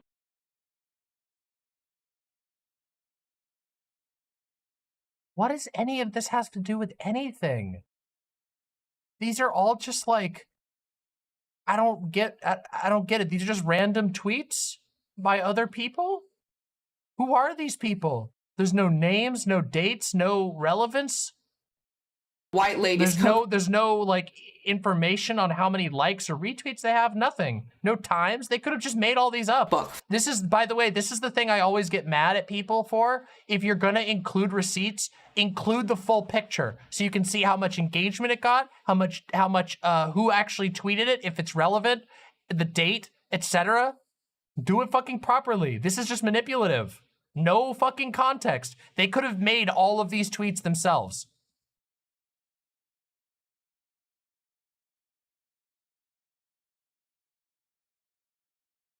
for dumplings and noodles out of spite for cultural segregationist clowns like this. Actually, I did see that some people got that cookbook to the #1 on the charts just because they were upset about these kinds of— Damn. Almost like your shitty, screeching, pathetic, embarrassing, underinformed, insufferable woke scolding doesn't help anything and only makes the right have an easier time. tweets. They just bought it because they were pissed off? Yep. This person said, there's also the angle where trans people of color have wound up getting used by bad actors. It really fucking sucks. I've been watching it happen and yeah, big oof. So you're saying that they're not smart enough to realize that they're being used by people and not that they're just looking at what Keffals is saying and saying this is racist? Do not tell people, especially black people,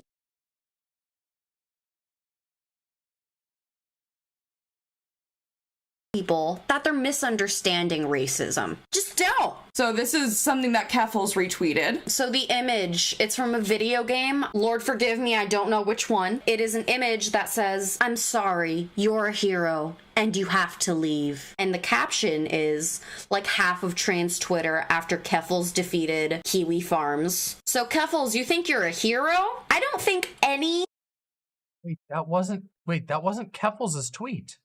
This was somebody else's tweet. What do you mean? Have they forgotten what they're talking about? That's somebody else's fucking tweet. Defeated Kiwi Farms. So Keffals, you think you're a hero? I don't think any self-respecting activist would feel that way about themselves. Very weird. Yeah, this is the way you should actually feel. Any self-respecting activist would feel like this. Sorry, I'm white. Sorry, I'm male. Sorry, I'm white. Sorry, I'm male. Trans community, stop constantly kneecapping all of your most effective advocates challenge 2022 with, in brackets, impossible. If our most effective activists are racists, I do not— It's not you. We know for a fact it's not you two. You two are not the most effective activists. You can't even fucking get through a video and make it mildly entertaining. It's literally the only reason this video is watchable is because other people are reacting to it. We're doing you a favor, by the way. People like me, assholes like me, are doing a favor by making your video even watchable to anybody. want them. Goodbye. Not gonna miss ya. Goodbye. If you genuinely don't understand how racism and transphobia are super interconnected, you need to do more research, because they are. And by being racist, you're also being transphobic. We're not gonna excuse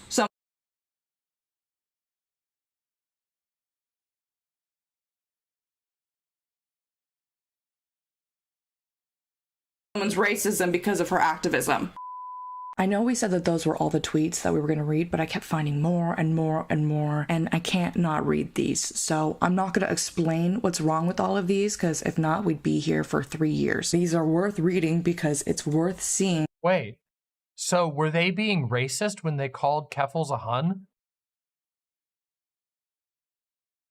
This feels like lolcow content. That's not my fault, Windleby. They put this out here into the world. They decided to be super toxic. They decided to try and rape jacket Keffals. It's fair game. 100% fair game.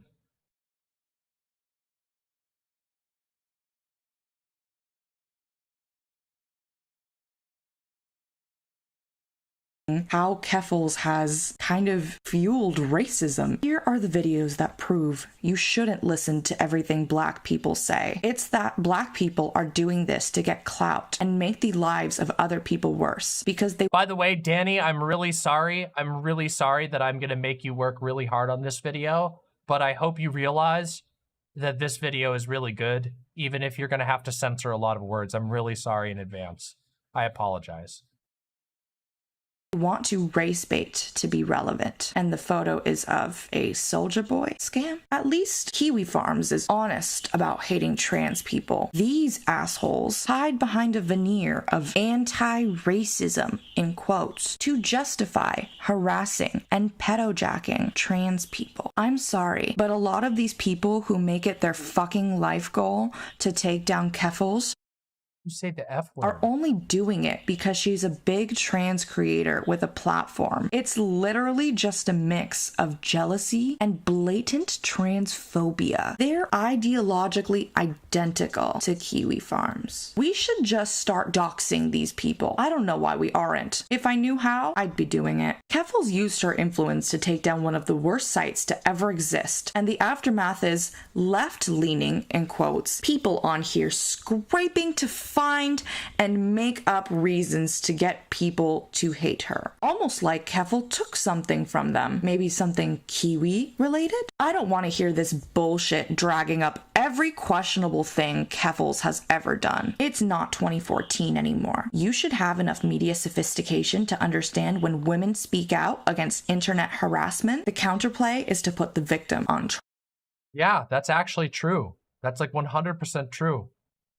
Blank has a post showing it's all made up by a bunch of black women jealous that they can't be Keffals. So now they turned into literal Nazis and use race as a shield. Sometimes you see popular lefty trans women is a bigot threads on here, and Oh, they finally, oh no, they're gonna cancel Sean too?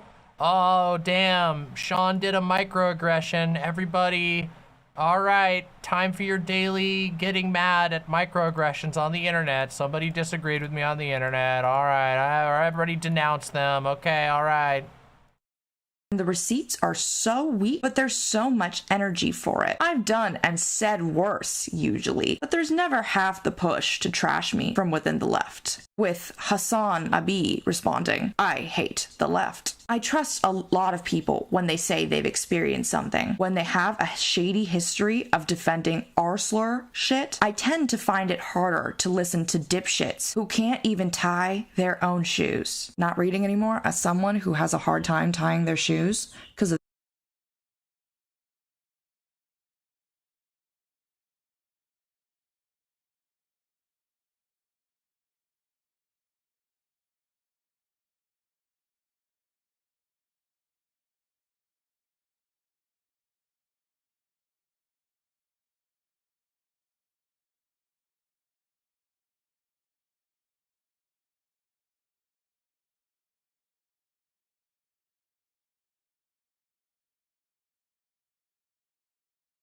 Yeah, please add that in. Go ahead, Danny Fallon. You have my permission.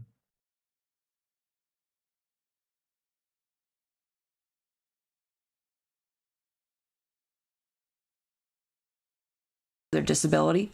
Tend to find it harder to listen to dipshits who can't even tie their own shoes. Not reading anymore as someone who has a hard time tying their shoes because of their disability. Fuck you. See you in hell, bitch. Let me get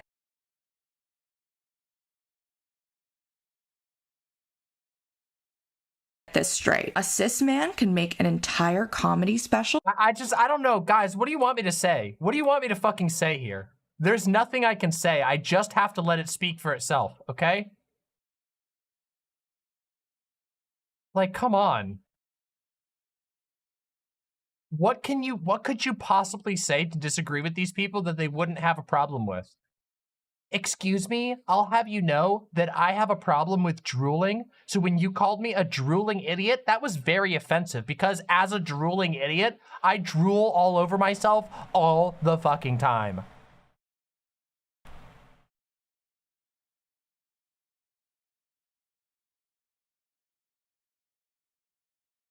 All of these are sub 10 like tweets, of fucking course.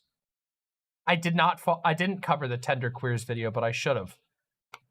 Being transphobic and be defended with it's just comedy. But Keffals can't say add the Italian colors to the flag that represents her because she's trans, adding that to the mountain of hypocrisy. It'd be a real shame because thank you, LB, who says pee pee poo poo, I can't tie my shoe. what Jai figured out a long time ago was that attaching her name to as many vectors of intersection as possible was an effective way of pushing reactionary ideas, and a shocking number of lefties fell for it. The perfect combo seems to be black trans women. Keffals did accomplish something no one thought was possible, but also she made some offensive jokes I don't have the complete context for, so she's basically female Hitler. Oh, I might throw up reading this one. Jai is just a miserable, soul-sucking cunt of a human being. Should be strung up and beaten like a fucking pinata. The circus leader of it all. Okay, I'm...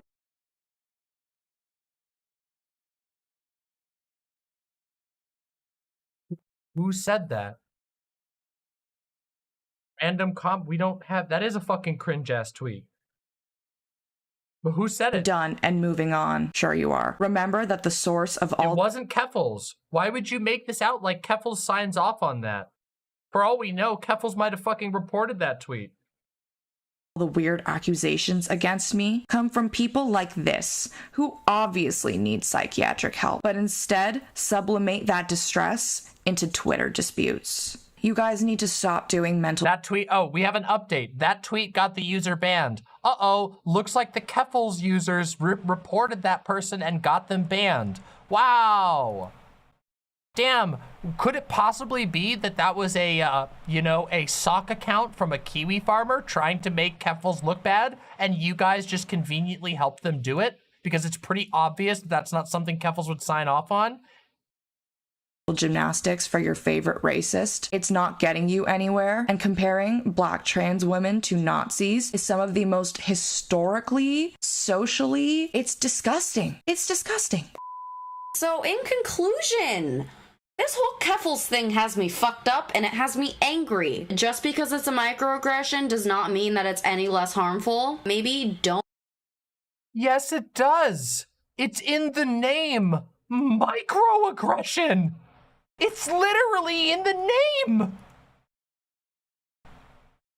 Don't go after black trans women, especially just straight up lie. As far as we're aware, lying about them, not a good... Nah, nice little qualification there. Look, if you have receipts, fucking post them. Yeah.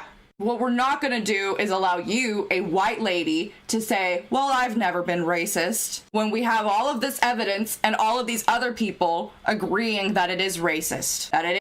Why, hello there. I'm sure you probably heard me screaming unhingedly, or did you just get back? We have witnessed something that is like, I didn't think it was going to be possible so soon, but we've gotten another video that's like almost on the level of DJ Mule's crap. Oh no. It is, oh my god, it's so fucking... a bigot? It's so fucking cringy. God. No, it's so fucking cringy. Oh my god, it's so bad. Keffals is a bigot? Oh, they literally, there's a part where the girl literally goes, as, there's like, they're like getting mad at random tweets. And she's like, oh my god. She's like, there's a tweet that's like, these people don't know how to tie their own shoes. And then she's like, as somebody who can't tie their own shoe, I'm like, Oh my god. That's a mess. This has been painful. This has been hilarious. But I do feel quite a bit like my brain is like ripping apart at the seams. Wait, why is Keffals a bigot? Keffals is a bigot because she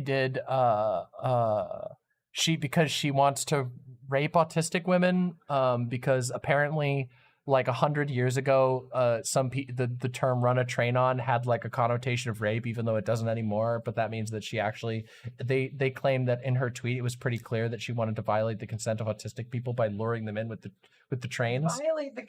Yeah, I know. But I mean, as we all know, like people like you can't consent anyway. So also somewhere down here, the little thing it popped off. I didn't mean to. I was oh my gosh. Somewhere down here. Okay, I'll find it and then I'll have to find it later. Don't worry about it right now. You can just refill it now. Okay. It's fine. If you got diet Coke or whatever. Well, I don't know what you got down there, but oh, I know. I really, if they do a video on you, that'll be in it. I'm sure. I hope it is. I really hope it is. I'm sure they'll probably like screech at me and say that I'm like, I don't know, a slaver or something. Whatever. I don't care. Let's continue. Is ableist. That it is interphobic. And not only people... No, they said they're white multiple times in this video, Witch Night Melody. people, we have Black, Indigenous people of color saying that it is racist. Not just a bunch of white people. It's not just us. It's people in the See, they did it again. White people. They call themselves white all the time. community. Excuse me, not Latinx, Latine. That were affected by what Keffals said that are saying that it's racist. We are not pulling this out of our ass, so do not say that we are. Thank you. Thank you. Anyway. You're pulling it out of your ass. Thank you for joining us. We really, really appreciate it. Let us know what your thoughts are down below. Don't be racist. Don't be transphobic. Have a Let us know what your thoughts are down below. Comments have been turned off. great day. Have a great day. Love to see you guys. Bye.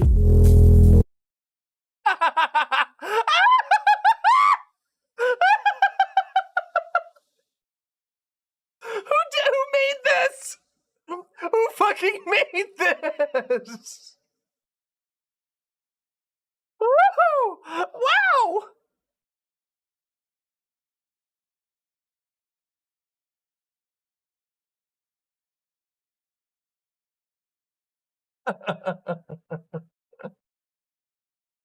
Oh no, oh no.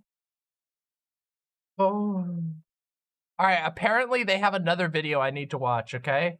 I need to see this video, okay, guys? This is relevant to us. But I need to... Oh my dear God, it really is. They really did do it. Look, I wasn't being lied to. Is Cult of the Lamb problematic? Hashtag commentary.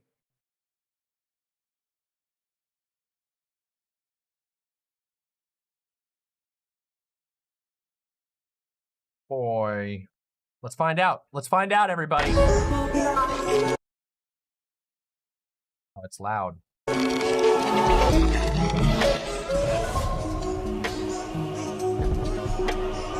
Hello, everybody. Welcome to the Clown Town. I'm Gus. I'm Val.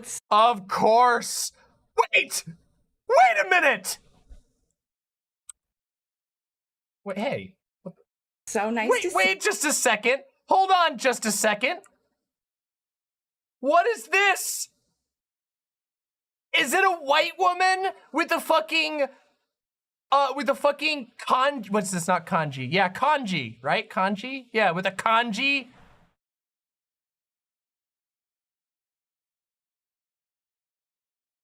Okay, but at first I wasn't even gonna react to that, okay? I wasn't gonna react to this initially. I was gonna react to the fact that this is like, they've got the baby Groot here, which is, this screams Disney adult. $20 says these fucking losers are Disney adults. What the? Why is this? What the hell's going on here? Hanzi if it's Chinese? Okay. All right, let's find out. Thank you so much for being here. If you'd like to leave us a little like, a little comment, a little subby wubby, we'd really appreciate it. We'd love to hear your input, especially because of today's topic, because we are confused. So I am confusion. And we really want this.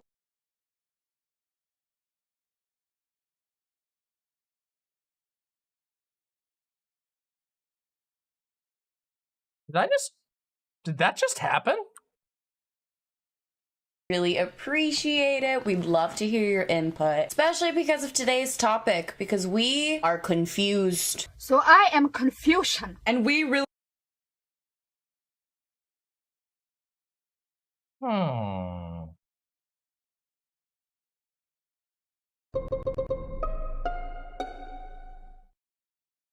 want this to be a discussion. We are not trying to tell anybody how to feel. We want our opinions out there so that people can think on it. That's all. We think this is important to...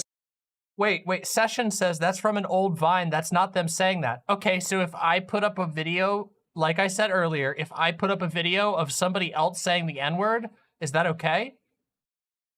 Because that kind of sounds like they're doing a bit of some appropriation. It'd be fine? Oh, okay. Yeah, totally. Yeah, totally. I'm definitely sure my channel wouldn't get fucking canceled forever. Yeah, I could just get the clip of Vosh doing it, and then we can blame it on Vosh every time. Woo! fucking, oh my God. Talk about, so we're gonna talk about it. So today we are going to be talking about the brand new game that everybody in the gaming community is raving about. It is called Cult of the Lamb. So Based. We are going to finish that. We're going to play it this weekend. Don't worry. basically, we're gonna describe the game, and as we go, we're just gonna say our opinions. For all of our sources, we are going to be using some articles that we found. We are also going to be looking at an interview with one of the game developers, two of the game developers, a lot more information. Without further ado, this is Cult of the Lamb.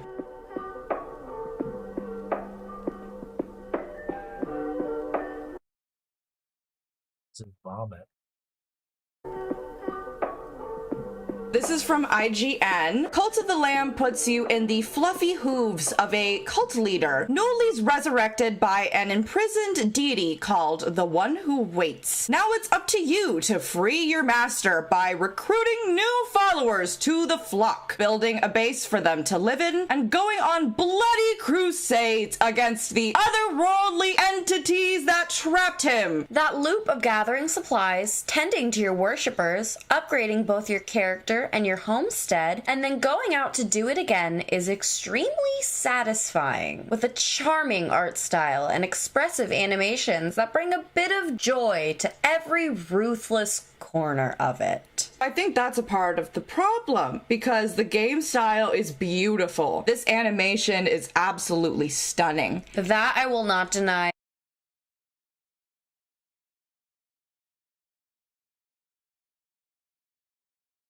Whoops, Danny. The music, I watched a trailer, the music is great. Apparently the gameplay is pretty good. I'm not trying to shit on that, it's just the concept of it. I just think they could have gone in a different direction. Because yeah, you're a cult leader. We should note that this game is rated PG-13. Just know that all those young Andrew These people are unironically they are indistinguishable from Christians. Indistinguishable. They behave identical. hate-loving men with god complexes can get their hands on this game. Is that okay? Especially knowing that, you know, you can marry your followers, brainwash them, drug them, etc. No matter how you slice and dice it and make it adorable and cute and put it into video game packaging, you're a cult leader. Putting it in this very digestible, cute packaging.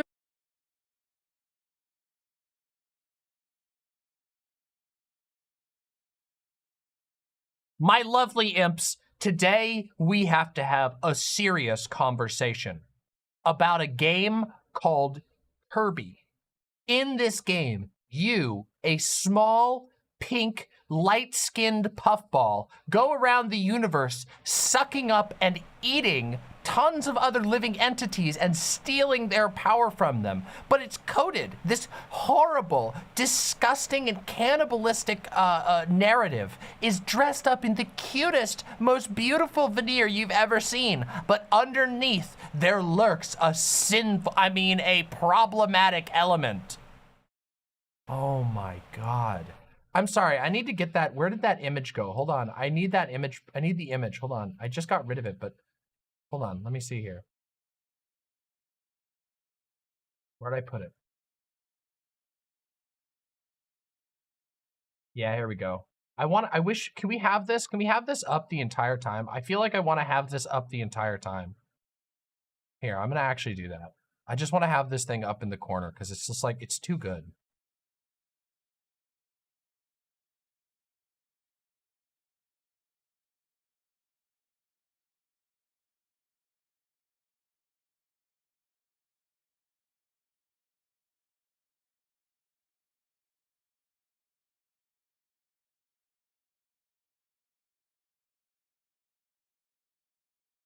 diverts you from what it really is, which is you being a cult leader. That is something that cults do as well. They put this fluffy, beautiful wrapping paper on this box of poop that they have, and they're like, here, you think it's gonna be great, and then you get sucked into it. You don't realize what's wrong. I'm talking about cults. I'm not talking about the game. It's just interesting. If they wanted to spread awareness on cults and By the way, this is what I'm talking about.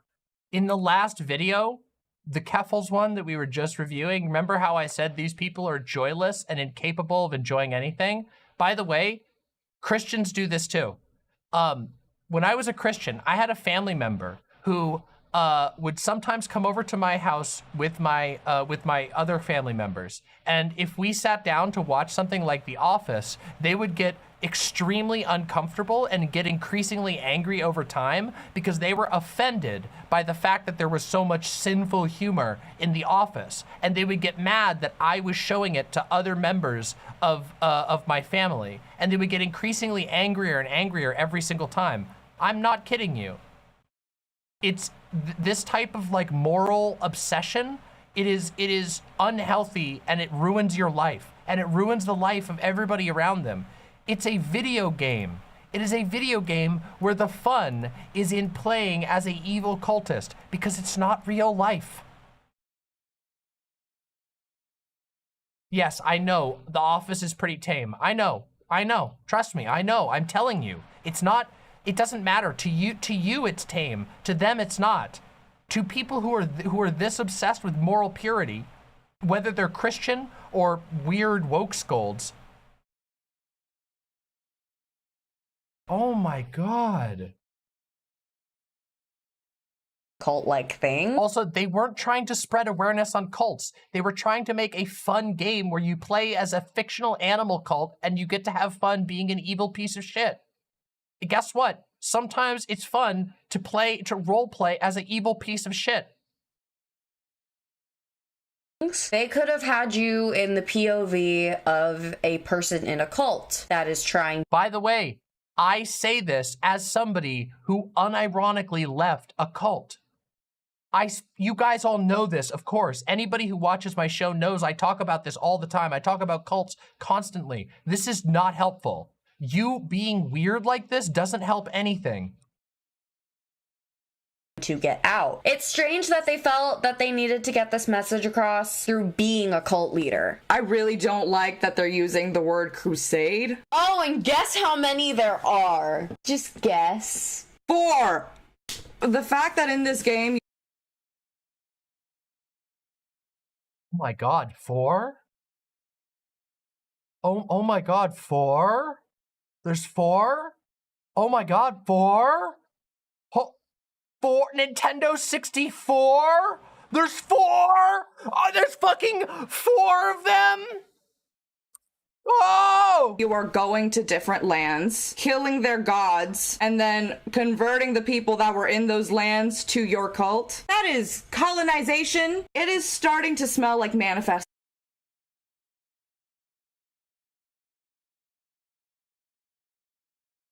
What?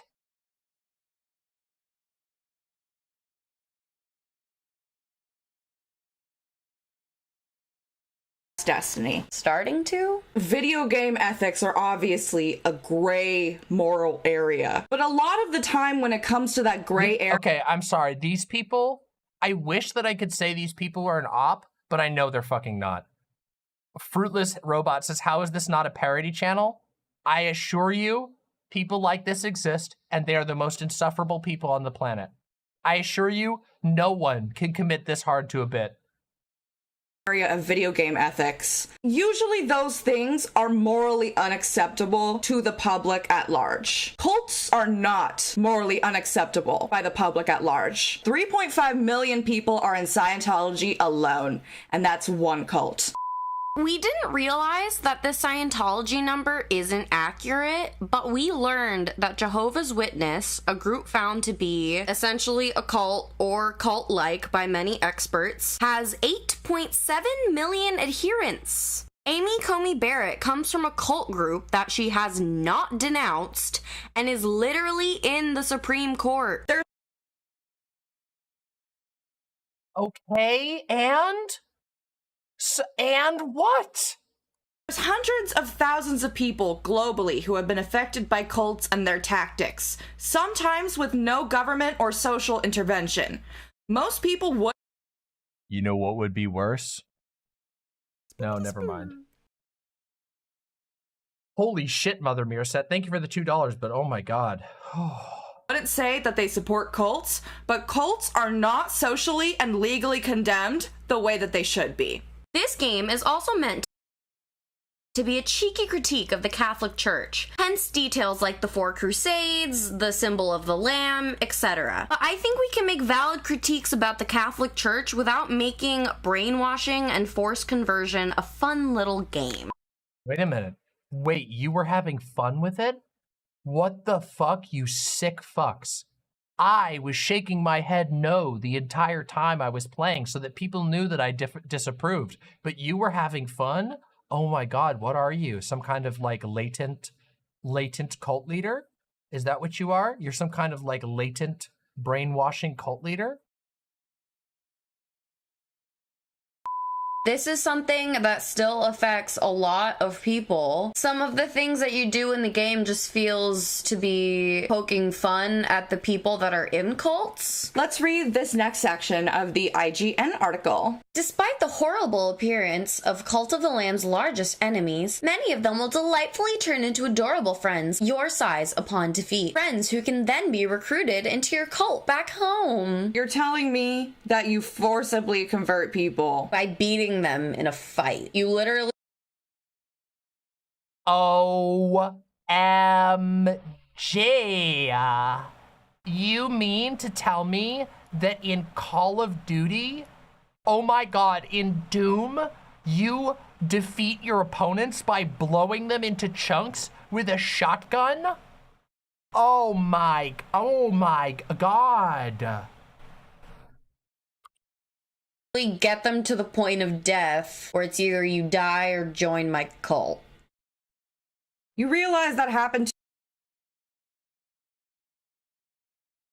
murder in a video game? You realize that millions of people have been murdered in history? You realize that? Do you fucking realize that? You disgust me. You disgust me.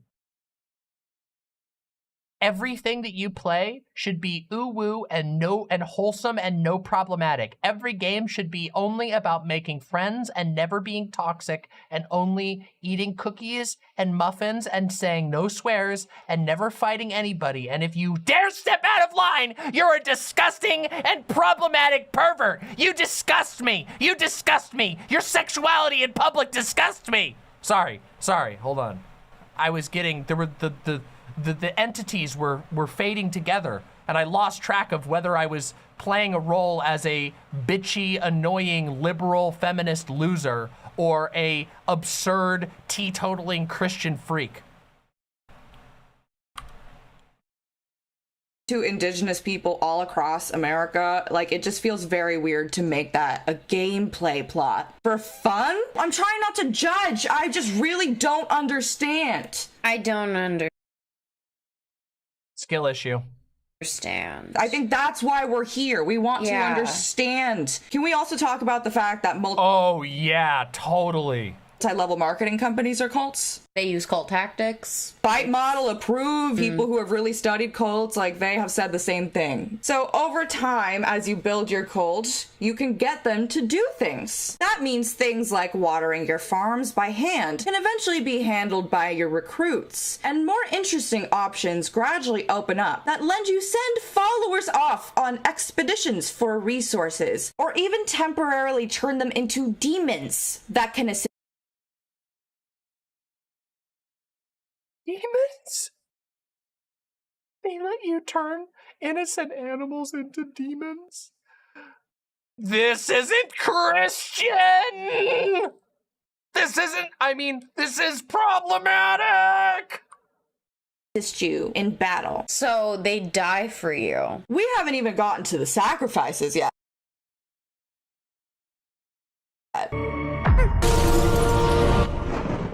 America, explain! This next article is Again? going to be from Rock Paper Shotgun. Cult of the Lamb gets off to a roaring start. You begin life as a lowly lamb awaiting sacrifice at an altar of the old faith before the 4 Eldritchen bishops, the big bosses of the game. Within seconds, you're executed. But then you're brought back from death by a chained, godlike being known as the one who waits. The people that I was just making fun of about the Keffals is a bigot video, they did a video about how Cult of the Lamb is problematic because you're reenacting Manifest Destiny by doing crusades on critters and forcing them to join your cult, and that is harmful to cult survivors and therefore should not be played because it's glorifying building a cult. They can cope about it. What did you say? Binding of Isaac. Tell me what that glorifies. Cope about it. Hope. Copium. Yeah, I guess you're right. Well, no, listen, you're being racist right now. Maybe. What are you? Some kind of like Cracker? Yeah. It's I'm gonna scream. Unironically, my brain is rotting. I feel like I'm gonna seriously need some like I don't know. I feel like I'm gonna need to like go into like a K-hole after this. do some serious dabs. I hope so. I feel like I need to go in like a sensory deprivation chamber with like electric eels released in it, just so the only thing I can know is pain for a little while and remember that I exist. Jesus Christ. Who promises life and otherworldly powers in exchange for your servitude. In the span of 2 minutes from starting the game, you've turned from a hapless lamb into an unstoppable servant of death itself. Yeah, this is, unironically, this is my mood right now, okay? This is my mood right now. All right, everybody? Cracker. Boo-hoo, Cracker. Boo-hoo. That's my fucking mood right now. Slashing apart old faith cultists like blades of fleshy grass. So many cults use religious tactics to keep people in them. So it's even worse to me that there's a religious aspect. Religion uses cult tactics sometimes, and then cults use religious tactics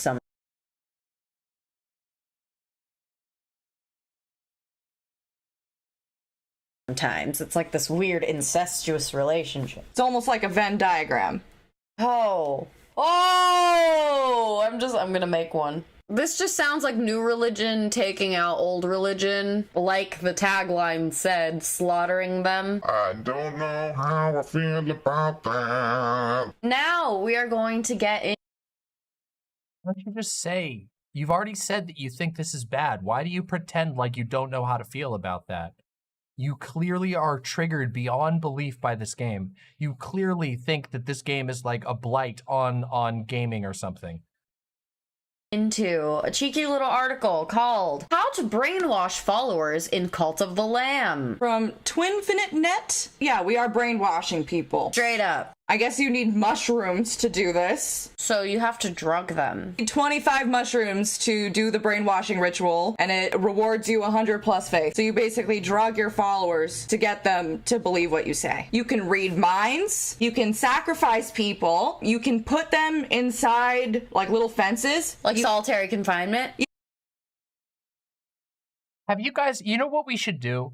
I wish that I could find, you know what? We should watch a Christian getting mad at Cult of the Lamb after this so that you guys can see how similar it is. It's the same thing. They jumble up the vocabulary a little bit, but it's literally the same thing. Unironically. Maybe I should watch that other one. Check the content recommendations. Okay, we will. We'll watch that afterwards then. Yeah, you solitary confinement them, and then you keep brainwashing them. You just block them off from the outside world until they're completely brainwashed? Yep. Something we didn't mention here is that your cult followers literally ask to eat your poop. Yeah, because they're not poking fun. No, they don't. They ask to eat a meal made of poop. You don't poop. You're the glorious leader. The glorious leader doesn't poop. People who are in cults at all. Also, Bazinga. if this is meant to punch up at the Catholic Church and not down at its adherents, Why this? Why jab at those people, many of whom have histories of forced conversion and colonialism? There's gonna be a lot of silence in this video because I feel like a lot of this speaks for itself. Here's a bit from an article There hasn't on been Game Rant. there literally hasn't been a moment of silence in this video. You dumb bitches have never shut up. So this part of the article is talking about what can happen when you're dungeon crawling. Being gone for too long will result in cult members dying of starvation, getting sick when poop and dead bodies aren't cleaned up, or leaving if their faith isn't kept high. It all comes together by requiring players to tend to the individual needs of different followers, even going so far as to complete quests for them. Of course, cult members can also be sacrificed in a number of ways if their specific needs are getting too much to deal with. So these cute little cult members of yours are just a means to an end. And not only that, but they can't think for themselves. Because the second they do, you're just gonna sacrifice them. Or you're gonna put them in solitary confinement until they believe you again. Whatever you fancy. This last part is going to be Oh, Elac, I would absolutely love for these people to get super mad and make a response video so that we could go fully gloves off. Oh, that would be so fun. Oh my God, can you imagine if we ended up doing a debate or something? Holy fuck, that would be so funny. An interview with some of the developers. So we just kind of wanted to see what their thought process was making this game. And it's also on GameRant.com. You know, I really love occult stuff and cults. I was probably just watching Midsommar or some stuff like that, and then we kind of started on the cult idea. All the dots were connecting, and we thought, yeah, it's a unique kind of fantasy that players can experience. They went into this with the mindset of, we are going to make a critique on organized religion, and we are going to do it in the sense of a cult, because cults are just a fantasy that aren't a thing in the real world. And I'm sorry, but you love cults. 13% of all North American households have had someone in an MLM. It's a unique kind of a fantasy, or is it a real thing that's happening right now? Dude, I'm sorry, cults are not dragons. A lot of people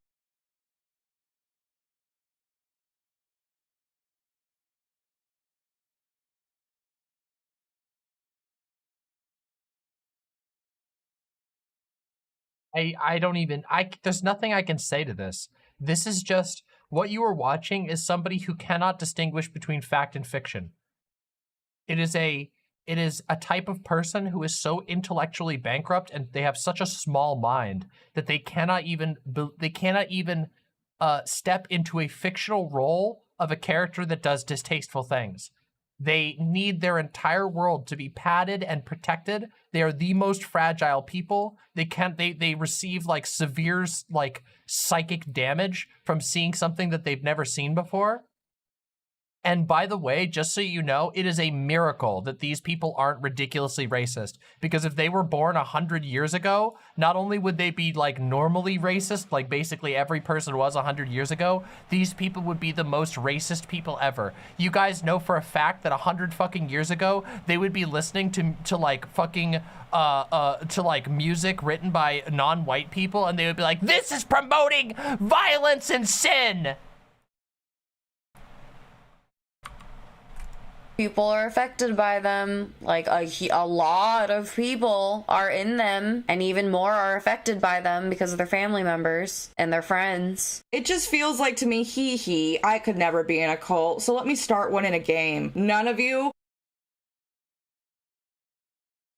What do you do for fun? What do you do? What are you allowed to enjoy? What does your weird modern social justice religion allow you to enjoy? I would love to know. Actually, do they have any videos on their channel talking about things that they like? Are too smart to not be in a cult. No one. Oh, you're saying that they bitch for fun? You know what they do for fun? We're reacting. Listen, I bitch for fun sometimes as well, but I also have a lot of fun doing non-bitching things, okay?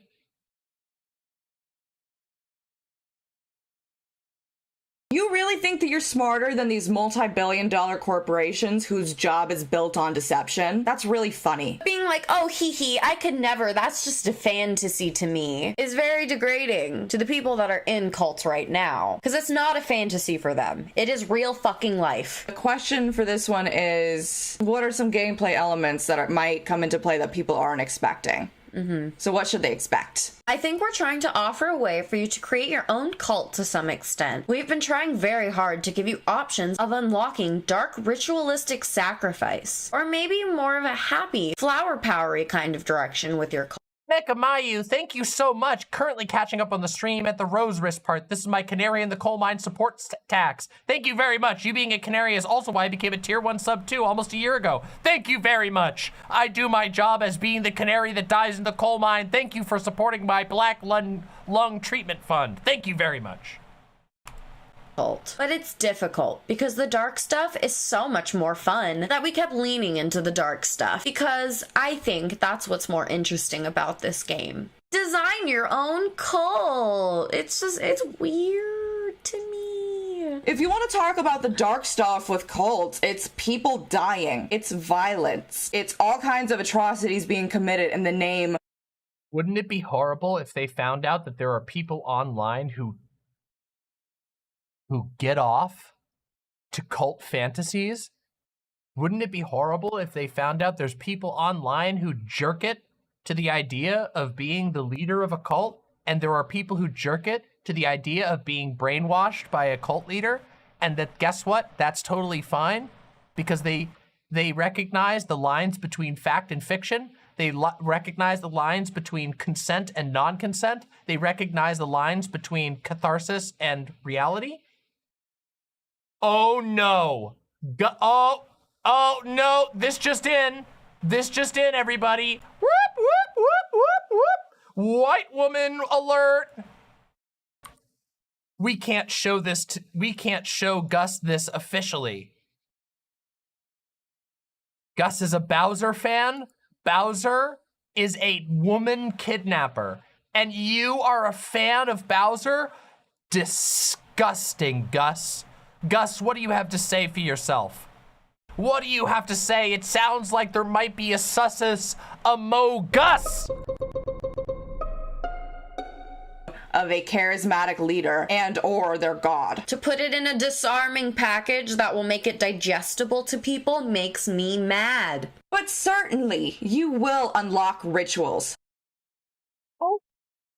Hope about it. Dark rituals that you can perform with or on your cult members. That's a big part of the game. Preaching sermons that help brainwash your followers and teach them certain beliefs. You can teach them either to believe in the afterlife, so when they see a dead body, they're happy. They're no longer sad. Or you can teach them to embrace sacrifice.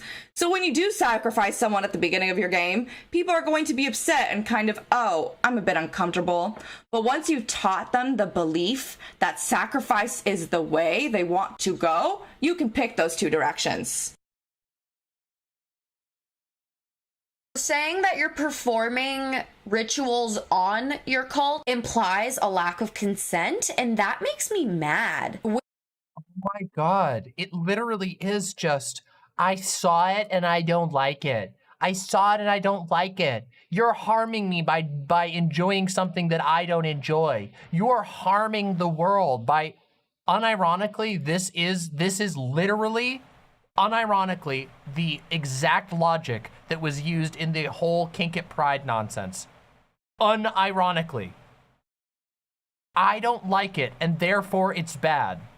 Oh my God, pathetic. Just pathetic. These people are pathetic.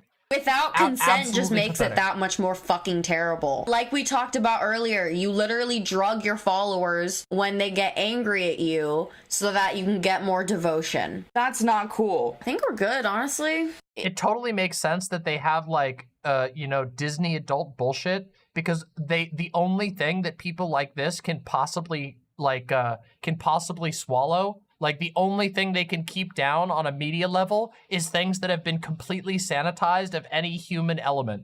Things that have been completely sanitized of anything that might offend their pathetically weak palate. If someone can explain it to us, I will listen, but I don't get it. And before you respond to us, think about our reasonings, please. Please. You didn't have any reasonings. Your reasonings through this entire video was, it's icky and I don't like it. It's a fictional representation of something bad, and therefore it's bad too. Please don't just comment and call us haters, because we're not trying to hate. We are just trying to start a conversation and really either understand this or help people understand this. Because we've seen a lot of people playing this game, starting up their cults. I've gotten so many Twitch notifications that are like, join my cult. All right, thank you guys so much for watching. We really appreciate you. We hope we see you again soon. Make sure you take care of yourselves, do what you need to do, and we'll see you next time. Bye-bye. All right, and now just for comparison, we're gonna watch, somebody sent me a Christian video. I've not seen this, so we're gonna react and we're gonna see how similar it is, okay? Hold on, let's see how similar this is. All right, ready? This is the Christian one. Now, what I'm gonna show you guys is shocking.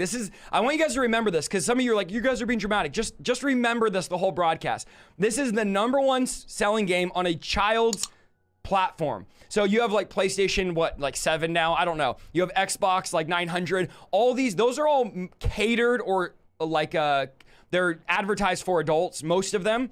The Nintendo Switch is advertised for children. That's what their target audience is. So this is not the #1 game on Xbox or PlayStation. This is the #1 game on Nintendo Switch. And I want to show you, for those of you that think we're dramatic, what the devil's doing. So the game is called, listen to what the devil is doing. This, nice. Jenny, Cult of the Lamb.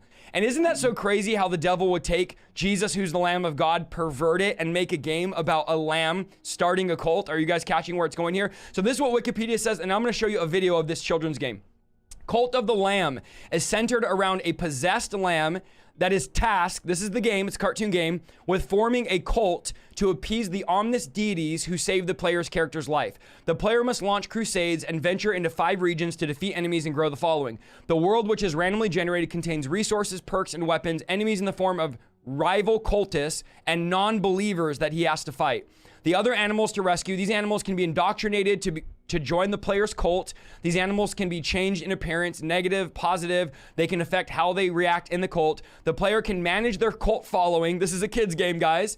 Followers can be assigned tasks such as gathering resources, building structures, worshiping. Look at this. They're literally getting mad at almost the same things. Performing rituals, sending them to assist players in battle, or sacrificing their cult members. So this is what they're teaching kids in these games, which can affect literally the same critique. The other people were mad that this was teaching bad things to kids, that this is a game for kids. They were mad that it was rated PG-13.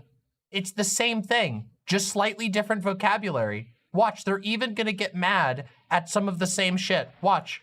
The player's ability and the cult itself. The player must ensure their followers' needs are met by performing sermons, rituals to reinforce their faith, cooking food to survive, providing shelter, and ensuring the village is sanitary. Otherwise, the followers will turn against the player, spread dissent, and eventually leave the cult and the followers. To prevent this, the player can give them gifts, re-educate them, or detain them, or sacrifice them, or pillory, I don't know what that even means, until they stop dissenting. Jenny, I just described the #1 game on the Nintendo Switch store, teaching your kids, and one of the main characters in it is a tarot card reader, which, guys, I'm gonna show you this trailer. Now, some of you watching this, you don't realize that little Johnny over there in the middle of the night is playing this game, learning rituals, like learning rituals in a child. I don't think they're mad that this game is teaching children to be cultists.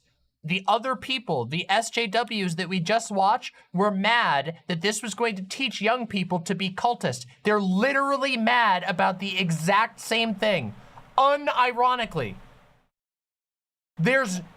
I'm not kidding you when I say that the like woke school types of people are just Christians with a new coat of paint.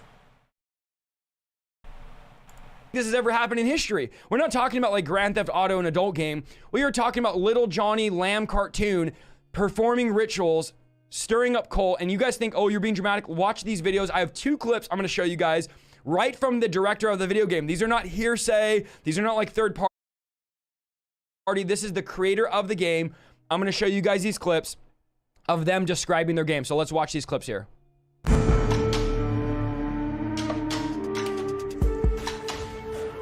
are the mighty lamb in Massive Monster and Devolver Digital's Cult of the Lamb. Saved from sacrifice by the one who waits, you're compelled to repay the dead by creating a cult in their name. So, here's a few tips on how to start your very first cult. Step 1. Grow your flock. Go crusading into the lands of the old faith to find new followers and defeat the false prophets. Back home, indoctrinate your new followers into the cult. Name them, change their form, and learn. Oh, damn. Now I know how to make a cult, everybody. What makes them unique. This is so realistic. This is exactly what happened to me when I was a kid. So a bunch of Christians came into the woods and they beat up a monster, and then I fell out of the monster, and then they teleported me back to their base, and then they said, join the cult now, and then they turned me into a fox. Choose your doctrine to set the rules of your cult. Draw power from your followers by giving daily sermons and watch their faith grow. Step 2. Yeah, I wasn't white before Somniostatic. They changed my skin color too. I wasn't white before. By the faithful. As the mighty lamb, you have to tend to your flock. Lead them, feed them, and build your small community into a thriving woodland cult. Throw a grand feast, shower them with gifts, or maybe marry a follower. Keep your flock happy and your shrines will shine with their devotion. If the needs of your followers are not met, however, they will begin to lose faith. Step 3. Cleanse the non-believers. Unhappy followers will rise against you and try to persuade the others to leave the cult. Will you gently re-educate? All right, this is boring. There's another one. But as you can see, the opening of this video is the same type of soy-facing, I don't like it, so it must be evil behavior. Let's watch this one. Thanks for this one, Somniostatic. This one's from Ray Comfort. Someone mentioned a new video game that kids are really excited about. Excited? Is it fair to say that this is probably the most hotly anticipated roguelite of the year, Cult of the Lamb? I thought I'd give you a review of it. It's called Cult of the Lamb, which kind of sounds suspicious because Jesus is called the Lamb of God. Sermons from the Lamb. So let's have a look at the Cult of the Lamb. So, here's a few tips on how to start your very first... You're kidding. It's playing at double speed for some reason. That is weird. I'll reboot my laptop.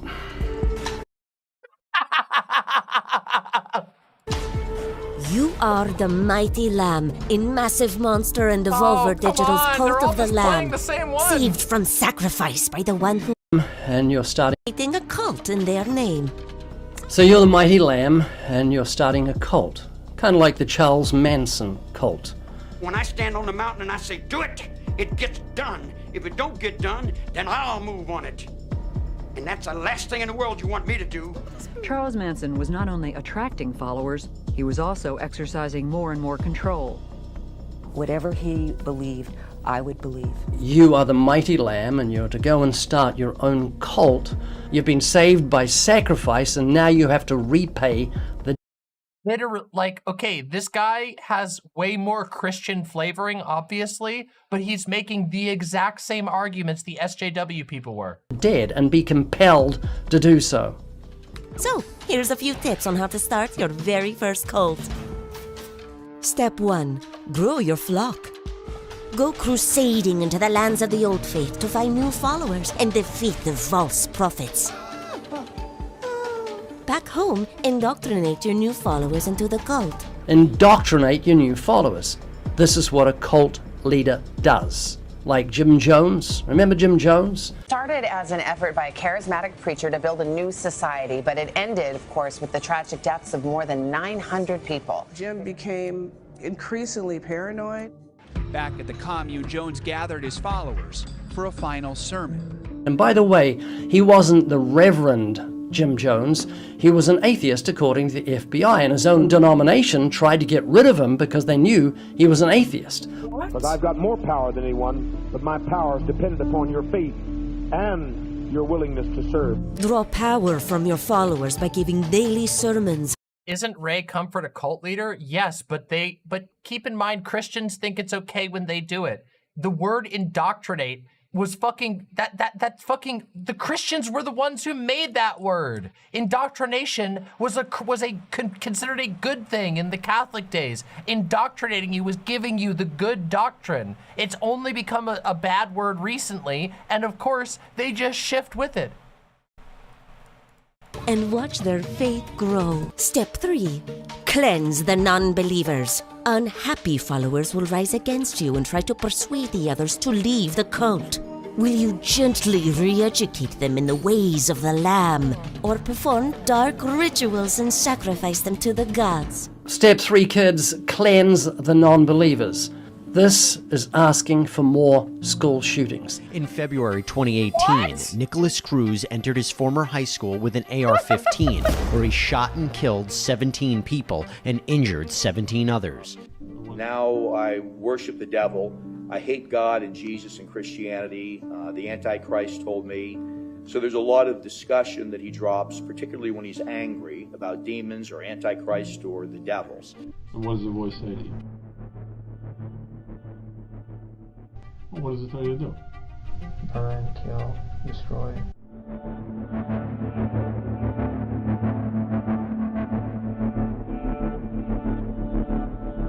Here are some of the folks who will help as you crusade through the lands of the old faith. Ratau. Ratau was once a vessel for the Red Crown. Now he's your guide and mentor. Ratau is your spirit guide, your demon that will possess you. Clownneck is the key. What? No, he doesn't. He doesn't possess you. What? Keeper of the tarot cards that guide you. Clownneck's face will be a welcome sight when the forces of darkness are closing in. Clownneck is a welcome sight when the forces of darkness are closing in. These are the forces of darkness. Kuldai holds the weapons you need for your fight. You will be offered weapons and curses to choose from. The weapons you're gifted and the knowledge you gather will serve you well as leader of the one true cult. You are a lamb possessed. You are a lamb possessed. Bound to create a cult in the name of your shadowy savior. You are bound to create a cult in the name of your shadowy. I don't like it, and therefore it's bad. It's the topic is icky to me, and therefore it must be bad. This is a fictional game in which something that I think is morally bad is happening, and therefore it's actually morally bad. Savior. It's not just, see, Emo Anon says Christians are such killjoys. All people who act like this are killjoys. They have no fun in their life. Well, actually, they usually do because they're usually lying to their followers. They make their zealous followers follow a whole bunch of rules that they themselves don't follow. But yes, by and large, they're giant killjoys, and they are also, if they're a true believer, then they're almost always incredibly miserable people who can't have a social life because they refuse to associate with anyone who likes anything that they don't like. And if they're the cult leader, well, then they're doing what Ray Comfort does, which is gather money from people and generally be a gigantic, monstrous piece of shit. That's not Jesus. That's not the Lamb of God. That is the God of this world, the Prince Power that works in the children of disobedience. Battling the non-believers who would end your righteous mission. Find melee weapons like the sword, axe, and dagger. Find melee weapons like the sword, axe, and dagger. If you're gonna do something, leave something witchy. Just like I would tell you, if you're gonna do something, do it well, and leave something witchy. Bring home resources and new followers to build up your community. Some will join you willingly. Others must be converted through force. Others must be converted through force. That is the exact opposite of Christianity. You can choose life. Oh yeah, Christianity has never converted anyone by force. Oh yeah, totally, bro. Life or choose death, the scriptures say. You can choose darkness or choose light. These lands are dark and dangerous, but the light of your faith will guide you to victory. Shepherd your followers, build your strength, and smite the unworthy gods. I'm at a loss for words. This is so openly demonic, so satanic, so horrible. This is brainwashing of our children. To say this is grievous is a massive understatement. The Bible warns that Satan goes about as a roaring lion, seeking whom he may devour, and he's devouring a generation. However, and it's a huge however, the Bible says the reason Satan is going about like a roaring lion is that he knows his time is short. Jesus is coming, the Lamb of God, and he's coming in flaming fire to render his anger with fury and his rebuke with flames of fire. So you and I as Christians need to stand up and warn this generation that God means what he says. These are dark days indeed, but don't. You need to warn them and threaten them with eternal hellfire and say that if you don't believe in God, he's going to burn you forever? Damn, it doesn't really sound like you're getting much of an option. Follow God or die and be tortured for all of eternity? Sounds a little bit like you might be making a religion that forces people to believe or else they die and have a horrible death. But you get to choose. It's like, you know, hey, you got to choose when you had a gun to your head, right? You could choose to have a bullet in your head, or you could choose to believe in Jesus. See? Be discouraged. If God is for us, nothing can be against us. Therefore, my beloved brethren, be steadfast, unmovable, always abounding in the work of the Lord, for you know your labor is not in vain in the Lord. Now watch this. So why do you play demonic games? I don't know, I find it fun. Do you think Satan's real? Yes. So Anderson, do you play video games? Yes, I do. Are any of the games that you get into occultic, like to do with demons and stuff like that? Yeah, there is some where it's like paranormal activity and stuff like that. It's called, that is one of the games that Phasmophobia. They blanked out Phasmophobia. I do play. Do you think demons are real? Yeah, I do. I've seen a lot of videos to kind of like, that provide a lot of evidence as to like, you know, I've seen a lot of people do satanic rituals and stuff like that, so I do believe there is. So why do you play demonic games? I don't know, I find it fun. Do you think Satan's real? Yes. Do you know what he does? I know he takes control of people and manipulates them in a way to, like, you know, for the evil. And what does the voice say to you? Well, what does it tell you to do? Burn, kill. All right, I've had enough of this. Everybody, enough. Enough is enough. I can only take so much fucking brain rot. It's just looping. He's looping again. Oh, God. He's looping.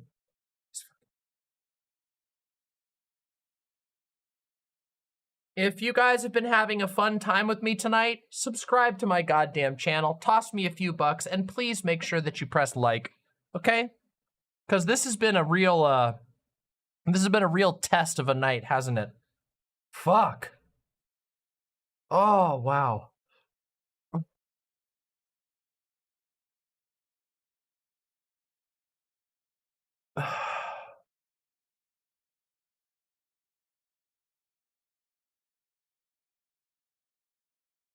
Do you think those people will respond to me?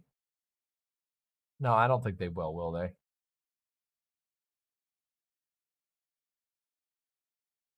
Probably won't, right?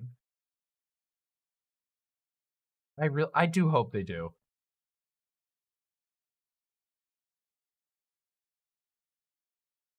DJ Mule is definitely still the worst one we have done. Yeah, I have to say that Keffals takedown was embarrassing and it was so smug. It was painfully smug. But like, yeah, DJ Mule was significantly worse and more egregious. These are just dumb bitches.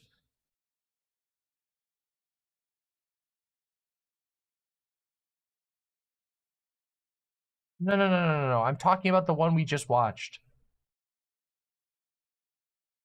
The video that these girls did, or these NBs, or whatever they are. They say they're white women, so I think it's okay for me to call them girls. Whatever. I mean, they have about the same amount of subscribers as DJ Mule does. Oh, it's okay, don't worry. DJ Mule will probably never make another video again. That guy tucked his tail and fucking ran. His video sucked so hard. His video got roasted so goddamn hard, it's unbelievable.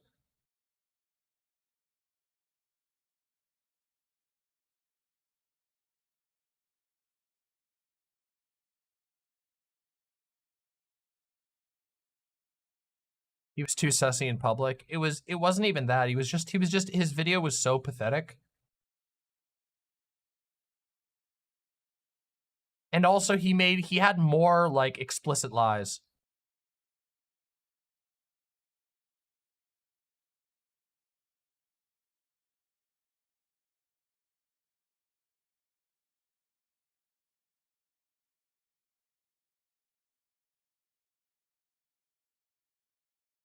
Mr. Krabs, thank you so much. That's probably true, Mr. Krabs. I bet Clowntown will get offended over Sonic the Hedgehog because Sonic is too fast and the punk style promotes Satanism or something. Probably. That sounds probably accurate. You guys want it? You guys want one more meme? All right, here's the deal, okay? Okay, you guys want one more meme? I'm getting tired, but I have one more meme for you. You guys ready for the last bit of drama? One more meme for the night. You guys ready? Okay, if you want one more meme, okay, are you ready?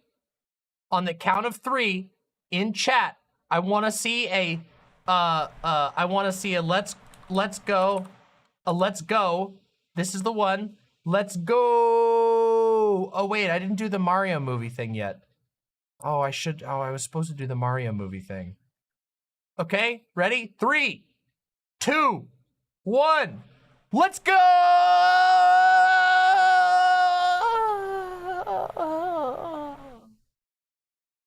Yeah! Yeah! Let's go! That's pretty good. We have like 340 people watching, but whatever. Whatever. Snort more Adderall? No. What the fuck? No. Are you crazy? I'm gonna chill after this. I don't want to have more energy. I've been streaming for 5.5 hours. What are you fucking talking about? Do you want me to die? Do you want me to drop dead in front of you?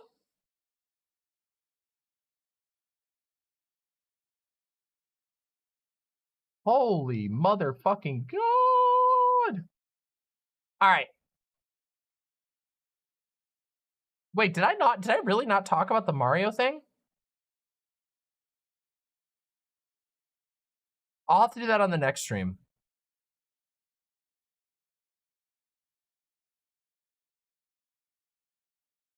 I didn't. All right, fine. I'm doing the Mario meme. All right, that's the last meme. The last meme is the Mario thing, okay? Ready? All right. This is my official Mario trailer react, okay, everybody? I watched the new Mario movie trailer, and I'm not gonna lie, it actually looks like it's gonna be pretty good. Like, unironically, it looks really, really good. The animation is really nice. They have Jack Black playing Bowser, and he sounds awesome. There's like a lot of actually kind of like mildly funny jokes in the trailer, which is not common because usually trailers are cringe as can be, but the animation looks amazing. Yo, thank you so much for the 4 tier 1 subs. Thank you so much. And Octavia, thank you for the tier 1 sub. Thank you, Banjo Kabooby. Yeah, Jack Black is playing Bowser and he sounds great. But you guys want to know, what's what actually made me laugh out loud? Like, unironically, I watched the trailer and when I heard Chris Pratt's voice, I unironically laughed out loud. He sounds so bad. I'm so sorry. He sounds so bad. He's doing the laziest Italian accent. Like, straight up, it's like, he's like, oh no, where am I? Here we go. I'm walking here. It's me, Mario. It's so bad. It's like the worst. He was doing an accent. Yeah, see, you could barely tell.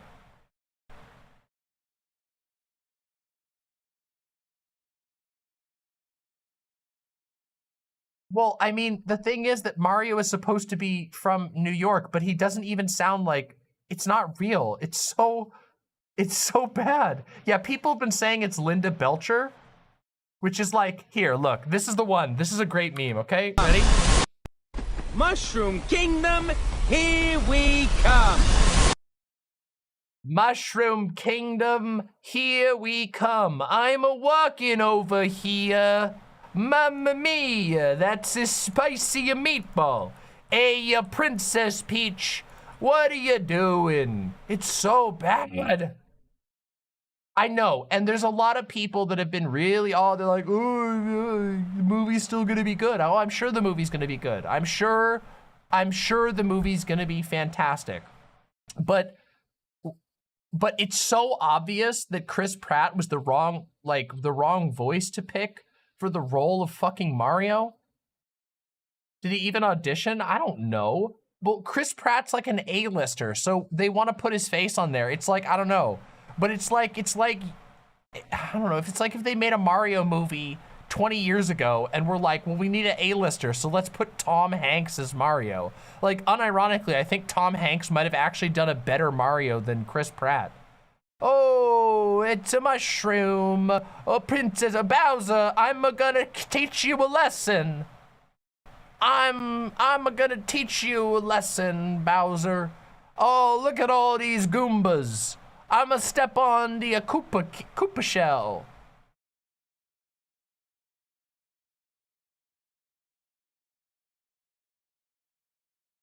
It's so fucking bad. Okay, but Tom Hanks just did Geppetto in a Pinocchio movie and he was apparently awful. Okay, maybe you're right. Maybe you're right. Tom Hanks would be like, you know, the thing about life is it's like a box of a pasta. You never know how many meatballs you are gonna get. That would be Tom Hanks doing Mario.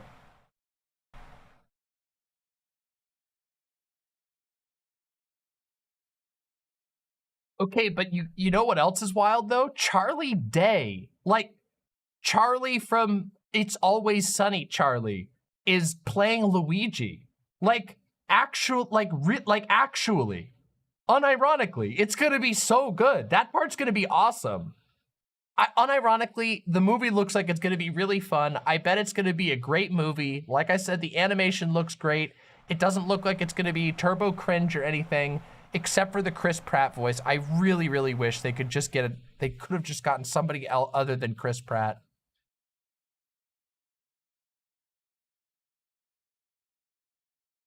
Jack Black is never bad. I actually agree. Even in the most offensively stupid movie, Nacho Libre, Jack Black was at least having a good time, okay? Unironically. If you've ever seen Nacho Libre, though, I'm telling you, that movie is dumb, okay? It is dumb.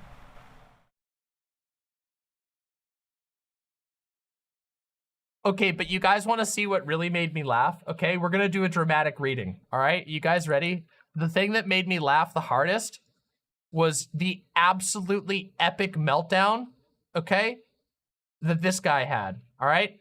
Ready? Are you guys ready? Take a look at this, okay? So this guy got really, really, really mad, okay? And I'm gonna read this out to you so you guys can enjoy along with me, all right? Here we go. This is R.L. Florence, Robert Florence, okay? And he got really worked up about the Chris Pratt thing. Okay, so here we go. I'm sure Chris Pratt, an excellent sitcom actor and the lead actor of the second best Marvel film and the lead voice of one of the best animated comedies ever, will do just fine playing fucking Super Mario, you fucking nerds. Give it a fucking rest for 5 minutes, you fucking Poindexter fucks. I hope Chris Pratt voices your favorite boy Paddington next, you fucking dweebs, and specifically voices him saying, ooh, I think I'll stick my arse-licking furry head into the gas oven. Go and watch your dog shit Sonic the Hedgehog movie you all pretended to enjoy, you fucking pencil-necked losers, after complaining it initially looked like shit and then you turning when they made Sonic look just like that eternal blue loser looks in your wet dreams. Hedgehog fuckers, eat shit. Go to bed tonight in the knowledge that Chris Pratt is Chris Pratt, and you will always only be you, you sad sack of cum. Hey, I'm Mario. I'm just walking over here. I'm just Chris Pratt. You're gonna go to bed watching knowing that I'm Chris Pratt and you're just a sack of cum. You're Mamma Mia, eat shit. I'm Chris Prattin' over here. I'm not phoning it in. I'm phoning it in over here. Oh no, by the way, that is real. By the way, this is I screenshotted this myself. This is a real rant. That's a real rant. I screenshotted it myself over here. I can't show that. That will get me fucking slapped, nuts. People can see the edgy meme on my Twitter. It's not satire. No, he was actually mad because he's like a big fan of he's a big old fan of Chris Pratt. I know it's a good meme. I agree. It's a great meme. So anyway, to wrap it all off, hey, the Mario movie looks like it's gonna be pretty good. And I'm sure enjoying that they got Jack Black as Bowser. And I sure would like it if they had somebody who tried just a little harder to be Mario and maybe put a little more oomph into the role instead of talking basically like this. Hey, like the stream and like us to subscribe if you think that Demon Mama would make an even better Mario. It's me, Mario. Yahoo! There you go.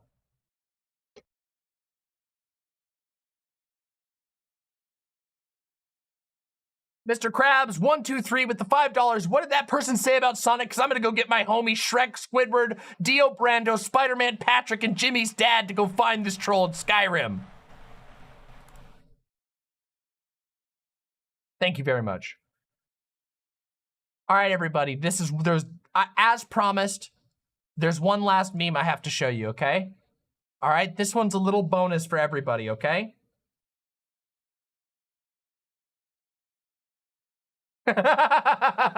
That's awesome, Gay Fish. Hold on, I gotta show you guys one last meme, okay? This one is a throwback, okay? I'm just telling you, okay? This is the current thing, by the way, that people are frustrated about, okay? You guys ready? We haven't done any TwitchCon memes yet, but I come to bring you the first of the TwitchCon memes. Are you ready? Wait, is it even gonna work? Hold on, let's see. Oh, is it busted? Hey, is it busted over here? And she went up to Melina. Oh, it's busted over here. Well, here we go. All right, ready? Chud Logic. So this is Chud Logic. Chud Logic has finally done a face reveal. For those of you who do not know, this is Chud Logic. Chud Logic has been at live chat at TwitchCon, and he's come with a story. Okay, he's got a story for us. Are you guys ready to listen to the story? Here we go. Let's listen. And she went up to Melina, and this is titled "Keffals Threatens Melina and Destiny at TwitchCon." So we're gonna turn this up a little bit because his audio is really low. Here we go. Ready? She was shaking. Like, it was like she was so anxious or so angry, she was shaking, right? And she said, tell your husband, if he doesn't stop coming for me, I'm going to get his YouTube channel deleted.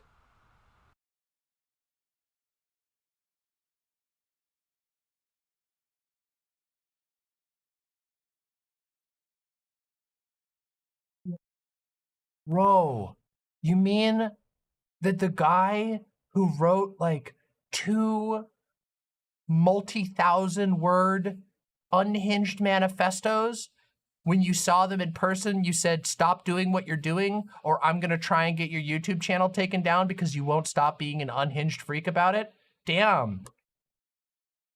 Wow, and then everybody gasped. Everybody gasped. I can't even believe it. I can't believe that he witnessed this. I hope somebody gets video of it. Because I mean, I personally can super imagine it. I bet Keffals was like, when Keffals walked up, Keffals was just like, this is, I'm gonna reenact it. We're gonna reenact it live, okay, ready? Keffals was like this and was like, hey, if you don't stop, I'm gonna get your YouTube taken down. I'm gonna get it taken down. I'm gonna get it taken down. You just wait. Just you wait. That's how it was. That's what happened immediately. That's literally exactly what happened. She was shaking with fear because she saw destiny in all of his 5-floor glory. He was just towering above, and she was shivering in her boots when she did it. That's how Keffals acts. You know, Keffals was shaking. She was terrified.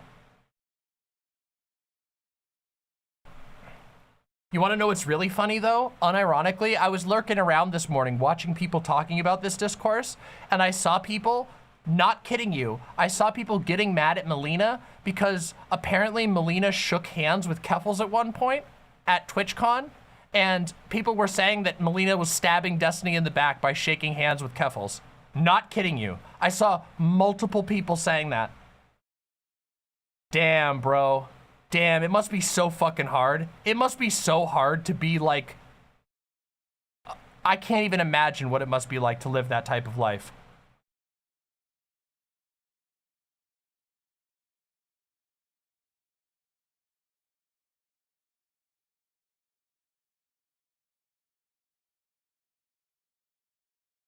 Anyway, that was the last meme. There's nothing more to say. Everybody clapped. And that chatter's Nat Keffals' name was Albert Einstein. Didn't Keffals hug someone that in the past called her a piece of shit? Yeah, it was ChudLogic. And ChudLogic talked about it on stream. If you go to the stream that this came from, it was ChudLogic who she hugged. And he said it was weird, is what he said. So, you know, the second best meme from TwitchCon. All right, let's see the second best meme. No streaming.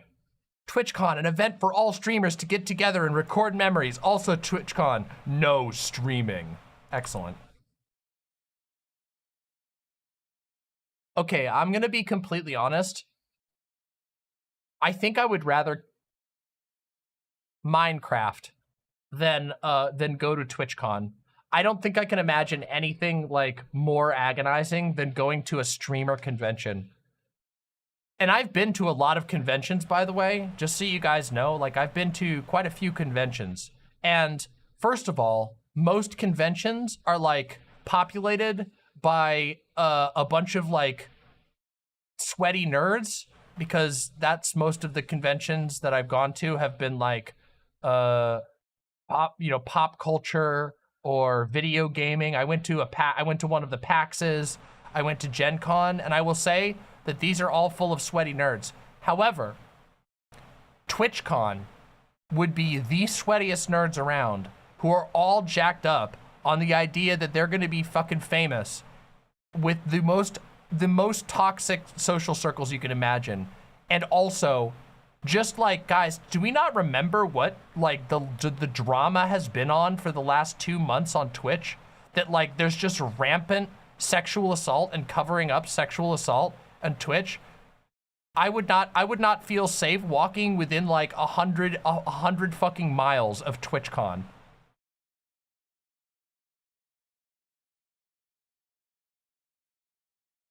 Fuck that shit. Fuck that shit.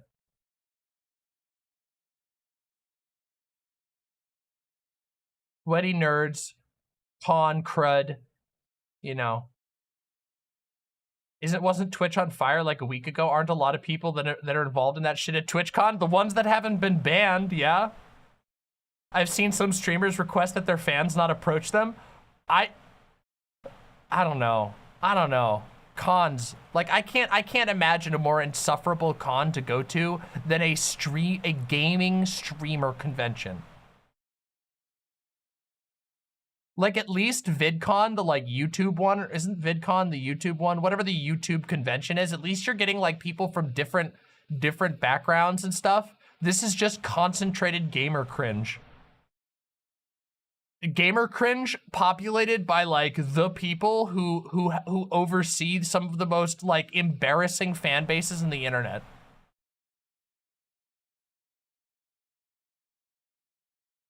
Anyway, whatever. All right, everybody. That's all I got for you tonight. I'm gonna go rest some. We've had a fun night. I need to go recover from the unbelievable stupidity that I encountered tonight. All of you, thank you for being here. Subscribe to the channel.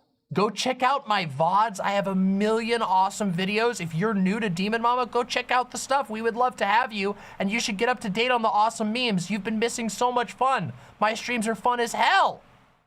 So, thank you all for being here. Thank you for supporting me, my lovely, lovely imps. I will be back on stream very soon. The next stream we're doing is going to be a Cult of the Lamb stream because we are way overdue on Cult of the Lamb. Life's been very busy. There's been lots of things to talk about, but we need to get back and finish Cult of the Lamb. We're very close to beating the game. So, anyway, much communal love to all of you. No parasocial Reno. Do not die. And I will see you all very, very soon. Be good to one another. Mwah. Bye for now, my lovely imps.